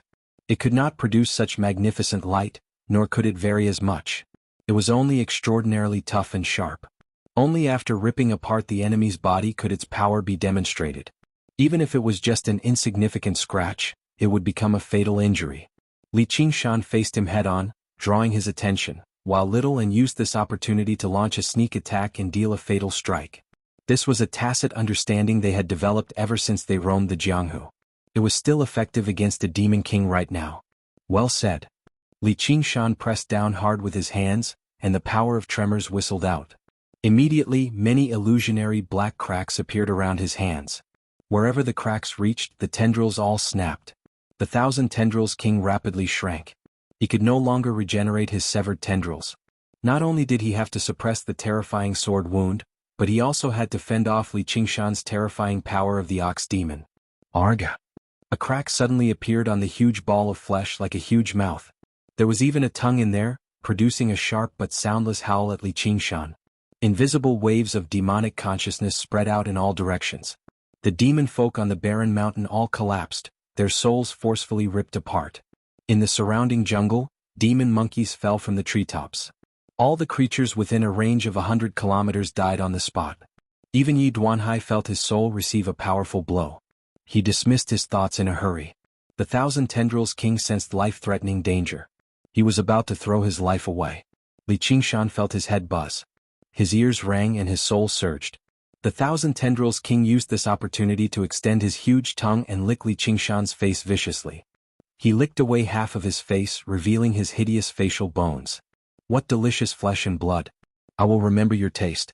Your name is Li Qingshan. Don't worry, I will not forget this enmity.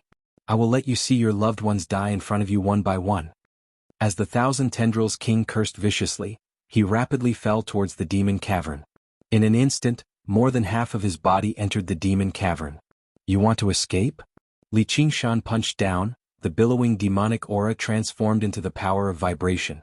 The punch landed on the void and cracks spread out in all directions like black lightning. It was as if a painting had been shattered and even the moonlight was split apart. Impossible. The Thousand Tendrils King was terrified. A power that could destroy space was extremely rare even among demon kings. How could a fellow who had not even undergone the second heavenly tribulation do it? With this inconceivable feeling, his body split into hundreds of pieces. Originally, the current Li Qingshan did not have the ability to shatter the void. Even if he underwent another heavenly tribulation, he could only make those illusory spatial cracks a little more visible. This was because the space of a world was extremely stable. If it was that easy to shatter, the world would have been torn apart long ago. The crux was that the demon cavern was a passageway that connected two worlds. The space was extremely unstable. Li Qingshan had used this move before to kill the corpse king from the hungry ghost realm. Now he was merely using the same trick again. Haha, great strength creates miracles. Li Qingshan was very satisfied with the effect of this punch. Even he did not dare to touch those black spatial cracks. You can't kill me. I will return. Every piece of the Thousand Tendrils King's flesh turned into a brand new ball of flesh. They opened hundreds of eyes and stared at Li Qingshan viciously. The hundreds of mouths spoke at the same time. Just like that, they passed through the collapsed demon cavern and escaped towards the demon domain. Then come back. Gravity of the earth. Li Qingshan spread his hands and used his ability. If the Thousand Tendrils King was still a single entity, then even Li Qingshan might not have been able to keep him busy with his colossal body and tough body. However, now that he had split into several hundred pieces, he was nowhere close to fending him off. The several hundred balls of flesh were pulled over by an invisible force, flying out of the demon cavern again. Every single eye was filled with fear now. Boom, boom, boom, boom. Li Qingshan punched out with both fists, shattering the space around the demon cavern even more. He diced the several hundred balls of flesh into thousands of pieces. Little and used this opportunity to swing the blood sea banner. A river of blood swept up the pieces of flesh one by one. The skull prayer beads scattered in the air, turning into skulls that spat out the samadhi flames of white bone as they cackled. The pieces of flesh were either sucked into the river of blood or set alight by the samadhi flames of white bone. Their colossal bodies and powerful flesh became the best resources for the path of white bone and great beauty. The river of blood surged and the flames roared, swallowing the corpses of countless demon folk on the barren mountain. By the time Little N stowed the blood sea banner away and Li Qingshan had reverted to human form, the surroundings had already become clean. There was not a single demon folk to be seen. The lonely moon shone with clear light, landing on the barren mountain. Only the two giant footprints and the countless shattered spatial rifts were proof that a battle had taken place. Li Qingshan sucked in a deep breath and stretched his arms. Demon kings aren't that difficult to kill. However, he also understood that the huge ball of flesh had first been weakened by Yi Duanhai, then suffered a sneak attack from Little N, and in the end, Li Qingshan had blasted open a spatial crack. Its original path of escape had become a fatal trap. It had suffered from the right timing, geographical location, and people. It would be difficult for it to survive even if it wanted to. Yi Duanhai, who was watching the battle, was stunned too. He had clashed with the Thousand Tendrils King several times, but he had not even managed to force him into the demon cavern, much less kill him. He had actually been finished off cleanly by Li Qingshan and Little N when they worked together. He could not help but find it a little unreal. After calming down and imagining it, if he had been encircled and ambushed by them instead, his life would also be in danger. Of course, if Yi Duanhai threw all caution to the wind, he could force the Thousand Tendrils King into dire straits. However, the Thousand Tendrils King would definitely drag someone down with him before he died, and that would be almost certain death. It was impossible for Yi Duanhai to perish together with his enemy. No cultivator would do that either. The main reason why Li Qingshan was bold enough to face the Thousand Tendrils King head-on was because of the Phoenix's Nerva. If you're bold enough to perish together with me, I'm bold enough to die with you once. Alright, one down. Li Qingshan returned to Yi Duanhai. Thank you for weakening this bastard, Pavilion Master Yi, which was why we could kill him successfully. Otherwise, just the formation alone would be enough of a headache. There's no need to be so polite. Even without me you can still kill him. Yi Duanhai could not help but re-evaluate Li Qingshan and Little Anne. During the battle on Fire Melt Mountain, Li Qingshan had spent most of the time working with Gong Yuan, while Little Anne had never taken action. Although he had played a crucial role in the victory of the battle, only now had he completely demonstrated his strength, so he could not help but take him seriously. Though I do have a request. I hope you won't make the exact details of what happened tonight known, Pavilion Master Yi. It might come in handy against the demon kings of the other demon caverns. Do you think I'm a talkative person? Yi Duanhai had realized a long time ago that what Little Anne used was definitely not a Buddhist technique, or in other words, the two of them did not seem like Buddhist disciples at all. They had far too many secrets that they did not wish for others to learn about. Compared to demon folk, they were probably even more reluctant for the Chan monastery of Devanaga to learn about them.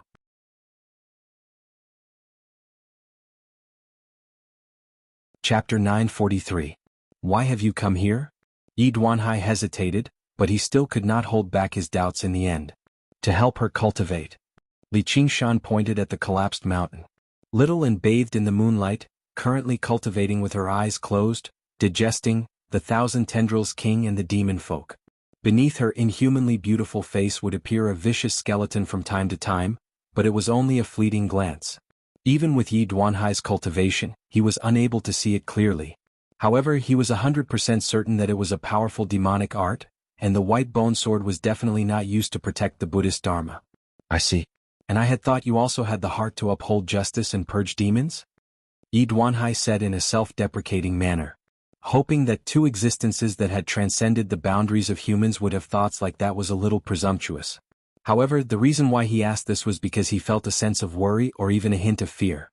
The soaring Locust King had already proven in the Green Province just what kind of destruction a great demon could cause once they decided to wreak havoc. Once the two of them completely matured, they would probably be even more terrifying than 10 soaring Locust Kings. By then, with just a single thought, they could influence the entire world of the 9 provinces. There were in the past, but as for now there's not much left. Li Qingshan shook his head with a smile. Who hadn't dreamed of being a chivalrous hero? They wanted to use their swords to uphold justice in the world.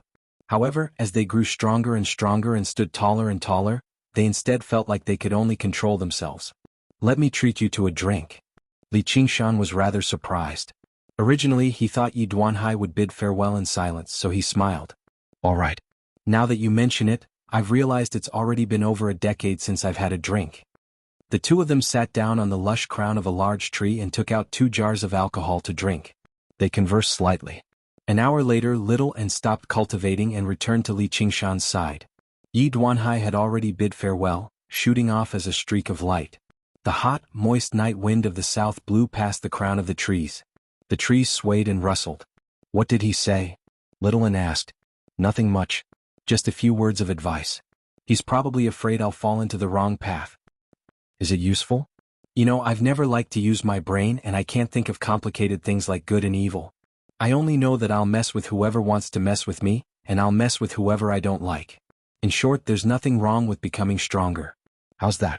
Simple enough, right? Li Qingshan had once struggled with the dual identity of a human and a demon. In the end, he understood that standing on his own side was always the right thing to do. He simply blurred out the various identities and did what he wanted to do. Yes. Little Anne smiled faintly.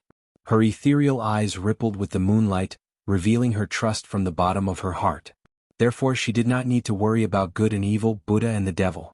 She only needed to accompany him on a very simple path. Let's go to the next demon Denver. Qingshan, if this continues, I might be one step ahead of you. Little Anne was confident that the accumulation of her Tao heart was already sufficient. All she lacked was resources. As long as she continued to devour and absorb, she would soon be able to cross that threshold and transcend the 3rd heavenly tribulation. That would be for the best. Though I won't fall too far behind either. Li Qingshan knew he was currently fatigued after over a decade of valiant progress. killing demon folk could be regarded as a form of relaxation. Little Anne, on the other hand, had built up her foundation, so there was a great opportunity for her to break through. However, no matter who broke through first, their strength would increase qualitatively. The wonders of the path of white bone and great beauty were probably no weaker than the 9 transformations of the demonic and divine. Let alone everything else, just the skull prayer beads alone would allow her to continue refining them after undergoing the 3rd heavenly tribulation. Every single skeleton demon would possess the strength of a demon king. Even if they were extremely weak demon kings, they did not have so many tricks up their sleeves. However, when several dozen of them swarmed together and worked together, just who in the world could stop them? Who's there? Li Qingshan suddenly frowned and raised his head to bellow. An invisible wind swept out, and a depression appeared in the sea of trees, expanding in all directions. A mountain of clouds in the sky collapsed and dispersed, and a familiar figure appeared. Divine Nun of the South Sea. Master. The Divine Nun of the South Sea brought her palms together. She was still dressed in the same shabby black robes as before. A sliver of sorrow and fury appeared on her plain and stern face as she stared straight at little N. Divine Nun, why have you come? Why aren't you lending a hand when you're watching us purge the demons?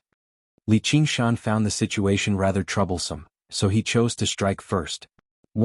Just what cultivation method do you practice? Who are you exactly? The Divine Nun of the South Sea did not answer his question, asking sternly instead. Little N wanted to say something. An apologetic and sorrowful expression appeared on his face, but as soon as he met the Divine Nun of the South Sea's gaze, his expression melted like snow, recovering his expressionless appearance. He knew any explanation would be useless. At most, Yi Duanhai felt that this was an evil or demonic cultivation method, but as one of the few great Buddhist cultivators in the world, it was impossible for the Divine Nun of the South Sea to not sense the disobedience and blasphemy towards the Buddhist Dharma. It was probably even more despicable than demon folk who could not distinguish right from wrong. Demon folk were only enemies, but she was a traitor of Buddhism, just like the white-bone bodhisattva. Nice. You've hidden yourself so well. We've been together for so many years, yet I actually failed to see through your true face, and I even wanted to take you in as my successor. The Divine Nun of the South Sea laughed from extreme anger, feeling even more sorrowful. She had not come here by chance. She had specially searched for little Anne. Although she had been busy suppressing the demon plague in the past 2 years, she still cared very much about this disciple of hers. She would go to Savage Mountain to look for him whenever she had the time. Although she was a step too late, she still managed to find him through the decree she had left on little Anne. It was a prayer bead similar to the one the unraging monk had given to Li Qingshan. Not only could it call for reinforcements, but it could also protect his life. It could unleash the precept of the 4 parts, equivalent to her full strength. Even if she encountered a 3rd heavenly tribulation opponent, she could block it for a while, allowing her to rush over and save him. Little Anne wanted to learn the Buddhist Dharma from the Divine Nun of the South Sea, so she obviously could not accept it or remove it as she pleased. However, she never expected her to come at a time like this. After all, no matter how meticulous she was, it was impossible for her to calculate everything, let alone the fact that she was a great cultivator. Please calm down, Abbess. Little Anne didn't do it on purpose either. Li Qingshan shrugged. It was impossible for any secret to remain hidden forever, let alone his own strength. His identity as a demon was still a taboo to him many years ago, but now it had already leaked everywhere. A lot of people knew about it.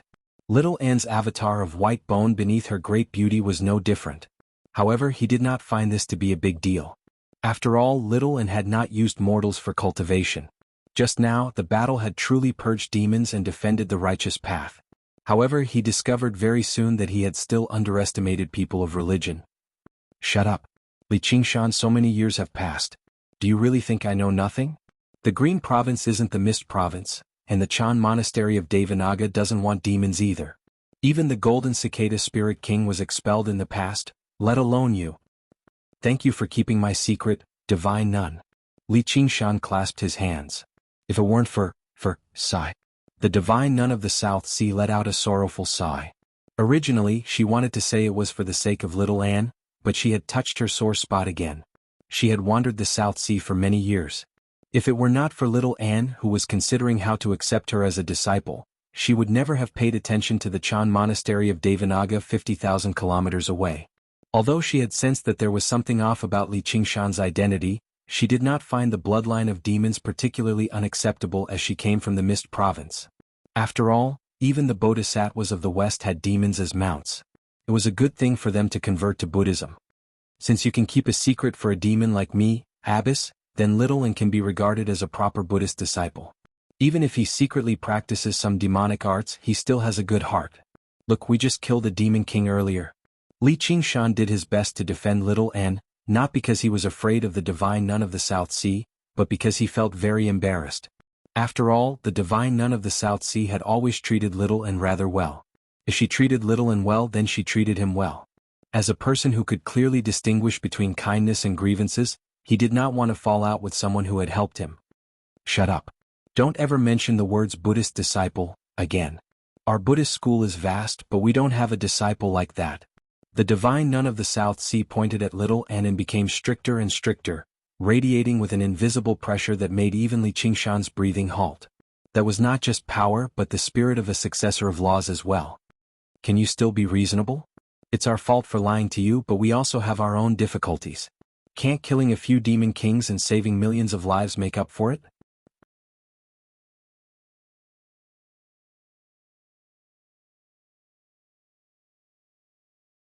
Chapter 944. The divine nun of the South Sea stood above the clouds and among the stars, gazing at the two demons with indescribable fury and disgust. Unlike Li Qingshan, a secular disciple, only little N who had ventured deeply into Buddhism understood what the path of white bone and great beauty meant. That was a true enemy of the Buddha. It revolted against Buddhism from the very beginning, even more so than demons and demon folk. No Buddhist cultivator could tolerate it, let alone the divine nun of the South Sea who originated from the school of Vinaya. Any explanation would be superfluous. She made an absolutely rational decision in a split second. Apart from matters related to Li Qingshan, she had never experienced any emotional fluctuations. She would kill the divine nun of the South Sea right here. Little N met the divine nun of the South Sea's gaze calmly. Her clear, deep eyes were emotionless. There was neither regret nor any so-called guilt. This was a temperament that the divine nun of the South Sea had once praised greatly, but now she only felt her heart grow colder. Although they had not spoken a single word, Li Qingshan already understood little An's plans. However, this was definitely not the outcome he wanted to see. He had always been particular about distinguishing between kindness and grievances. He would always seek revenge, but he would never owe anyone anything. Yes, there's no need to say anything more. One will come back to the South Sea with me. Swear to never leave the clear precept nunnery and you still have a chance at survival. Otherwise, it won't just be the Chan monastery of Devanaga. All the Buddhist disciples in the world will be your enemy. The divine nun of the South Sea let out a long sigh and said resolutely, recovering her solemn expression. Golden, totem-like Sanskrit characters appeared on the back of little An's right hand. It was a decree the divine nun of the South Sea had left behind. The decree glowed with a hazy, resplendent, golden mist, which extended from the back of her hand and enveloped her entire body. Immediately, all of her powers were restrained. The divine nun of the South Sea had never thought the straw she had left her with in the past would become a shackle that bound her. When she recalled everything that had happened over a decade ago, her heart ached slightly. She sighed. Don't worry, I'll be there with you until the day you realize your error. Little N was still calm and expressionless. Perhaps she couldn't be considered callous, but she was truly emotionless. As the hazy golden light spread, a pale white flame silently burned under her white clothes. With a loud bang, it broke through the bindings of the golden light. She had already turned into a sparkling white skeleton. As for that decree, it was still tightly attached to the bones of her hand like a maggot in a tarsal bone. However, it was only a remnant trace, as if it was a kind of obsession. She stretched out her left hand and wiped it gently, erasing the last trace. It was also a break. Wretched disciple, you, the divine nun of the South Sea said in exasperation. Master, I've studied under you for many years. Just a law decree isn't enough to control me, and I won't be restricted by you, Little N calmly said. She, who had turned into bones, appeared even more cold and emotionless. If that's the case, then let's have a showdown. Let me see just how impressive your demonic arts are. The divine nun of the South Sea waved her hand, and a ring of light appeared behind her, shining with majestic and dignified light. Divine nun, why must you push us so hard? It's not like we've done anything outrageous. Are you going to kill us all just because of a cultivation method? Li Qingshan still could not understand. I'll ask you one last time. Are you coming back with me? The divine nun of the South Sea completely ignored him. She only asked little Anne. Before little Anne could answer, Li Qingshan called out, "Don't even think about it." "Alright then. Today I'll purge the demons and clean up the sect." A tattered Buddhist scripture appeared in the divine nun of the South Sea's hand. She began reciting it sternly. Her voice was ancient and awkward. The desire to guard against evil. The prohibition of the 4 demons. The path that transcends the world. No precepts, no grandeur. This is the essence of the 3 elements. The cave of all benevolence. The school of Vinaya isn't skilled in battle. It focuses more on restraining rather than directly injuring the enemy. The divine nun of the South Sea rarely clashed with others either. She's not even as powerful as the Thousand Tendrils King. If we work together, we should have over a 50% chance of killing her, little Anne communicated. The Buddha slaying sword was already in her hand. Li Qingshan grabbed little Anne's hand and pulled her behind him. "She's been very kind to you. Don't do anything. If we don't eliminate this person, there'll be endless problems in the future." Little Anne could obviously understand what he was thinking. She could only understand what he was thinking. However, if they did not kill the divine nun of the South Sea today, their secret would definitely spread across the world. His plan to return to the Green Province would come to a premature end before it had even begun. We work hard to become stronger. Not only do we have to do what we want to do, but we also have to not do what we don't want to do. Leave this to me. I'll teach this old nun a lesson and make her wake up. Li Qingshan smiled at little Anne. He did not blame her for her decision. However, he would not change his principles so easily for the sake of the pros and cons. Little Anne nodded gently. She would support all of his decisions. At this moment, the divine nun of the South Sea's chanting became even louder. The entire region became solemn and solemn. Li Qingshan and little Anne were like 2 criminals, awaiting the judge's verdict. However, Li Qingshan was not one to admit his guilt. He laughed aloud. "Divine nun, eat my punch first." Immediately, he turned into a scarlet streak of light and shot off. Precept of the 4 parts equals body of precepts. The halo behind the divine nun of the South Sea shone brightly as she pointed at Li Qing. Buddhist light enveloped him, and a string of prayer beads suddenly appeared in Li Qingshan's hand. He donned a set of monk's robes, and his scarlet hair drifted about. He completed the process of tonsure and ordination. Benevolence immediately filled his heart, repenting for all his malice. "Divine nun, don't forget that I'm also half a Buddhist disciple, nor do I have any intentions of harming you. I only hope that we can calm down and talk." Li Qingshan paused slightly before continuing on his way. His mind had been tempered in the Clam King of Mirage Sea's illusions, and he had the spirit turtle to suppress his mind. The divine nun of the South Sea's techniques were profound, but they were not particularly effective against him. In the blink of an eye, he arrived before the divine nun of the South Sea and threw a punch. Precepts of the 4 parts equals precepts. The divine nun of the South Sea chanted as she formed a seal with her hands and swung them at Li Qingshan. Immediately, Li Qingshan felt his demon chi disperse. He could not even use the power of tremors. All of his abilities and techniques were useless. However, he agreed with little Anne's view more and more. The techniques of the school of Vinaya really were not suitable for open battles, especially in one-on-one battles. Even without abilities, his strength of the ox demon was nothing to be trifled with. It lacked some sharpness and murderousness, but the power was solid without any falseness at all. In the nick of time, the divine nun of the South Sea took out a simple disciplinary ruler and swung it at Li Qingshan's head. If he were a regular great cultivator, he would be in danger of having his head splattered, but to Li Qingshan, even if he took it head-on, it would not be fatal. Just like what Little An said, the divine nun of the South Sea isn't even as great as the Demon King when it comes to killing. At this moment, a strange expression appeared on the divine nun of the South Sea's face. Her hand seal changed again and she said sternly, "Precepts of the 4 parts equals precepts." Li Qingshan's body stiffened. He was immobilized, but he did not mind. The effects of the precepts would not last for too long. Even if he allowed the divine nun of the South Sea to attack him as she pleased, she would not even be able to rebirth him once.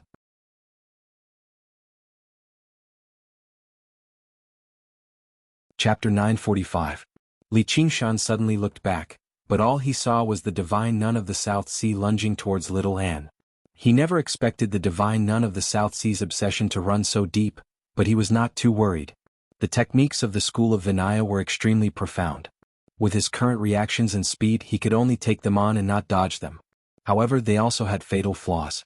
Firstly, they could only be used a limited number of times, and secondly, if they were forcefully broken through, the user would suffer a backlash. During the Battle of Fire Melt Mountain in the past, Li Qingshan had praised the divine nun of the South Sea's methods, but he had also seen these two flaws extremely clearly. Just as Little N had said, the divine nun of the South Sea was not someone skilled in battle. Trapping him and using the opportunity to deal with Little N seemed clever, but Little N was no pushover either. Forcing her into battle would only hasten her defeat. Little N waved her hand gently, and a string of skull prayer beads flew out, turning into hideous skulls. The skulls burned with the samadhi flames of white bone, and their strange cackles were breathtaking. They circled around and assembled into the skeleton demon formation, protecting her in the center. Heretic path of evil, decree forbids. The divine nun of the South Sea bellowed out and immediately drowned out the skeleton demon's strange cackles. Wherever the golden light permeated, the skeleton demon seemed to sink into mud. The entire skeleton demon formation slowed down and stopped operating. The Buddhist Dharma is boundless, and the decree forbids demons. The divine nun of the South Sea tossed the scripture in her hand into the air, and it scattered into golden pages. They were as large as doors, surrounding Little N and closing in on her. Little N was unfazed. With a wave of the Blood Sea banner, a river of blood whistled out, rushing left and right to support the golden pages. Not only was it unrestrained by the Buddhist light, but the tainted blood splattered, and even the Buddhist light dimmed. Damned disciple. The divine nun of the South Sea became even more distressed. A disciplinary ruler suddenly appeared in her hand. It was made of bamboo and glossy black, with 3 words engraved on it, mind-binding as precepts. It did not seem particularly special, but it gave off an ancient and profound aura. It happened to be a Buddhist treasure. Abjuration. The divine nun of the South Sea raised her disciplinary ruler high into the air and suddenly spat out a single word. The ruler spat out a blinding radiance, bringing with it an incomparably merciful intent as it chopped down on Little Anne's head. Wherever the ruler went, the skeleton devil formation would immediately collapse. The surging river of blood was split into 2, and its impetus was solemn and murderous. It was like a heavenly tribulation or divine punishment, and it wasn't inferior to the ocean-splitting sword at all. Kill. Little N brandished the Buddha-slaying sword. He infused all of his swordsmanship into this one strike, and it met the ruler. Clang. The ruler and the sword clashed. Master and disciple. Face to face. They were so close, yet so far away. The divine nun of the South Sea's face was filled with murderousness, grief, and fury, while Little Anne's beauty faded away, returning to a skeleton that gave off no aura at all. The divine nun of the South Sea was a strict person, and Little Anne went without saying. Even in the decade or so she had spent wandering, she had rarely been so close to him. However, this act of intimacy was to kill him. The stalemate only lasted for a split second. Waves of air whistled out, and Little Anne was sent flying as a result, falling into the sea of trees. With a great rumble, thousands of huge trees were destroyed, creating a huge pit. A soybean-sized nick appeared on the ruler, and a crack appeared on the Buddha-slaying sword. Little Anne's current strength was still not enough to contend against the divine nun of the South Sea who had struck out in anger, but she did not need to fend for too long either. Right when the divine nun of the South Sea was about to pursue him, she suddenly clutched her chest and grunted. A sweet taste appeared in her mouth. Li Qingshan shuddered and forcefully broke free from the divine nun of the South Sea's discipline. Although he was not as powerful as the giant god of fire from Fire Melt Mountain back then in terms of strength, the power of the discipline had weakened drastically when the divine nun of the South Sea split off her attention to deal with Little N. Seeing how Little N had been sent flying, Li Qingshan flew into a rage. "Old damn nun, you're looking to die." He sucked in a deep breath and blew hard. A fierce gust of wind whistled out, twisting and coiling towards the divine nun of the South Sea like a 100-kilometer-long snake. The tiger demon's breath. The divine nun of the South Sea extended her hand and waved. The golden pages blocked behind her before raising the ruler and lunging towards Little N. Little N raised her head and looked over. She thought to herself, "Master, the pincer attack is complete.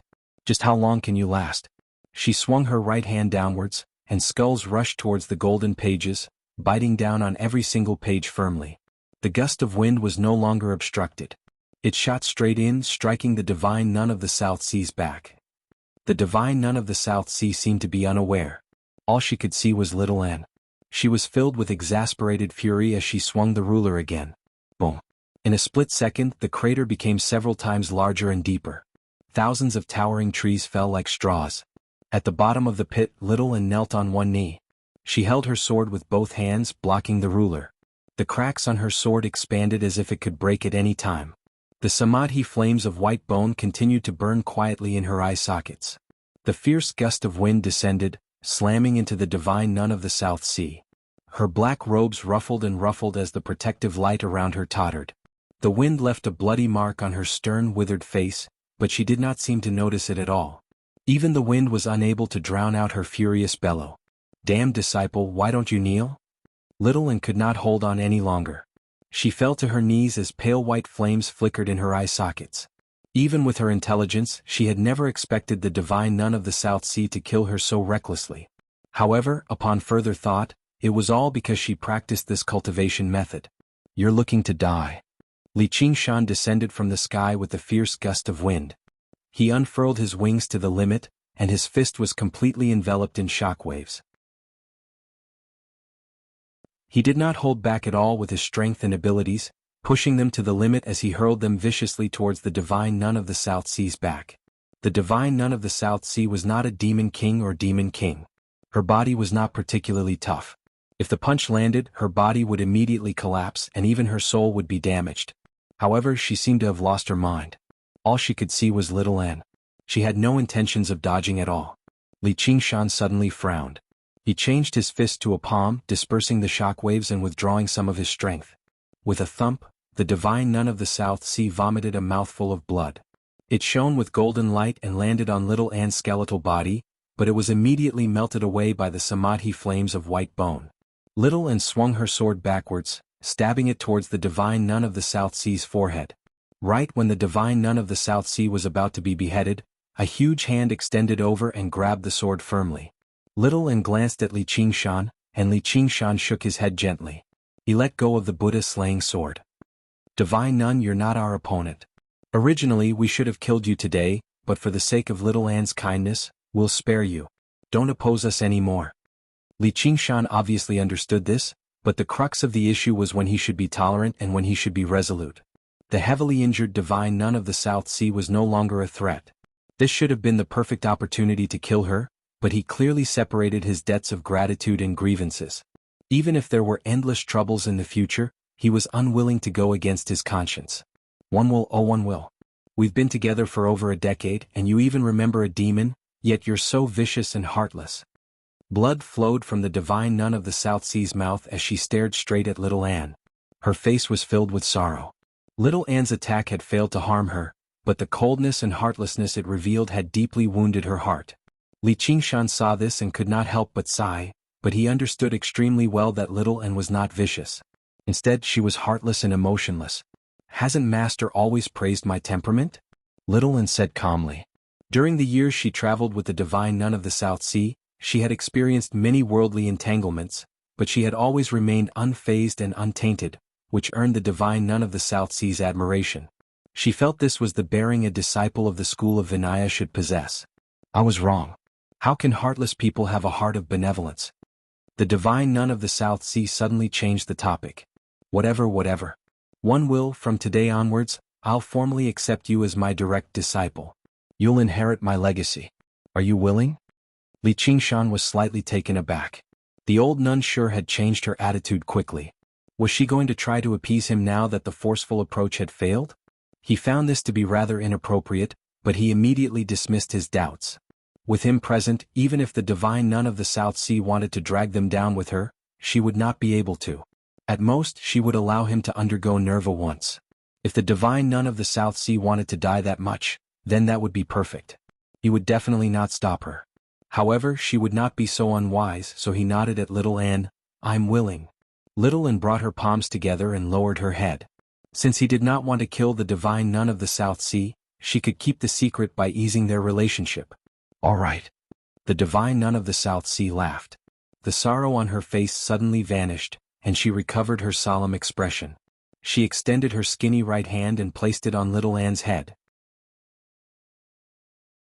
I'll pass on the cultivation method of the school of Vinaya to you now. After passing on the cultivation method, the divine nun of the South Sea said, the appearance has form, and you can distinguish it by looking at it. The first is the law of the precepts, which describes its function. The second is the body of the precepts, which only discusses its nature. The third is the practice of the precepts, which briefly shows your cultivation. If you don't distinguish the appearance, you won't know a single thing about the law, the body, or the practice. So why is that? The law has no other law, but the appearance is the law. The body has no other body, but the appearance is the body. The practice has no other actions, but the appearance is the movement. Suddenly Li Qingshan felt uneasy. He saw the divine nun of the South Sea's skinny right hand suddenly turn into golden liquid that flowed down. At a closer glance, the golden liquid was condensed from countless Sanskrit characters as thin as dust, directly seeping into the white bone. Little and suddenly gripped the Buddha-slaying sword, but he was unable to move. Li Qingshan had already taken a step forward and grabbed the divine nun of the South Sea's wrist. Divine nun, we've already come so far, so what tricks do you still want to play? He clenched his other hand into a fist. He had made up his mind. If she continued to be stubborn, he would no longer show any mercy. I know I'm not your opponent alone and I don't have any tricks to play. However, since she's my disciple, I will take responsibility for her until the very end. One will, just what kind of demonic art did you use to turn you into something like this? Let go. Li Qingshan threw a punch, directly piercing the divine nun of the South Sea's body, but it did not feel like he had struck something solid. The divine nun of the South Sea was as calm as before, without the slightest pain. There was even a sense of transcendence, as if she had attained enlightenment. Our fate as master and disciple has come to an end. Although it's only for a moment, I believe this is the benevolence of the Buddha, allowing me to redeem you. In the future you must inherit the precepts and devote yourself to the Buddha. When she reached there, she suddenly shone brightly, turning into countless golden Sanskrit characters that surged towards little Anne. She poured all of her cultivation into her body, as if her white bone was coated with a layer of dazzling gold. This was a sarira as well as a precept, a form of restriction. The disciplinary ruler fell to the ground, and the pages drifted down, combining into a scripture and landing before little Anne. Li Qingshan picked her up and asked in concern, "Are you fine? What did the old nun do?"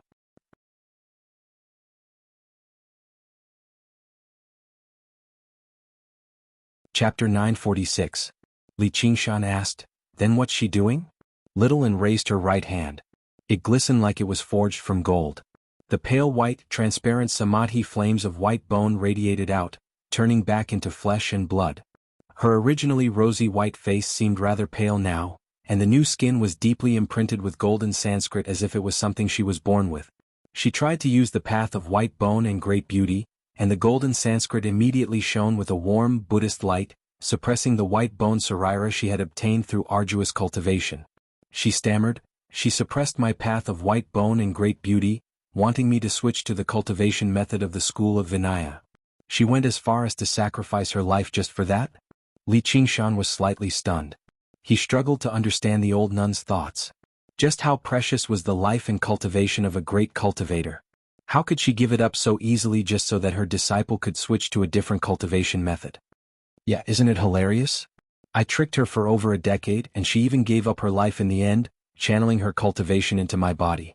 As long as I give up on the path of white bone and great beauty and switch to the cultivation method of the school of Vinaya, I'll be able to undergo the third heavenly tribulation easily.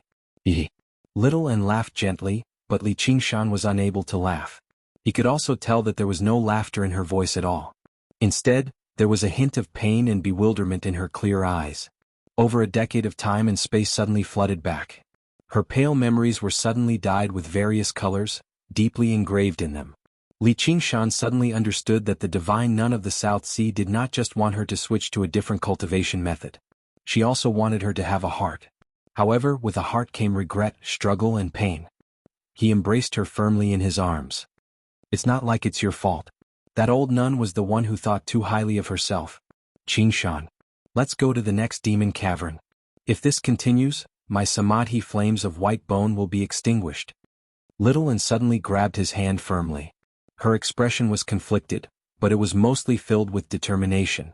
The countless golden Sanskrit characters had seeped deeply into her bones, wanting to completely cripple her path of white bone and great beauty. Do you think it's settled? No matter what path you want to take, I will support you. Li Qingshan's feelings were rather mixed. He was not just shocked by the divine nun of the South Sea's sacrifice. Was little Anne's sacrifice any less? Unable to appreciate any beautiful scenery, unable to taste the taste of delicacies, everything was for the sake of cultivation, and then risking life and death again and again to help him fight against powerful enemies, sacrificing more than just one life. If there was a chance, she would be able to regain these feelings. Even if it was just that ignorant little brat from back then, wasn't it good for her? Stupid Qingshan, don't think of leaving me behind again. Little Anne extended a hand and stroked his cheek. No matter how profound the cultivation method of the school of Vinaya was, how could it compare to the path of white bone and great beauty that came from beyond the 9 heavens? How am I supposed to keep up with him? Holding the Buddhist scripture and the disciplinary ruler in his hands, he opened his mouth and said, "I'm sorry, master. I still don't like you that much. Good days and bad days will come with me." Li Qingshan curled his lip. He unfurled his phoenix wings and kicked up a fierce gust of wind, whistling through the air. "Is there a demon cavern over there?" Little Anne asked. "How are you supposed to fight with me in your current state? Find a place and get some proper rest first. I'll deal with the demon folk. I'll definitely feed you until you're full." Little Anne agreed and concentrated on circulating the path of white bone and great beauty, doing his best to fend off the invasion of the countless golden Sanskrit characters. In the myriad poison cult, the pavilions, terraces and buildings remained the same, giving off a gloomy and mysterious aura. However, they were covered in a layer of the dust of time. Under the illumination of the setting sun, they seemed especially desolate and cold. Wuxia sat in the pill cauldron and cultivated. She was as warm and translucent as white jade, becoming even purer and flawless. Suddenly she sensed something and stood up, leaving the hall and raising her head. A streak of resplendent scarlet light tore through the air and landed on the stone square with a boom. Over a decade had passed. Meeting an old friend again, Wuxia could not help but smile. "What's the hurry? Are you being hunted down again?" "What's wrong with little Anne?" Li Qingshan did not have the luxury of time. He handed little Anne to Wuxia carefully. "Help me take care of her." Wuxia's arms sank. Her body that was supposed to be as light as a feather actually became as heavy as metal.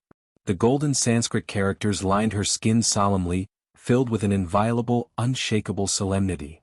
Along the way, Li Qingshan had tried to help little and suppress the golden Sanskrit characters, but they had already completely merged with her body and even her mind. Little Anne had studied the Buddhist Dharma for many years. Although she had gone there with the exact opposite intentions, she had already comprehended the various essences of the Buddhist Dharma.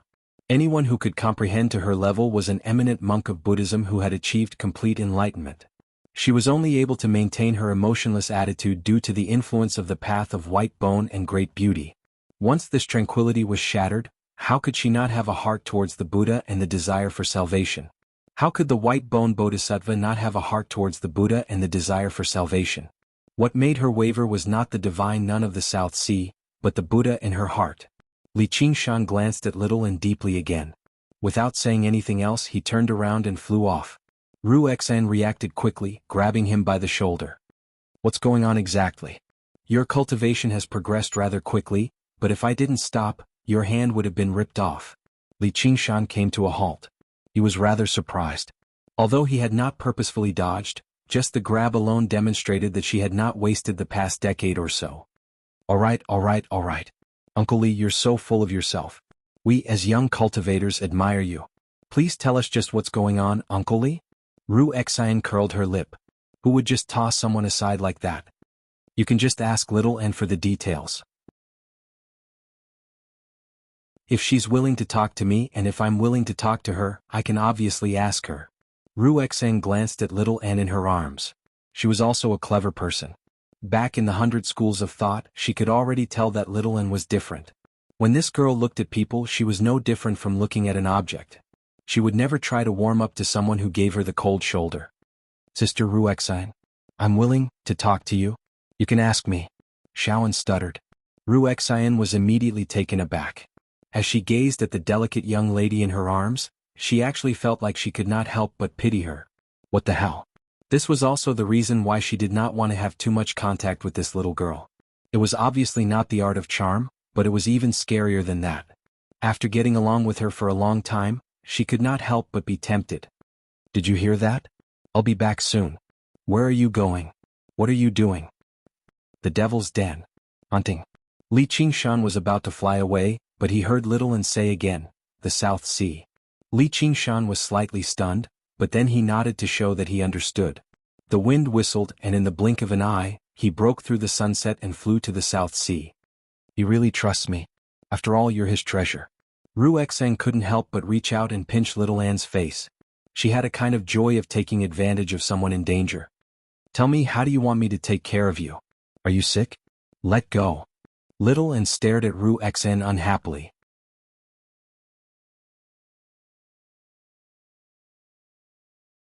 Chapter 947. Li Qingshan flapped his wings with all his might, gathering strong winds as he flew faster and faster. Not long after, he arrived at the edge of the continent. The sparkling waves appeared before his eyes, vast and boundless. He had arrived at the South Sea. His eyes lit up and his mind opened up. He flew even faster until he reached the depths of the South Sea. He folded his wings and dove into the sea. The magnificent crystal palace stood in the depths of the sea with mere people coming and going. Suddenly, the mere people looked up and saw a scarlet light falling from the surface of the sea. In an instant, it stretched into a scarlet line and disappeared into the abyss behind the crystal palace. At the bottom of the abyss, the mermaid queen was cultivating. She held the heart of the abyss in her mouth and communicated with the distant ruins of End. She allowed the cold and quiet feeling to fill her mind and threads of deep, cold power spread throughout her body. The ice crystal accessories on her body were all dyed in a layer of dark black, and even her mermaid silk dress had similarly changed color, adding a bit of a silent and mysterious temperament to her originally cold and noble appearance, making one unable to look directly at her. Suddenly, she sensed something and opened her eyes.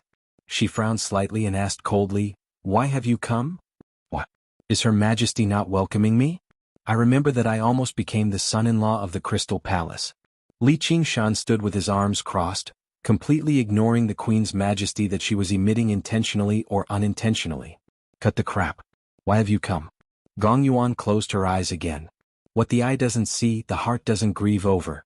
Li Qingshan walked towards her. Gong Yuan snorted coldly. He suddenly felt a bone-piercing chill as if countless swords were stabbing at him, forcing him to stop. However, the surrounding seawater did not freeze. Li Qingshan was secretly amazed. Sure enough, her cultivation had advanced even further. However, he had no intentions of stopping. He arrived before her against the coldness and extended his hands, placing them on her icy cold shoulders. He said with an extremely sincere gaze, "Help me out." Gong Yuan's body trembled slightly. In her thousands of years of cultivation, there was only one man who could get close to her, and he was the only one who dared to touch her unscrupulously. However, after experiencing countless hugs and cuddles, she seemed to be able to accept such a slight offense. However, anger suddenly surged in her heart. She opened her eyes and said, "Why? Where were you when I needed your help? Didn't I help you take down Fire Melt Mountain? Even if you want to dual cultivate, I'll cooperate." Li Qingshan had no idea where her anger had come from. "Then I'll have no more value, right?" Gong Yuan sneered. The memory of the empty seat from more than 10 years ago was still fresh in her mind, and it made her feel bitterly disappointed. "Why do you say that?" Li Qingshan was stunned for a moment. He didn't understand where her anger came from. He had completely forgotten the banquet more than 10 years ago. Even if he remembered it, he wouldn't think it was a big deal. "So what value do you have that you can use now that the King of Savages has come in person?" Li Qingshan was rather confused, but at the very least he understood one thing, which was that the Queen was very unhappy. If he asked her to help him purge demons right now, it would definitely fail, and she just happened to be the best helper for this matter. Demon kings were not that easy to deal with, especially the demon kings that guarded the edge of demon caverns. Defeating them was already very difficult, and killing them was even more difficult.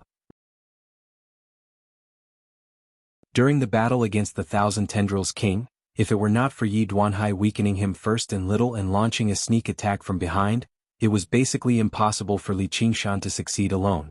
Every single demon king had gone through countless storms of blood in order to grow up as a regular demon folk. The cruel and harsh environment had determined the battle prowess of demon kings. They were much greater than regular great cultivators and demon kings of the 9 provinces, and they were cunning and vigilant. They were definitely not prey that waited to be hunted obediently. When Li Qingshan said he was going hunting, he was obviously full of lofty sentiments, but he needed a powerful helper. In this aspect, Gong Yuan was the best choice, whether it be in terms of strength, ability or teamwork. Little and had hinted at the two words, South Sea, after careful consideration.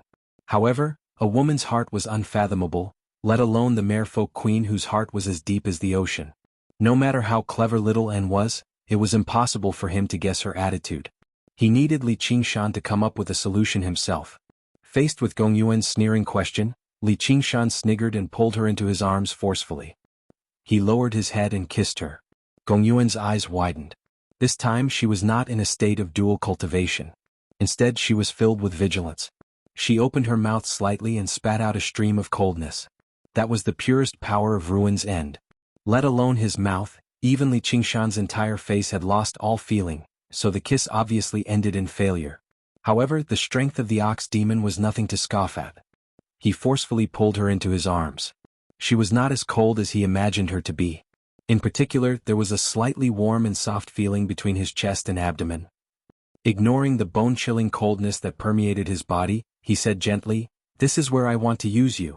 I've been trapped on Fire Melt Mountain these past few years, or I would have come to the South Sea a long time ago to make good use of you. What a pity, what a pity." Trapped.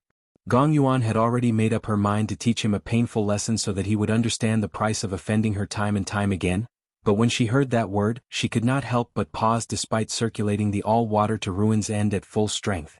Yeah, it's all because of that Feng Shiwo. It's that divine Wudong tree that almost trapped me for over 1,000 years. Li Qingshan silently circulated the spirit turtle's method of sea suppression to stabilize her emotions.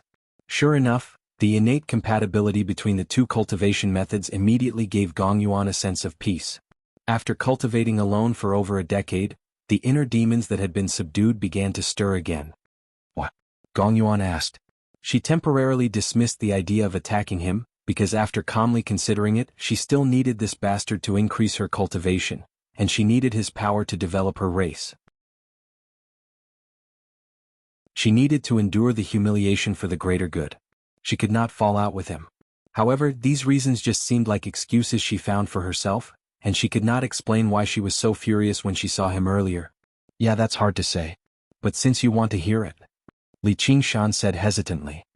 If you don't want to say it, then forget it. Don't come up with some lies to trick me. Gong Yuan interrupted him coldly. Can't you sense whether I'm tricking you or not? Li Qingshan just opened up his heart and entered a state of dual cultivation. Under this state, their minds could connect with each other, without the slightest lie or deception. Perhaps this was why basically all those who dual cultivated would become partners of cultivation. All sentient beings yearned for the existence of a person like that. The path of cultivation was lonely, but it was not because cultivators were born to walk alone. Gong Yuan hesitated, but she still failed to resist the temptation. The moment their minds connected, her heart skipped a beat. Compared to her cold, silent heart, his heart would always be so blazing, filled with desire and ambition, as well as the fearlessness to do whatever he wanted. How do I say this? I have a son. As soon as Li Qingshan said that, the entire sea abyss froze over.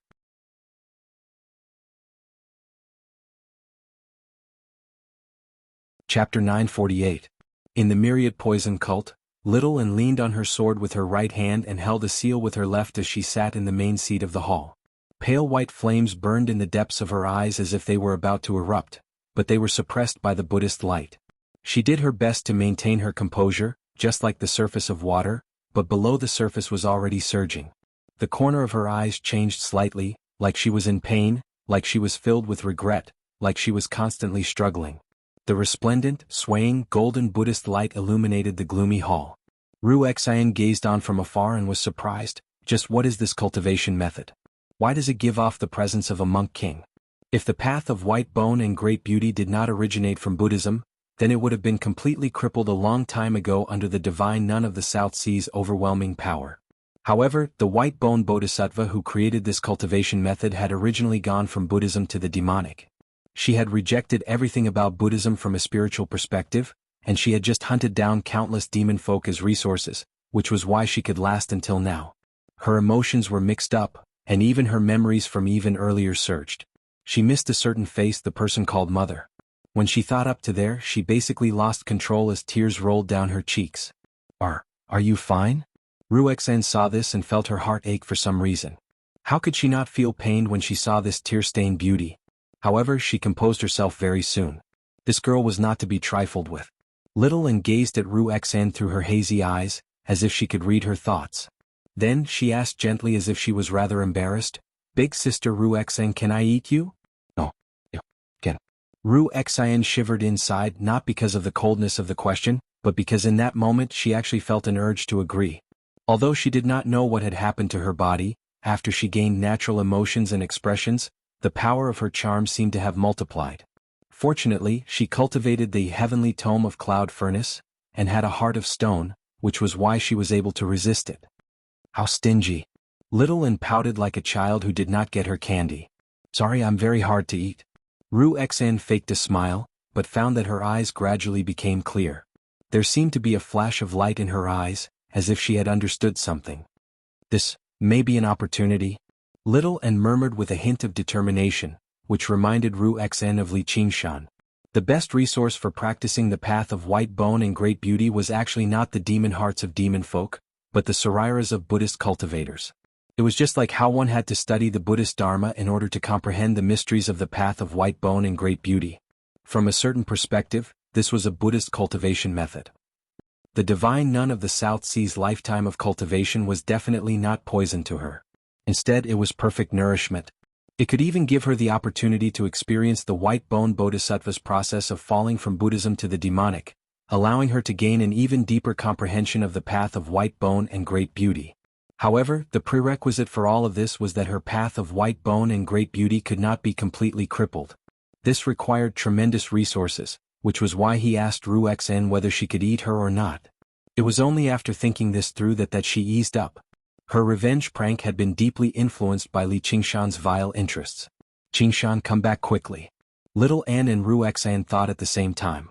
At that moment, Li Qingshan did not just feel coldness but also murderousness. He never expected Gong Yuan to react so drastically when she heard that he had a son. He thought, "Don't tell me this ice woman is interested in me. My charm sure is hard to resist." However, his narcissistic thoughts came to an end, as the murderousness grew heavier and heavier. It was about to become actual killing intent. "Wait, he's not my biological son. He's my godson, my godson." "Godson?" Gong Yuan asked. As a result, Li Qingshan explained the whole story. Gong Yuan was surprised as well. Phoenixes actually still existed in this world, and the divine Wutong tree had actually trapped him in the phoenix's nest for the sake of hatching the phoenix's embryo. He had actually succeeded. If it were not for the fact that their minds were connected, she definitely would have treated this as a story that he had made up. However, the frozen sea abyss showed no signs of thawing. "What, are you still dissatisfied with something?" Li Qingshan asked. "Do you know what conduct they despise the most among the merfolk?" Gong Yuan said coldly. "It's probably everything the fire devourers do." Li Qingshan blinked his eyes. "It's the heartless, fickle scoundrels. If you were all alone, then so be it, but you once said you're already engaged, so you shouldn't be so wanton and casual. Makes me look down on you." Gong Yuan grabbed Li Qingshan's hand around her waist and pulled it away forcefully, pressing it against Li Qingshan's chest. With a firm push, the ice shattered loudly. Li Qingshan nodded and rubbed his chin. "That's quite reasonable, but what you're implying is that if I'm not engaged or if I'm involved with another woman, you can do whatever you want to me? That's not necessarily impossible, but unfortunately you'll never be able to do it. In this aspect, even the fire devourer that my sister is fond of is much better than you." Gong Yuan sneered in disdain. "Forget it. Even if you're willing, why wouldn't I be willing? Even if a man is infatuated with you, just how much sincerity can you give me? You have to consider your own cultivation, you have to consider the development of the merfolk of the South Sea, and even your dignity as a queen is more important than that man. Isn't that fickle? You're not your sister. Pursuing true love or whatever is just wishful thinking." Li Qingshan laughed aloud, shaking up the abyssal sea. Originally, he thought Gong Yuan would fly into a rage, but he never expected her to actually reveal an extremely rare smile after a moment of thought, although there was also a hint of a sigh. "You're right. I'll never be infatuated with someone like my sister. I really don't have the right to request anything from others," she said sternly. "That's why let's cut to the chase. Let's talk about how we can make use of each other. What do you want me to do? Help me purge the demons and kill a few demon kings. Li Qingshan smiled, revealing his fangs. What do I get in return? Gong Yuan shivered inside. The demon plague of the Mist Province was extremely powerful, and fighting demon kings was even more dangerous. The king of Southern Yu's estate had asked her time and time again, but she had turned them all down. There's nothing at all. Li Qingshan laid out his hands. Li Qingshan, are you messing with me? Gong Yuan squeezed that out from between her teeth. If there's nothing in return, then it's not making use of each other. Li Qingshan stared straight into her eyes. Just treat it as a favor from a friend. Is that all right? Gong Yuan was mildly surprised. She avoided his gaze and sank into her thoughts for a while. Seeing as you'll still be of some use in the future, I'll help you out this time. Remember this kindness well and return it tenfold in the future. After a pause, she added, also, we're not friends. I know you want to be my wife. Li Qingshan murmured rather narcissistically. What did you say? Nothing. All right, Your Majesty. I'll do as you say. Time waits for no one. Let's set off. Gong Yuan returned to the Crystal Palace and gave a few instructions before hurrying off to the Mist Province with Li Qingshan. Along the way, Li Qingshan asked, do you know Yi Weiyang? Who doesn't know the Shadow Queen? Why don't we call her again? That'll give us a better chance. Originally, Li Qingshan was considering going to the Shadow Palace to find Yi Weiyang if Gong Yuan refused to help him. This king of assassins from the Mist Province was also an extremely powerful helper. It was just that she would have to bleed a little, but as long as she could help little and get through this, it was nothing. Then go ask her. I'll return to the South Sea myself. Gong Yuan came to a halt and said coldly. Although they were all godfolk, the conflict between the 7 ancient divine kingdoms ran extremely deep. The fire devourers and mare people were not the only ones with deep grievances. For example, the accumulated grievances between the giant lumber folk and the fire-devouring folk were no less than the former. Mare people and night roamers were both dominated by women, but that did not mean they could be friends happily. Night roamers were renowned for their fondness for scheming, purposefully inciting war among the various races in order to benefit from it. In the end, they could achieve their objective of weakening the 6 other divine kingdoms. Of course, it was not just night roamers who had this ambition. As a result, the various divine kingdoms had always been a place where kings did not meet kings. As soon as they did, there would be war. Although Gong Yuan loathed Li Qingshan's carelessness, she could not help but admit that she did trust Li Qingshan. This guy could clearly distinguish between kindness and grievances, and he was straightforward. He was especially reliable in dangerous battles, helping her block fatal attacks more than once. And there was an old saying from ancient times that even dead night roamers were not worthy of trust. Yeah, I've considered it. I feel like working together is enough. Li Qingshan immediately changed his mind. If there was free and useful labor, who would pay for it? Gong Yuan's face eased up slightly, and she caught up to Li Qingshan again, only to hear him shake his head and sigh. Sure enough, there are no women who aren't jealous. What did you say? Nothing. Dark clouds filled the sky, sweeping over from the south and rushing through the demonic clouds condensed from demon chi. Afterwards, heavy snow fell. This was a rare sight in the Mist Province. The demon folk all raised their heads. A beautiful hexagonal snowflake drifted through the air and landed on the tip of a demon folk's nose. The demon folk only felt the tip of his nose turn cold before losing all of his senses, turning into a translucent ice sculpture. Enemy. The demon folk on the side only called out that word before following in his footsteps. The snowflakes seemed to be intelligent. None of them landed on the ground, drifting towards the demon folk one by one. Coldness permeated the air. The thick mist turned into a layer of frost, and the noisy demon cavern became cold and silent. The demon commanders all demonified, but they did not launch an attack. Instead, they turned around and fled towards the demon cavern. However, above the demon cavern, the snowflakes rapidly gathered and stuck together, turning into a huge snowman. The snowman did not seem terrifying. As a matter of fact, it was rather simple and adorable. A smile hung on its round head, but with a casual swing of its round fist, it sent 2 demon commanders flying. A black spirit turtle hovered in the thick, snowy clouds. Li Qingshan and Gong Yuan were in there, working together to power the heart of the abyss. The snowman is pretty cute. Li Qingshan glanced at Gong Yuan in surprise. The snowman's strength had nothing to do with its appearance. It was completely controlled by the caster. He never thought she would have such a normal side to her. These demon folk are only used to probe the reactions of the various factions in the 9 provinces. How can they be considered a true demon disaster? Gong Yuan said. The godfolk were far more experienced with dealing with demon folk than the humans and demons. The snowman is pretty cute. That's enough from you. At this moment there was a boom and the snowman collapsed, scattering into the air as snowflakes.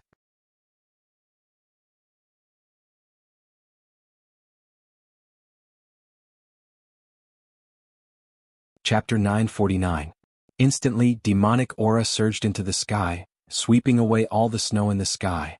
A burly man stepped out of the deep demonic cavern, causing the ground to tremble. His ferocious-looking face was filled with rage. He never expected someone to kill him right after he returned to the demonic domain, causing him to lose so many subordinates. Who are you? Tell me your name. As the wind and snow blew, the burly man glared and let out a thunderous roar. His voice pierced through the snowstorm and charged into the sky, blasting a huge hole in the thick snow clouds. A black spirit turtle formed from the power of ruins and appeared. And who are you? Li Qingshan stopped joking around. This demon king's aura was even stronger than the 1,000 Tendrils kings. Furthermore, it was obvious that he was skilled in close combat. It would probably be difficult to defeat him in a one-on-one battle, let alone kill him. You dare to seek death without knowing who I am? You're here to slay demons, right? The martial chief king is here. Don't hide. Get down here and die. With a roar, the martial chief king's body transformed rapidly. His muscles swelled up, twisting like yellow snakes. Demonic aura surged around him, each wave stronger than the one before. Li Qingshan's frown deepened. He never expected to encounter such a powerful opponent on his second trip. However, he was eager to try. The martial chief king completed his demonic transformation, but his figure did not change much. He only became extremely muscular, reminding Li Qingshan of the bodybuilders from his previous life. However, this person's figure was even more fit. He looked rather disgusting, but he did not dare to underestimate him. Should I attack? Gong Yuan still did not know why Li Qingshan had come to wipe out the demons. Li Qingshan said that he wanted to be a hero that saved the world, so she naturally scoffed at him. Of course. Li Qingshan's scarlet eyes seemed to burn as he stared at the martial chief king below. It won't be easy to defeat him. Even if we win, he'll escape back to the demonic domain. Gong Yuan analyzed calmly. As long as we can force him to escape, we'll have won half the battle. Leave the rest to me. I'm coming. Hammer. Demonic chi surged under the martial chief king's feet and soared into the sky. From 5 kilometers away he punched out. Demonic chi surged and roared as it condensed into a giant black hammer. The spikes on the hammer were the size of a small mountain. It tore through the air with a momentum that could smash everything in its path. Wherever it went, the snowy clouds would scatter, revealing wisps of light. This demonic killer move was dyed with a glorious aura. Li Qingshan was eager to give it a try. He loved to fight with this kind of opponent the most. He wanted to see whose fist was more ruthless and whose bones were harder. The tiger fang at his waist made a clanging sound. He almost wanted to abandon Gong Yuan and fight with all his might alone. If you want to fight alone, why are you looking for me? Gong Yuan said coldly. Li Qingshan calmed his mind and stabilized the tiger demon. Little An was still waiting. Now was not the time to pursue a satisfying battle. He had to win. Then it's up to you, your majesty. Ice Palace. Gong Yuan waved the ice scepter. Traces of ruins and power surged and flowed. The ice condensed into a grand and majestic ice palace. It was like a miniature version of the Crystal Palace. It emitted surging cold mist and stood above the clouds like an unreachable palace in the heavens. Boom. The ice palace shook violently. Icicles flew everywhere. The giant hammer smashed a deep depression in the ice palace's main entrance. Cracks climbed up the surrounding ice walls, but there was no time to repair them. The martial chief king took a step forward with his left foot and traversed 5 kilometers. He stood in front of the ice palace. His right foot kicked out. Demonic chi surged and transformed into a giant siege axe. He smashed the ice palace's entrance with one strike. Nice. Li Qingshan was impressed by the martial chief king's might and dominance. He couldn't help but praise. He thought, if I attack with all my strength, although I can also break the ice palace, I can't do it as easily and casually as he did. Every move, every punch and every kick has such might. The demonic domain dares to attack the 9 provinces. They are indeed filled with experts, Just whose side are you on? Gongyuan glared at him. Your side, of course. But this ice palace of yours is just for show. Li Qingshan said. It's still too early for me to break through the ice palace. Gongyuan said confidently. Seal the doors. There was no palace that only had a single door. With Gongyuan's order, the ice crystal doors were sealed shut. Humph, you're like a mantis trying to stop a chariot. Hammer. Saber. Spear. The martial chief king advanced step by step. Demonic chi surged from every part of his body, turning into terrifying demonic weapons. They rampaged about, destroying the ice crystal doors one after another. He barged into the ice palace and charged straight at the dark spirit tortoise. Nice one. Retreat. Li Qingshan was just about to go up against him when Gongyuan grabbed Li Qingshan's shoulder and retreated, leaving the ice palace. The martial chief king charged into the center of the ice palace, where the spirit tortoise had originally been. Lock the palace. Gongyuan sneered. She clenched her right hand, and the ice palace rapidly shrank. Ice pressed back towards the martial chief king from all directions.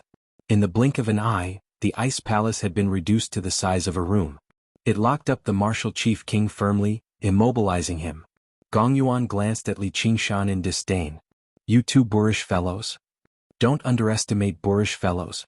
Li Qingshan shook his head and pointed.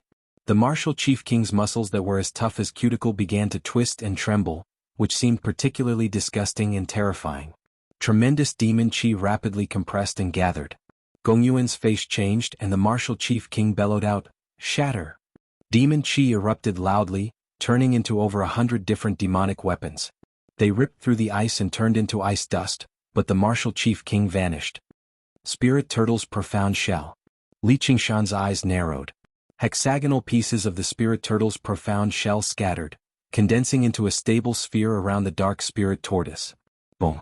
The moment the sphere condensed, a large portion of it immediately cracked. It was the result of the martial chief king's punch. The muscles on his face had basically crushed his eyes to the point where they shone with brutal light. In the chaotic demon territory, there were conspiracies and betrayals everywhere. There were all sorts of strange methods. Even the original creator of the demon heart might not know what kind of fruit it would bear if the demon heart was used as a seed. Under these circumstances, the martial chief king cast aside all tricks and transformations, pushing his body to the limit, only leaving behind the simplest and most direct usage of demon chi. He killed countless enemies and became a demon king, basically becoming synonymous with violence. I really want to go 300 rounds with him. Li Qingshan's tone was like a pervert who had encountered a naked beauty. It was not just his hands that were itching. His entire body was itching. It made Gongyuan frown. She had actually developed a sliver of a good impression of this bastard. She even felt like it would be nice to have him as her cultivation partner. Her head had basically been frozen. Coward, watch as I shatter your turtle shell. The martial chief king's muscles swelled and twisted. Gongyuan's ice palace trap did not seem to consume him at all. His presence became more and more violent, and he suddenly shuddered. Boom, boom, boom. The snowy clouds in the sky were dispersed and sunlight poured down, but the martial chief king's figure was nowhere to be seen. All he saw were huge weapons rapidly flashing and disappearing, crisscrossing with one another. It was like the head of a monster composed of various weapons, chewing and tearing at something with everything it had. Every time it bit down, there would be a thunderous rumble. Li Qingshan and Gongyuan were in the huge beast's mouth. Even with Gongyuan's coldness and poise, she could not help but frown slightly. She had powered the heart of the abyss with all her strength, and the spirit turtle's profound shell supported by the power of Ruin's End was especially tough, but it was already riddled with cracks and they were constantly spreading. Under the martial chief king's frenzied attacks, she actually felt like she was unable to fight back. Not only had her presence been suppressed, but she was also afraid to split her attention to attack, or the spirit turtle's profound shell would immediately collapse. Li Qingshan understood that if it were not for Gongyuan, the spirit turtle's profound shell would have shattered over a dozen times already. It had been quite some time since he had used the spirit turtle's profound shell in battle. It was not because the spirit turtle transformation was not powerful enough, but because the ox demon transformation and tiger demon transformation had both reached the 5th layer. Offense was far more advantageous than defense. Their current strategy of defense was not wrong either. If the martial chief king were a little weaker, then they would be invincible with the endless power of Ruin's End that the heart of the abyss absorbed. If the spirit turtle transformation reached the 5th layer, then they could achieve absolute defense too. However, the martial chief king's destructive power was far beyond their expectations. Actually, in terms of cultivation he was only around the same level as Gong Yuan, but his battle prowess was slightly higher, and he was not restrained by the power of Ruin's End like the fire devourers. If they fought alone they might even be in danger of dying. To Li Qingshan he was also the most troublesome opponent. His abilities were extremely well-rounded, without any openings. He could basically nullify all attacks. The Thousand Tendrils King could render Yi Duanhai helpless, but all he could do was die regretfully when he ran into him. Most importantly, his soul-damaging attacks were barely effective against him, while the martial chief king directly crushed him with pure strength. However, not only was he fearless, but his killing intent surged even more. The tiger demon surged and roared. He closed his eyes and held back the tiger demon's viciousness, silently waiting for that moment to arrive. At this moment, the weapon of demon chi suddenly vanished, revealing the cracked spirit turtle's profound shell. The martial chief king stood on it, raising his thick right leg high into the air. The surging demon chi turned into a huge, vicious spiked club, like a lone mountain that stood in the world, pointing straight at the sky. The lone mountain collapsed and the spiked club suddenly smashed down, accompanied by the martial chief king's bellow, "Shatter!" Boom! The spirit turtle's profound shell shattered loudly, scattering into pieces. The spiked club continued onwards, smashing into the spirit turtle's back viciously and kicking up ripples. It was basically unable to maintain its form. "Go. All right." Gong Yuan and Li Qingshan completed their brief conversation. The deep, cold power of Ruin's End surged violently, and the black spirit turtle turned into a huge wave, swallowing the martial chief king. With a flash of blood-red light, the blade aura rose up into the sky. Li Qingshan stood on the tip of the wave, drawing Tiger's Fang from its sheath and swinging the blade viciously. With a tiger's roar, the world shook. The moment he gave up on defense, he launched his most powerful attack. The martial chief king was powerful, but when he struck out with his full strength, he could not help but freeze up for a moment. Gong Yuan fell down alone, watching the spiked club sweep past her coldly. She powered the heart of the abyss as hard as she could, and the power of Ruin's End she had gathered all this time swallowed the martial chief king like it had a life of its own. The martial chief king shivered. His muscular body became dyed with a layer of black. The power of Ruin's End permeated his body through his eyes, ears, mouth, nose, and even every pore. It gave off a bone-chilling coldness where even his hot blood froze.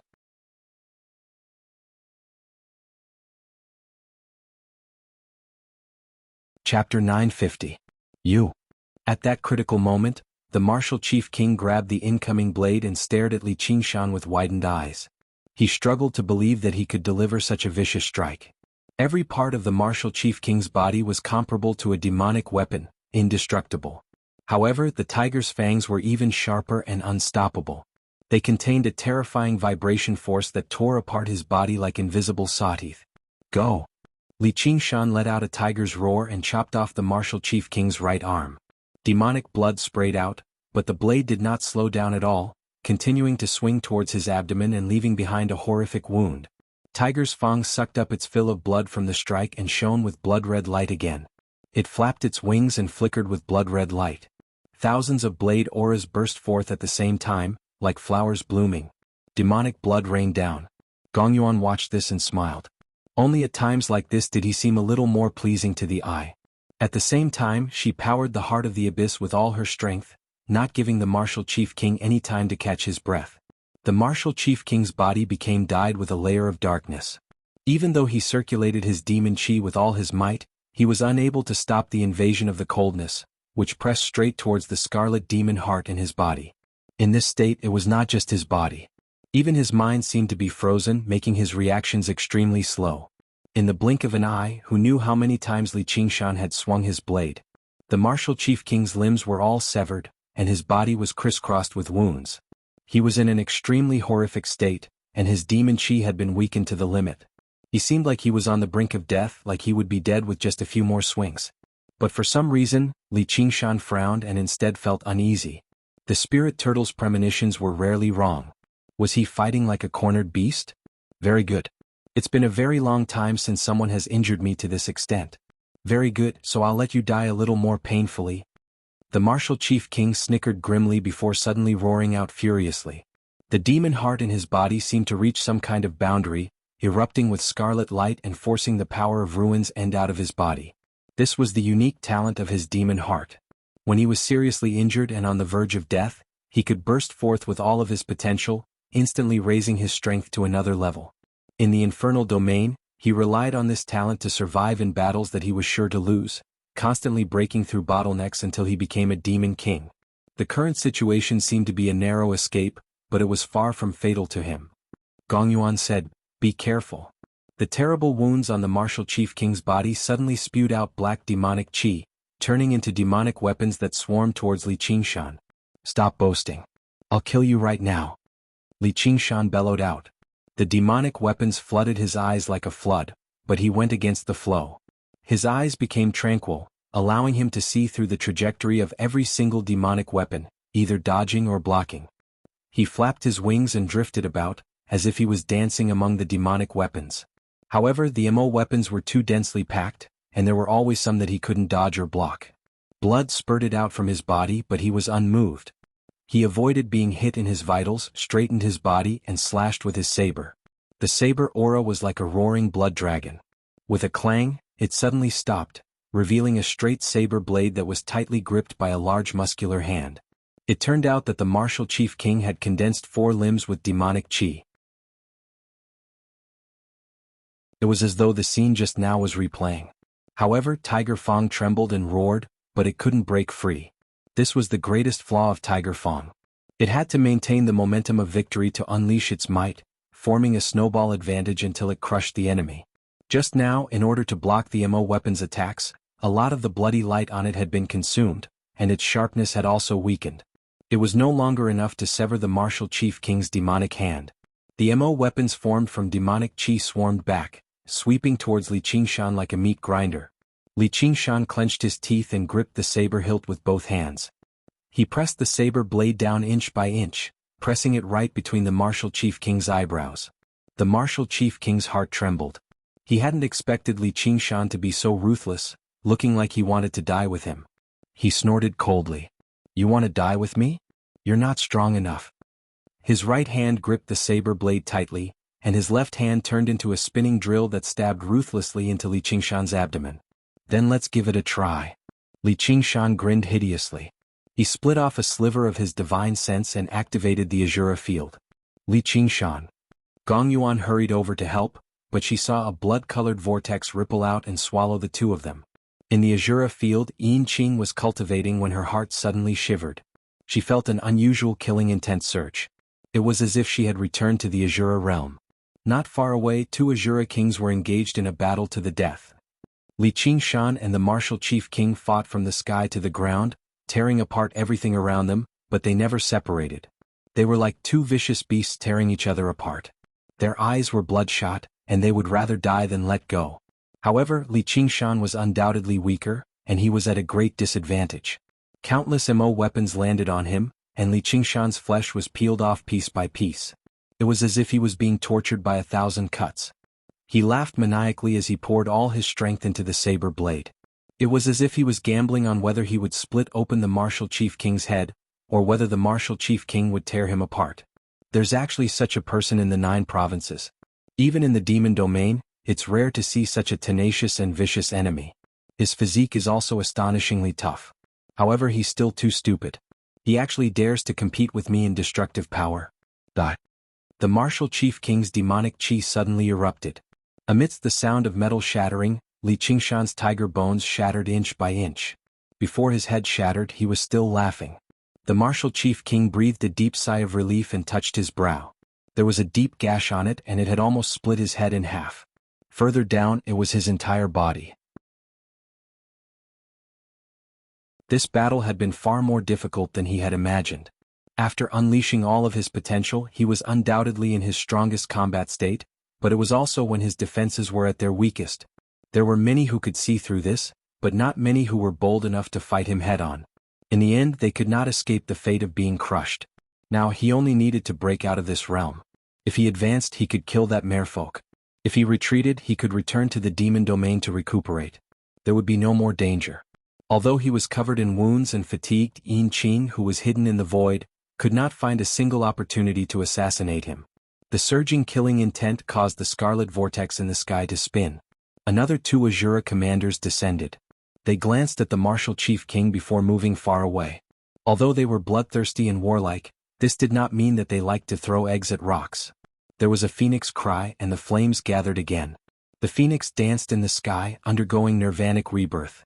The flames scattered and Li Qingshan, who had clearly been pulverized, reappeared in the world. He looked down at the martial chief king and said, "You've lost, martial chief king?" The martial chief king suddenly looked up, an expression of disbelief on his face. Gong Yuan picked up the Azura field and was worrying when Li Qingshan walked out. Although he was covered in wounds and cut a sorry figure, he was brimming with energy. "Where's the martial chief king?" Gong Yuan relaxed inwardly, but her expression did not change as she asked coldly, "Isn't this?" Li Qingshan raised his right hand and grabbed the martial chief king's head. His eyes were about to pop out of their sockets, and he had died with everlasting regret. Gong Yuan looked at Li Qingshan's radiant smile. He looked like a child showing off his prize, and there was actually some naivety to him. She could not help but feel her heartstrings tug.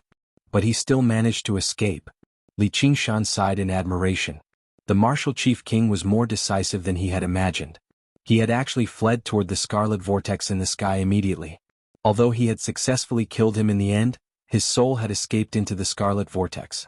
Presumably, he had already reincarnated in the Azura realm and become an Azura. With his aptitude, he would at least become an Azura king in the future. However, there was no regret on Li Qingshan's face. Instead, there was some anticipation. He said to the sky, "I was able to defeat you this time, but it was somewhat unfair. If we were to fight one-on-one, I would definitely not be your match. If we have the chance to meet again in the Azura realm, let's fight again." "Idiot," Gong Yuan said. "Who are you talking about?" Li Qingshan was stunned. "Who else is here? In the situation back then, you should have retreated, yet you insisted on charging forward to be beaten. If that's not idiotic, then what is? You're the idiot. If I retreated, he would have come for you. You don't know how fierce this guy was when he was on the verge of death." Li Qingshan said disapprovingly. He had the skin of a bull and the bones of a tiger, yet he had still been forcefully crushed in the end. He sized up Gong Yuan. "With your small physique, I'm afraid you would have been beaten to death in a few blows." Gong Yuan was instantly speechless. His gaze lingered on her soft breasts, slender waist and graceful fishtail. He felt a sense of tenderness for the fairer sex, but he only retracted his gaze after being glared at by Gong Yuan. "I know you're also worried about me." Li Qingshan patted her shoulder. Now that he thought about it, if he hadn't dragged the martial chief king into the Azura realm, he would have very likely escaped into the demon's den. Although he could shatter the demon's den, his physique wasn't as big as the Thousand Tendrils King or the Corpse King from back then. He wasn't much bigger than an ordinary person. At most, he would have been sliced by the spatial cracks once or twice. It wouldn't have been a fatal injury, and he might even have escaped unscathed. Although Li Qingshan didn't think too much during the fierce battle, he relied on his battle instincts to face the martial chief king. He sacrificed a chance of nirvana rebirth and killed the martial chief king. Concern? Gong Yuan shook her head gently. She refused to let down her might as a queen. "Since I agreed to help you, I've obviously been prepared to die. Don't worry. Since I invited you here from the South Sea, I can't say there won't be any danger at all, but no matter who it is, they'll have to step over my corpse first." Li Qingshan said sincerely. He had always kept a clear line between his debts of gratitude and grievances. This time was different from the war against the fire devourers. Back then they were only cooperating and neither of them owed the other anything. If he truly faced certain death, he obviously wouldn't be so great as to die for Gong Yuan. However, this time, Gong Yuan had come to help him without any compensation in the name of a friend. His principles prevented him from watching Gong Yuan die before him. "I'll help you collect your corpse." The corner of Gong Yuan's lips curled into a fleeting smile. "All right then." Li Qingshan shook his head. Her venomous tongue sure did seem to come from the same source. Afterwards, he collected the corpses of the demon folk. "Find a place to rest. I'm going back for now." Li Qingshan flew off, only to discover that Gong Yuan was right behind him. He could not help but raise an eyebrow and smile. "What, you don't want to part with me? If you're killed along the way, where am I supposed to collect your corpse?" Gong Yuan paused. "Or if I'm killed, how are you going to stop them?"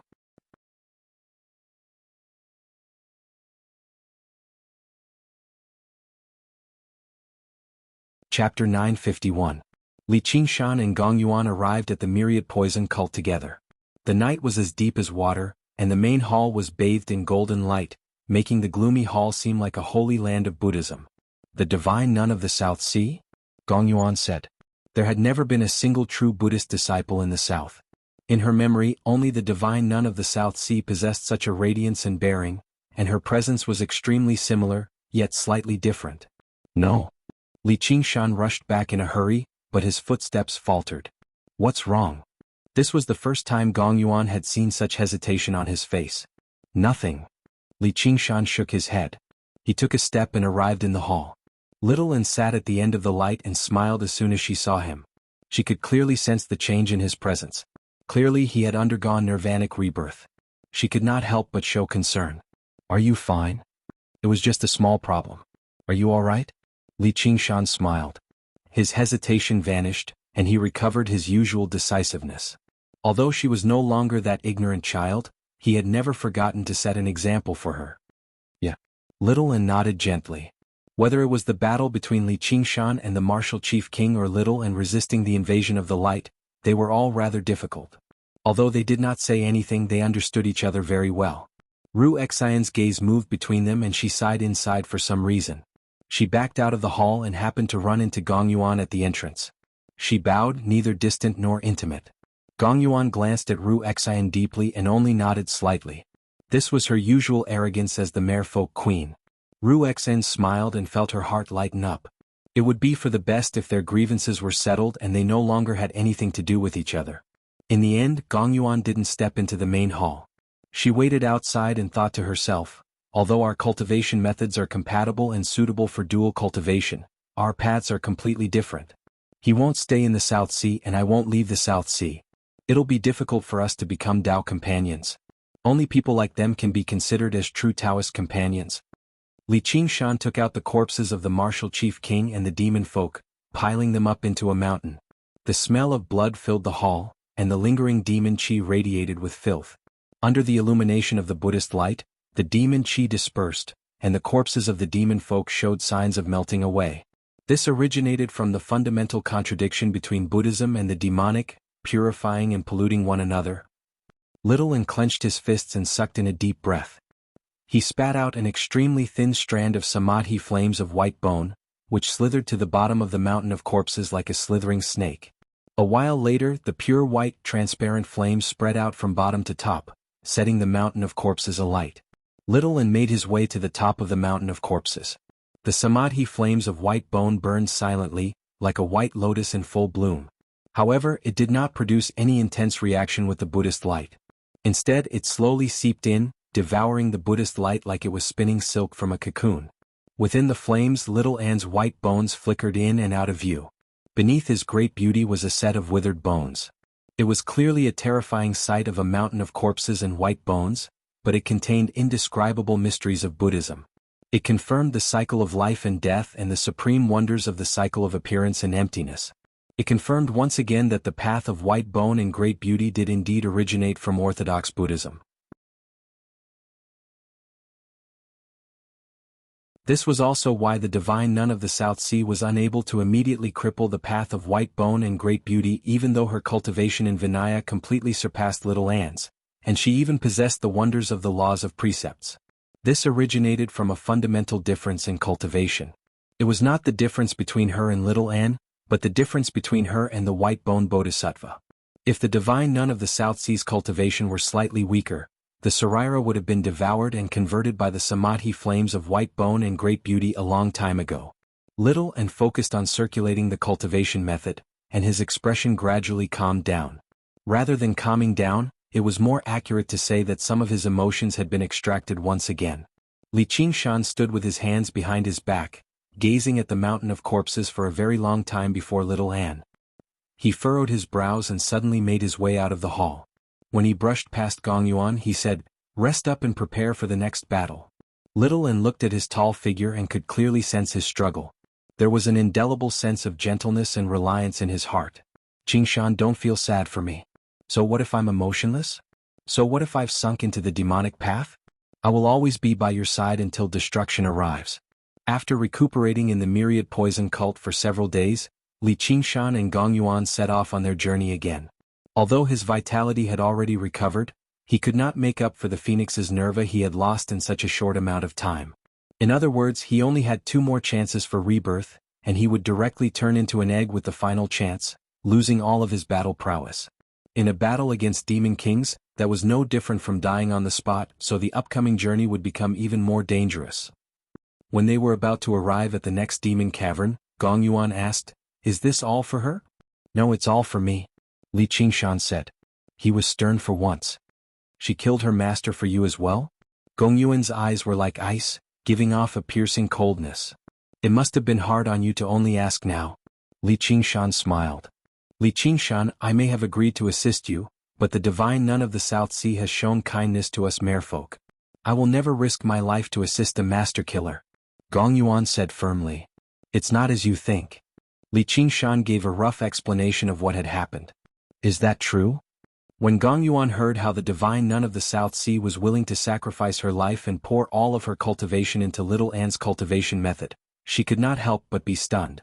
She was not a Buddhist, so she could not understand what the path of white bone and great beauty meant to the divine nun of the South Sea, much less the divine nun of the South Sea's feelings for Little Anne.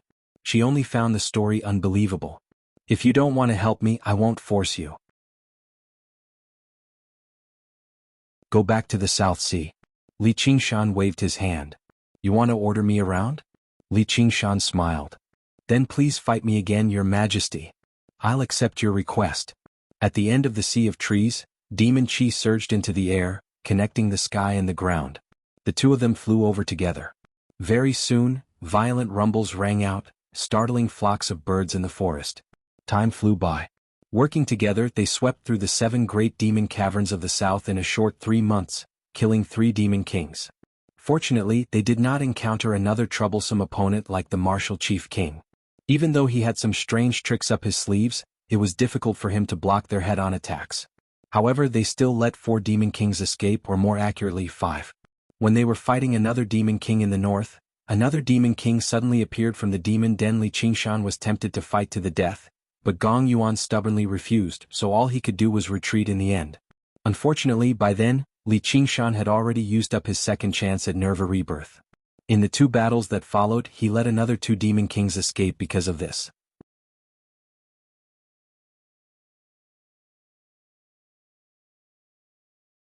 Chapter 952. Smoke rippled and mist rose. Within a vast lake, demons and monsters swam about, not daring to raise their heads. In the depths of the lake, Gong Yuan opened her arms and lay quietly in the middle of the lake. Her slender blue fishtail stretched quietly and swayed with the waves. Her dark blue eyes looked at the cloudy sky with a hint of exhaustion. Bang! Bang!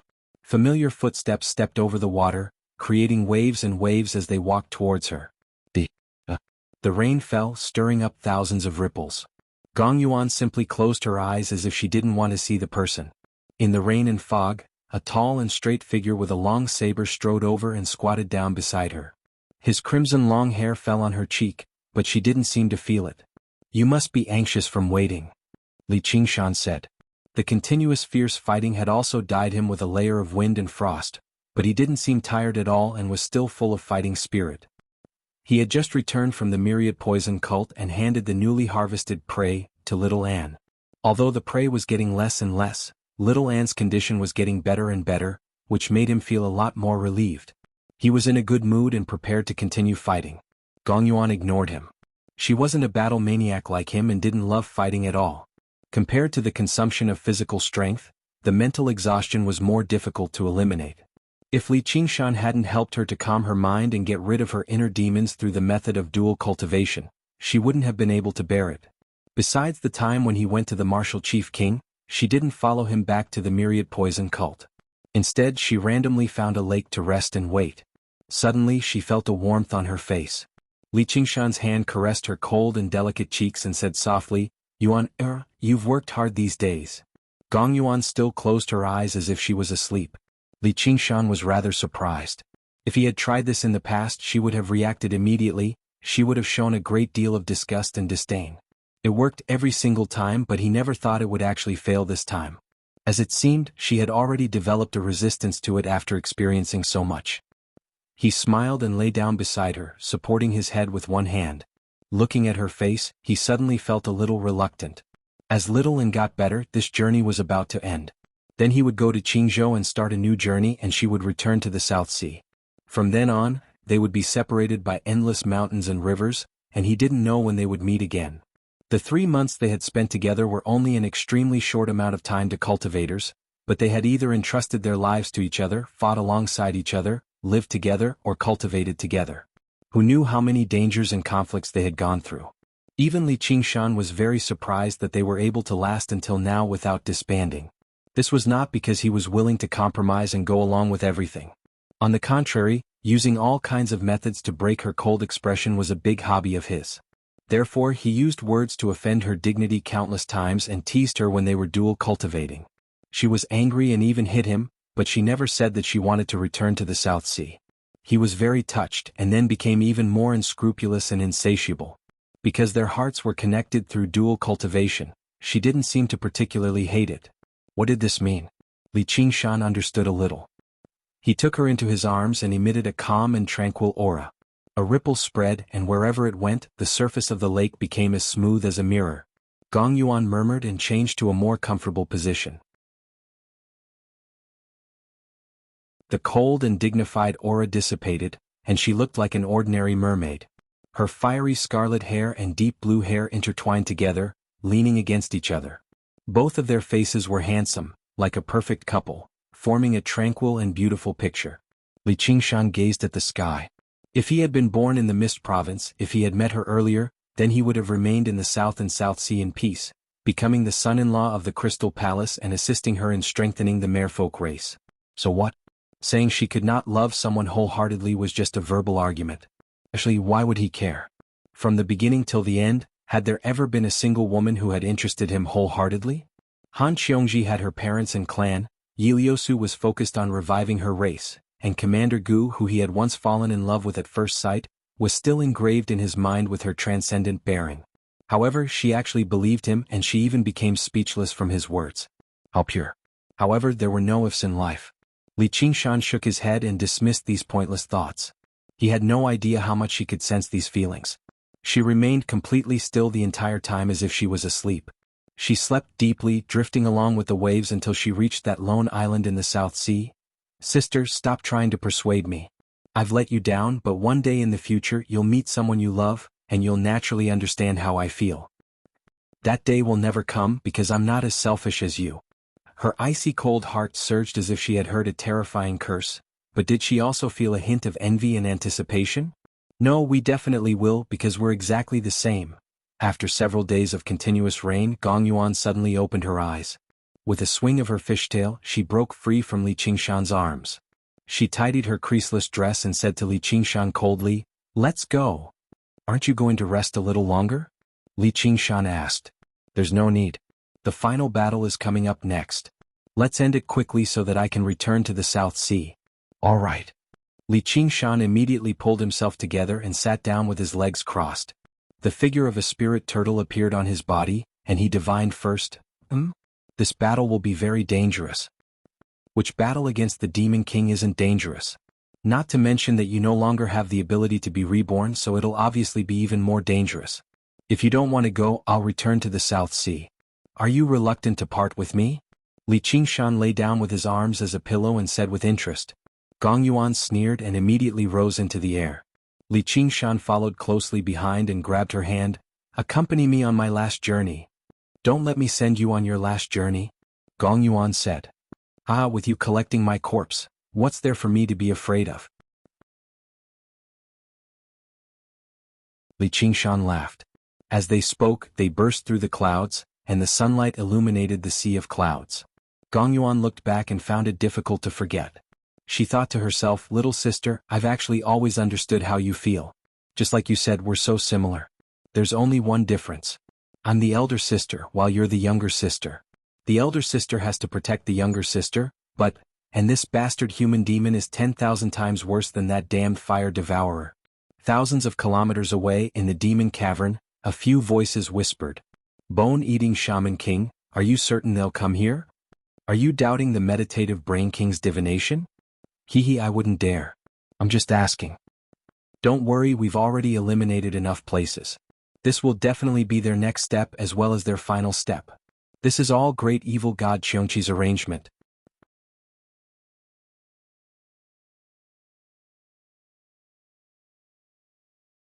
Chapter 953. Within the myriad poison cult, the mountain of corpses beneath little Anne's feet piled up ceaselessly before being ceaselessly devoured by the samadhi flames of white bone. Up until today not much remained. She stood on the mountain of corpses with the blood sea banner on her back. She fiddled with the skull prayer beads in one hand and the Buddha slaying sword in the other.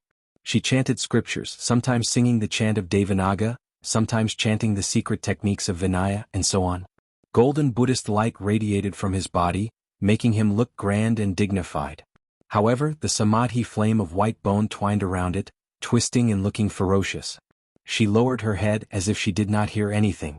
There seemed to be deep benevolence on her face, but upon closer inspection, she was expressionless and calm.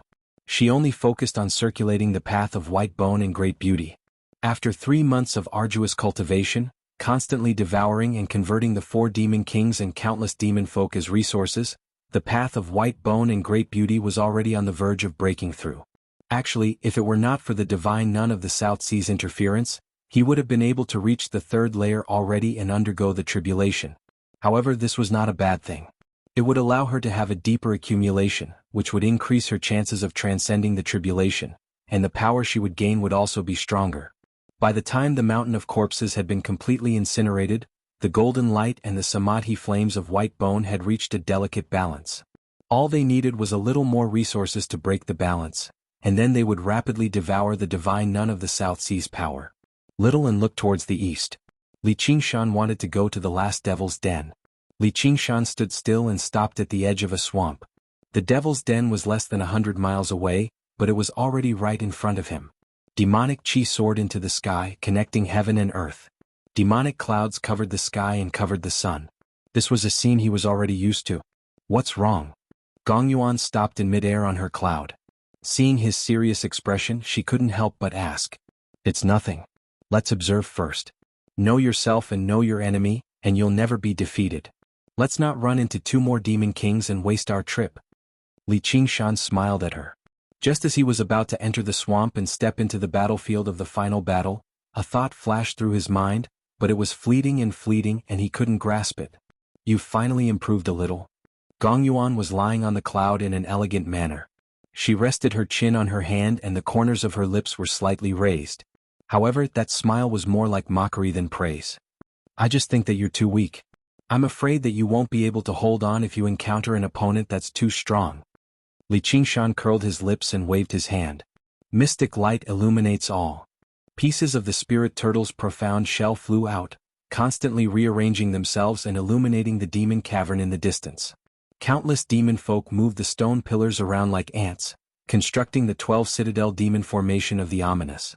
According to Gong Yuan, this formation was extremely popular in the demon domain. However, the 9 provinces were not the demon domain, so it was suppressed by the invisible laws of the world, which was why its effects were only SOSO. If 12 demon kings joined forces to activate it, its power would be earth-shattering. However, there were only 12 demon commanders here. Although there were slightly more stone pillars, there was nothing for him to worry about. The image flashed past the stone pillars and arrived at the source of the demon chi. The demon cavern was even larger than before, spewing out surging demon chi. Its irregular edges still seemed sharp and abrupt, completely at odds with the surroundings. It was like a mischievous child had used a utility knife to carve out a piece of a famous painting carelessly. Within the surging demon chi, many colossal figures could be vaguely seen. They were like huge snakes radiating with a terrifying aura. So many demon kings. Li Qingshan was surprised. At first glance there were at least 6 or 7 of them. You're mistaken. There's only one. Gong Yuan arrived beside Li Qingshan on a cloud and pointed at a corner of the image. Li Qingshan also saw it clearly. As it turned out, the huge snakes all had the same body. It was a hydra, but he did not relax at all. The hydra was also a legendary exotic beast. Its bloodline originated from the divine beast Juing. Every single head possessed its own power, and each head was equivalent to a life. If they wanted to kill it, they would have to destroy all 9 heads. However, its regenerative abilities were extremely startling. Even if its head was cut off, it would regrow very quickly. If it really is a hydra, then it'll be very difficult to win this battle. Gong Yuan's expression was stern. Li Qingshan nodded slightly. If it were in the beginning, they would have been confident in taking on any demon king, but right now they were not in peak condition. Killing an exotic beast like that would be extremely difficult and dangerous. The crux of the matter was whether this was a hydra or just a strange demonified form of a demon king. If it was the former, then they would have to be prepared to retreat. The demon kings hiding in the depths of the demon's den and close to the demon realm also had an intense discussion. Meditative Brain Monarch, why did you let the 9-headed king be up there? You're scaring them away, 2 demon kings asked at the same time. The voices were of a man and a woman, but strangely they overlapped. The 9-headed king has always been stationed here. Of course it's still him now. He's not a real hydra. He's just a demonified form from cultivation. If he's scared off by an empty shell, then this Li Qingshan isn't worth that person's effort. Empty shell. Meditative Brain Monarch, I heard that you fled at the sight of the battle and gave up the demon's Denver. How dare you say that I'm an empty shell? Hehe, I know very well whether I fought or not. Based on my calculations, if we weren't here today, you wouldn't have escaped death. Shut up. What? Do you think you're stronger than the Martial Chief King? At the mention of the Martial Chief King's name, the demon kings all fell silent. Even among demon kings, the Martial Chief King was renowned for his ruthlessness. There were not a lot of people who had the confidence to be his opponent in a one-on-one battle. And he was highly trusted by the Demon Emperor, having been summoned back to the demon domain several times. Originally, they thought he would be able to display his brilliance in this battle, but they never thought he would die so soon. Stop, both of you. Now is not the time for internal strife. 9-headed king, not only are we here for revenge, but we're also here for great evil god Qiongqi's plan. It's fine if you prevent us from getting revenge, but if you ruin great evil god's plan. Bone-eating king, don't you dare take advantage of me. I'll chew through your bones sooner or later. The 9-headed king said viciously, but he no longer dared to act recklessly. If this ambush failed because of him, then there was no need for great evil god Qiongqi to do anything. The demon kings below that had suffered greatly at the hands of Li Qingshan could skin him alive. Meditative Brain King, what should we do now? The bone-eating shaman king ignored the 9-headed king's bluff and threat and changed the subject. 9-headed king, show them what you're made of, the meditative Brain King ordered. Hehe, show them just what kind of trash you are. You deserve to die. All of their communication was secretive and swift. It took a long time to describe, but it all happened in the blink of an eye. On the edge of the swamp, Li Qingshan was just about to test the waters from afar and retreat if he failed when a roar rang out from the depths of the swamp. The 9 snake heads rose high into the air like skyscrapers, radiating with surging demon chi. The snake eyes stared over, filled with coldness and malice.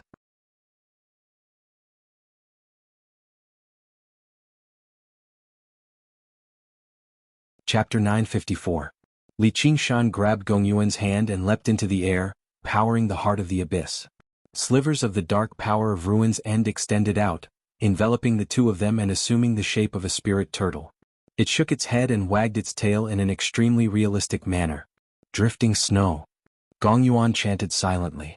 Wisps of clouds appeared, constantly spreading and expanding. They gradually darkened in color, and by the time they turned pitch black, they had already shrouded half the sky. Heavy snowflakes drifted down. Li Qingshan used the spirit turtle's method of sea suppression to assist Gong Yuan in stabilizing her mind. He controlled the tremendous power of Ruin's End and pushed the power of the technique to the limit. They had already become extremely familiar with this tactic. Their objective was to destroy the 12 Citadel Demon formation of the Ominous first, and only then could they fight the Demon King. The snow drifted down, kicking up ripples in the air with the demon chi. Destroying the formation originally took a lot of mental and physical effort, but they possessed the heart of the abyss, which allowed them to absorb power from Ruin's End endlessly, which was why they succeeded time and time again. Hiss. The 9-headed king raised its 9 snake heads, hissing and roaring at the sky together. Within the surging demon chi, 9 grayish-brown turbid streams rushed into the air, spiraling towards the spirit turtle. The surging streams contained heavy, foul demon chi, which could contaminate weapons and even souls. It was even more effective against the cultivators of this world. Gazing at the whistling streams, Gong Yuan could not help but reveal an undetectable smile. Not only is it a fake, but it just happens to be countered by us. Looks like the final battle will be easier than I imagined, said Li Qingshan. The streams arrived 30 meters before the spirit turtle. The spirit turtle opened its mouth and sprayed out a strand of cold air mixed with snowflakes. In that instant the 9 streams all froze. The gray river of ice crossed the horizon and cracked, falling down from the sky and kicking up surging muddy water in the swamp.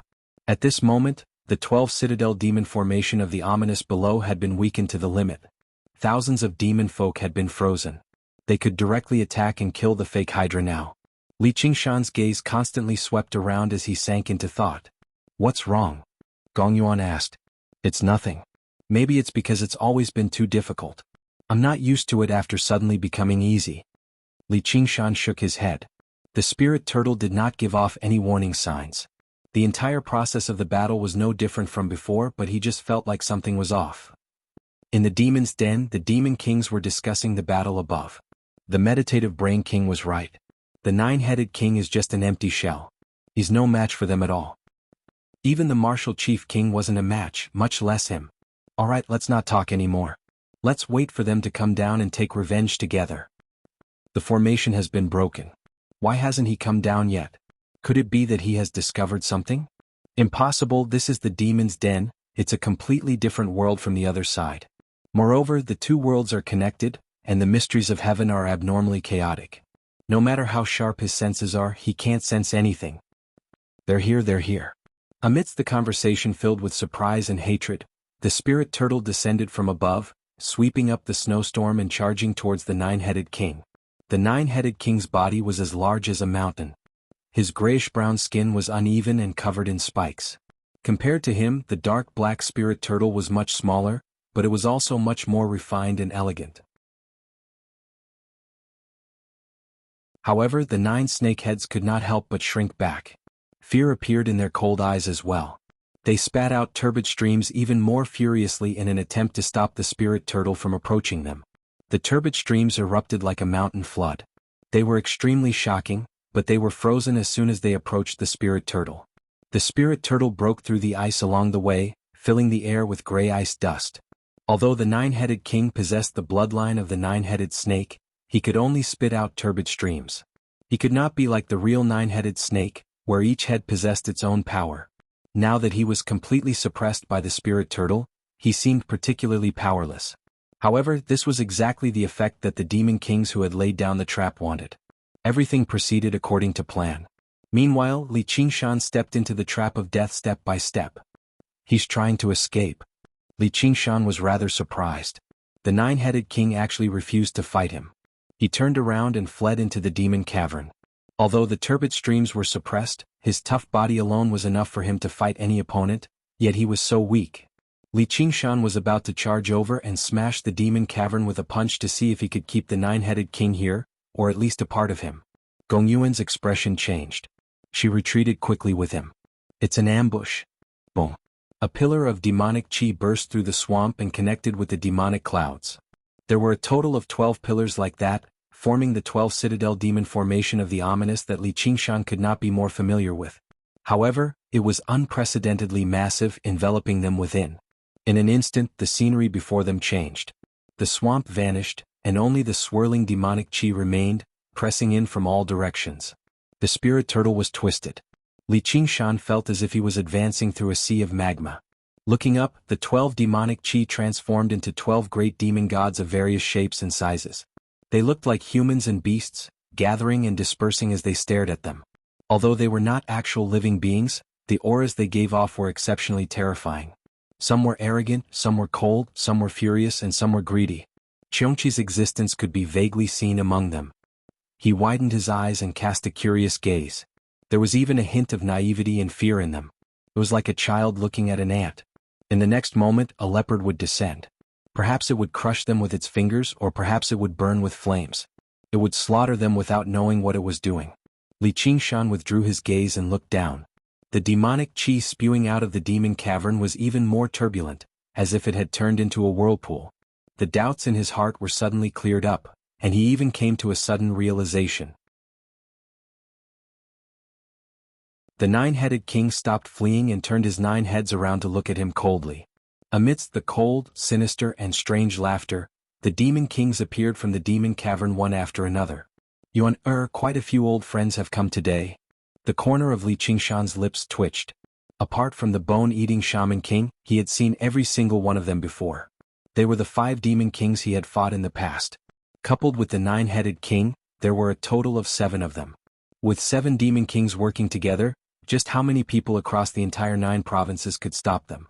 They had also been caught off guard, so they were already in dire straits. The spirit turtle's warning skyrocketed, reaching its peak, but it was already too late. The surrounding region has already been sealed up. Can you get through it?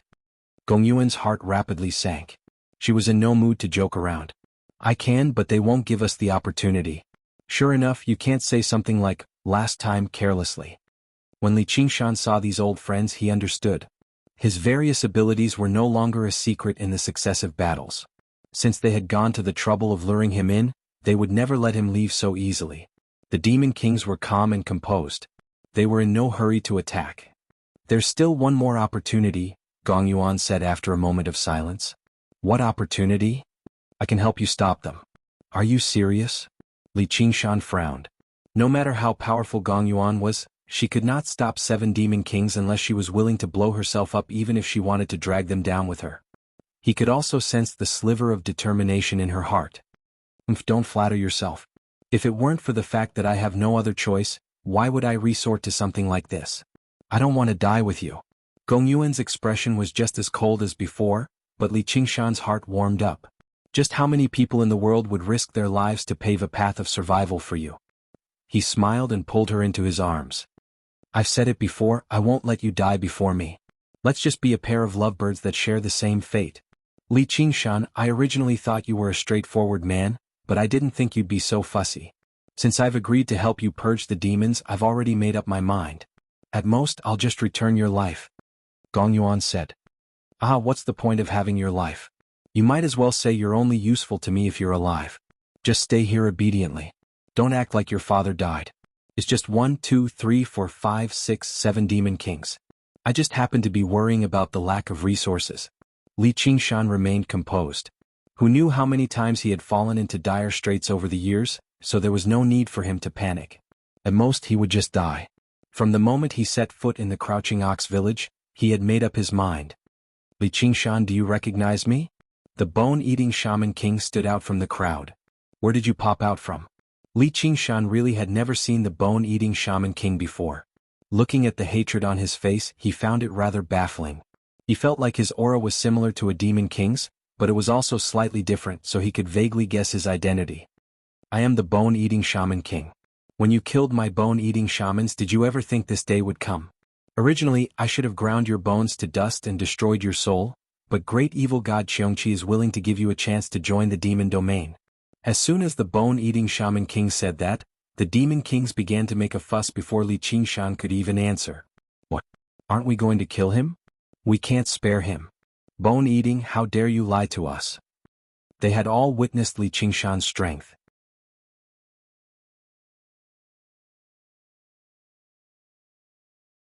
He had yet to undergo the 3rd heavenly tribulation, but he could already hold his own against demon kings.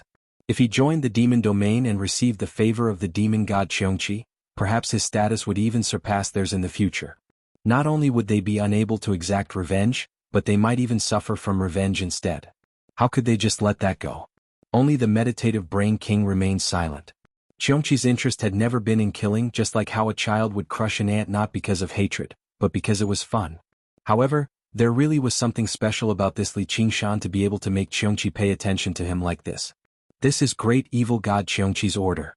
Are you bold enough to defy him? The bone-eating shaman king scoffed. Lying to one another was the norm in the demon domain. If they were fooled, they would just be stupid.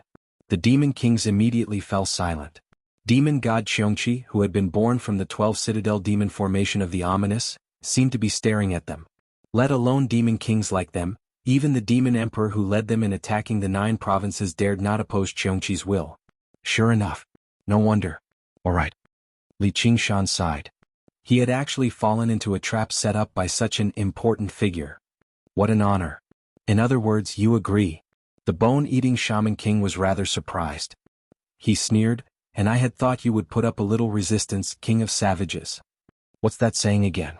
"A wise man submits to circumstances," Li Qingshan said. "Then come." The bone-eating shaman king turned around and raised his hand, revealing the demon cavern behind him.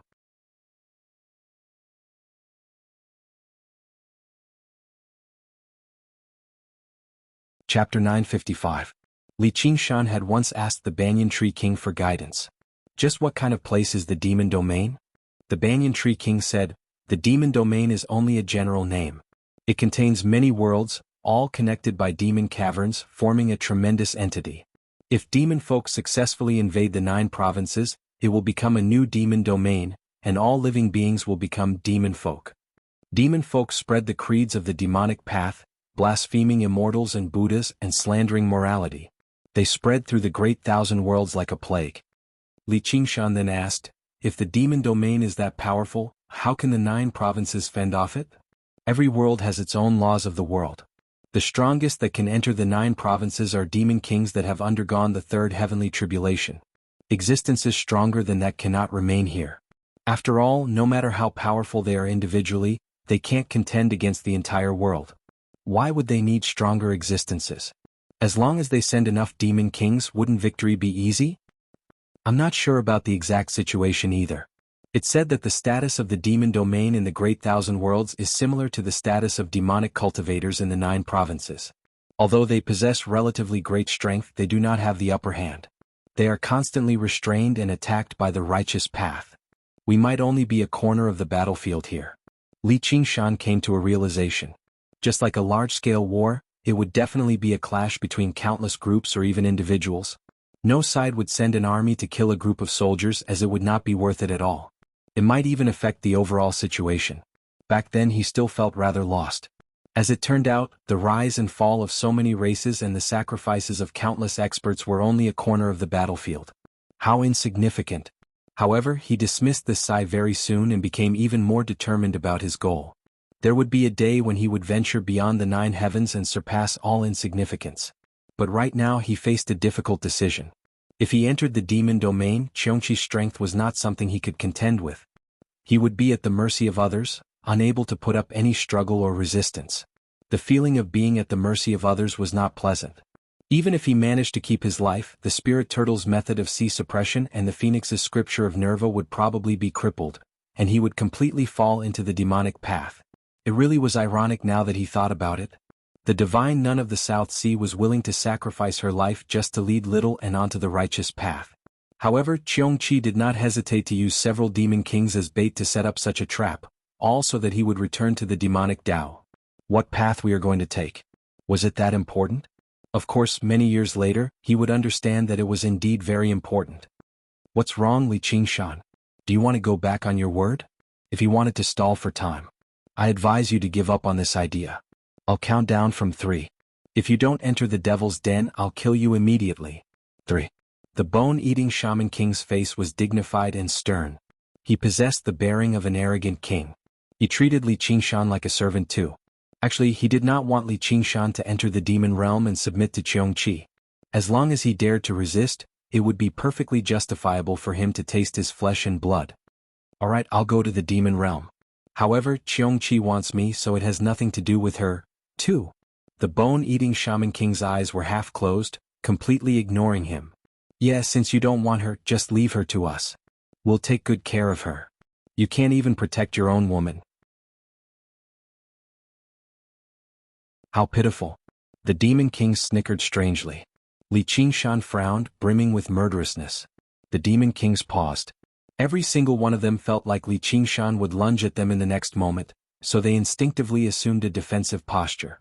Only when they returned to their senses did they realize Li Qingshan had not moved at all. They were surprised. What heavy malice this kid has. He's actually on par with the martial chief king. Though at this point I'm not afraid of you resisting. I'm only afraid of you not resisting. They became more and more fearless as they mocked and insulted him. Gong Yuan suddenly felt rather sad, not for her own safety, but because she did not want to see him being humiliated. She silently clenched his hand. "Let's go. I still have to collect your corpse." 1. The bone-eating Shaman King's eyes widened and shone brightly. Li Qingshan nodded at Gong Yuan and leapt into the demon cavern, passing through the demon kings in a flash. He seemed impatient, as if he was truly afraid the bone-eating Shaman King would strike the moment he finished counting to 3. The bone-eating Shaman King felt some pity, but the corner of his lips curled into a sneer. He felt rather pleased inside. What king of savages? That's all there is to it. As a result, he waved his hand, and the demon kings exchanged glances before following closely behind, diving into the demon cavern. Li Qingshan only felt like he had stepped into a dark, deep tunnel. Even when he widened his eyes, he could not see anything. Even his consciousness twisted as the tunnel twisted and turned. The 9 provinces were left behind, and the demon domain drew closer and closer. Right at this moment, a smile appeared on his face and he suddenly stopped moving. He turned around and punched out. Tremors of the ox demon. With a rumble, the darkness shattered and cracks spread out. Between the cracks was even deeper darkness. The bone-eating Shaman King at the very front could not react in time. A black crack swept past his waist, almost cutting him in half. Intense pain filled his body, and he roared out furiously, "Li Qingshan! Idiot, I don't have the habit of being someone's dog." The other demon kings came to a halt in a hurry. They were all slightly injured, but they were both surprised, furious, and overjoyed. Sure enough, he still wanted to fight back. Boom, boom, boom. Li Qingshan swung his fists again and again, and the black cracks crisscrossed and spread out like a spiderweb until the space around him shattered to pieces. Just now he let out a long sigh. The demon kings retreated far away, afraid to approach him. No matter how powerful their bodies were, they could not withstand the cutting of the spatial cracks. The black cracks constantly crisscrossed, weaving into a black curtain.